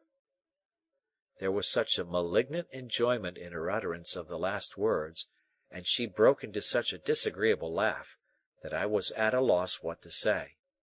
She spared me the trouble of considering, by dismissing me. When the gate was closed upon me by Sarah of the walnut-shell countenance, I felt more than ever dissatisfied with my home, and with my trade, and with everything, and that was all I took by that motion. As I was loitering along the High Street, looking in disconsolately at the shop windows, and thinking what I would buy if I were a gentleman, who should come out of the book-shop but Mr. Wopsle. Mr. Wopsle had in his hand the affecting tragedy of George Barnwell, in which he had that moment invested sixpence, with the view of heaping every word on it on the head of Pumblechook, with whom he was going to drink tea. No sooner did he see me, than he appeared to consider that a special providence had put a 'prentice in his way to be read at, and he laid hold of me, and insisted on my accompanying him to the Pumblechookian parlour. As I knew it would be miserable at home, and as the nights were dark and the way was dreary, and almost any companionship on the road was better than none, I made no great resistance. Consequently, we turned into Pumblechook's just as the street and the shops were lighting up. As I never assisted at any other representation of George Barnwell, I don't know how long it may usually take, but I know very well that it took until 9:30 that night, and that when Mr. Wopsle got into Newgate, I thought he never would go to the scaffold, he became so much slower than at any former period of his disgraceful career. I thought it a little too much that he should complain of being cut short in his flower after all, as if he had not been running to seed, leaf after leaf, ever since his course began. This, however, was a mere question of length and wearisomeness. What stung me was the identification of the whole affair with my unoffending self. When Barnwell began to go wrong, I declare that I felt positively apologetic. Pumblechook's indignant stare so taxed me with it. Wopsle, too, took pains to present me in the worst light. At once ferocious and maudlin, I was made to murder my uncle with no extenuating circumstances whatever. Millwood put me down in argument, on every occasion. It became sheer monomania in my master's daughter to care a button for me, and all I can say for my gasping and procrastinating conduct on the fatal morning is that it was worthy of the general feebleness of my character. Even after I was happily hanged and Wopsle had closed the book, Pumblechook sat staring at me, and shaking his head, and saying, "Take warning, boy, take warning," as if it were a well-known fact that I contemplated murdering a near relation, provided I could only induce one to have the weakness to become my benefactor. It was a very dark night when it was all over, and when I set out with Mr. Wopsle on the walk home. Beyond town, we found a heavy mist out, and it fell wet and thick. The turnpike lamp was a blur, quite out of the lamp's usual place, apparently, and its rays looked solid substance on the fog. We were noticing this, and saying how that the mist rose with a change of wind from a certain quarter of our marshes, when we came upon a man slouching under the lee of the turnpike house. "Halloa!" we said, stopping. "Orlick there?" "Ah!" he answered, slouching out. "I was standing by a minute, on the chance of company." "You are late," I remarked. Orlick not unnaturally answered, "Well, and you're late." We have been, said Mr. Wopsle, exalted with his late performance, we have been indulging, Mr. Orlick, in an intellectual evening. Old Orlick growled, as if he had nothing to say about that, and we all went on together. I asked him presently whether he had been spending his half-holiday up and down town. "Yes," said he, "all of it. I come in behind yourself. I didn't see you, but I must have been pretty close behind you. By and by the guns is going again." "At the hulks?" said I. "Hi! There's some of the birds flown from the cages. The guns have been going since dark about. You'll hear one presently." In effect, we had not walked many yards further when the well-remembered boom came towards us, deafened by the mist, and heavily rolled away along the low grounds by the river, as if it were pursuing and threatening the fugitives. "A good night for cutting off in," said Orlick. "We'd be puzzled how to bring down a jail-bird on the wing to-night." The subject was a suggestive one to me, and I thought about it in silence. Mr. Wopsle, as the ill-requited uncle of the evening's tragedy, fell to meditating aloud in his garden at Camberwell. Orlick, with his hands in his pockets, slouched heavily at my side. It was very dark, very wet, very muddy, and so we splashed along. Now and then the sound of the signal cannon broke upon us again, and again rolled sulkily along the course of the river. I kept myself to myself and my thoughts. Mr. Wopsle died amiably at Camberwell, and exceedingly game on Bosworth Field, and in the greatest agonies at Glastonbury. Orlick sometimes growled, "Beat it out, beat it out, Old Clem, with a clink for the stout, Old Clem." I thought he had been drinking, but he was not drunk. Thus we came to the village. The way by which we approached it took us past the Three Jolly Bargemen, which we were surprised to find, it being 11 o'clock, in a state of commotion, with the door wide open, and unwonted lights that had been hastily caught up and put down scattered about. Mr. Wopsle dropped in to ask what was the matter, surmising that a convict had been taken, but came running out in a great hurry. "There's something wrong," said he, without stopping. "Up at your place, Pip. Run all." "What is it?" I asked, keeping up with him. So did Orlick at my side. "I can't quite understand. The house seems to have been violently entered when Joe Gargery was out. Supposed by convicts. Somebody has been attacked and hurt." We were running too fast to admit of more being said, and we made no stop until we got into our kitchen. It was full of people. The whole village was there, or in the yard, and there was a surgeon, and there was Joe, and there were a group of women, all on the floor in the midst of the kitchen. The unemployed bystanders drew back when they saw me, and so I became aware of my sister, lying without sense or movement on the bare boards where she had been knocked down by a tremendous blow on the back of the head, dealt by some unknown hand when her face was turned towards the fire, destined never to be on the rampage again while she was the wife of Joe. Chapter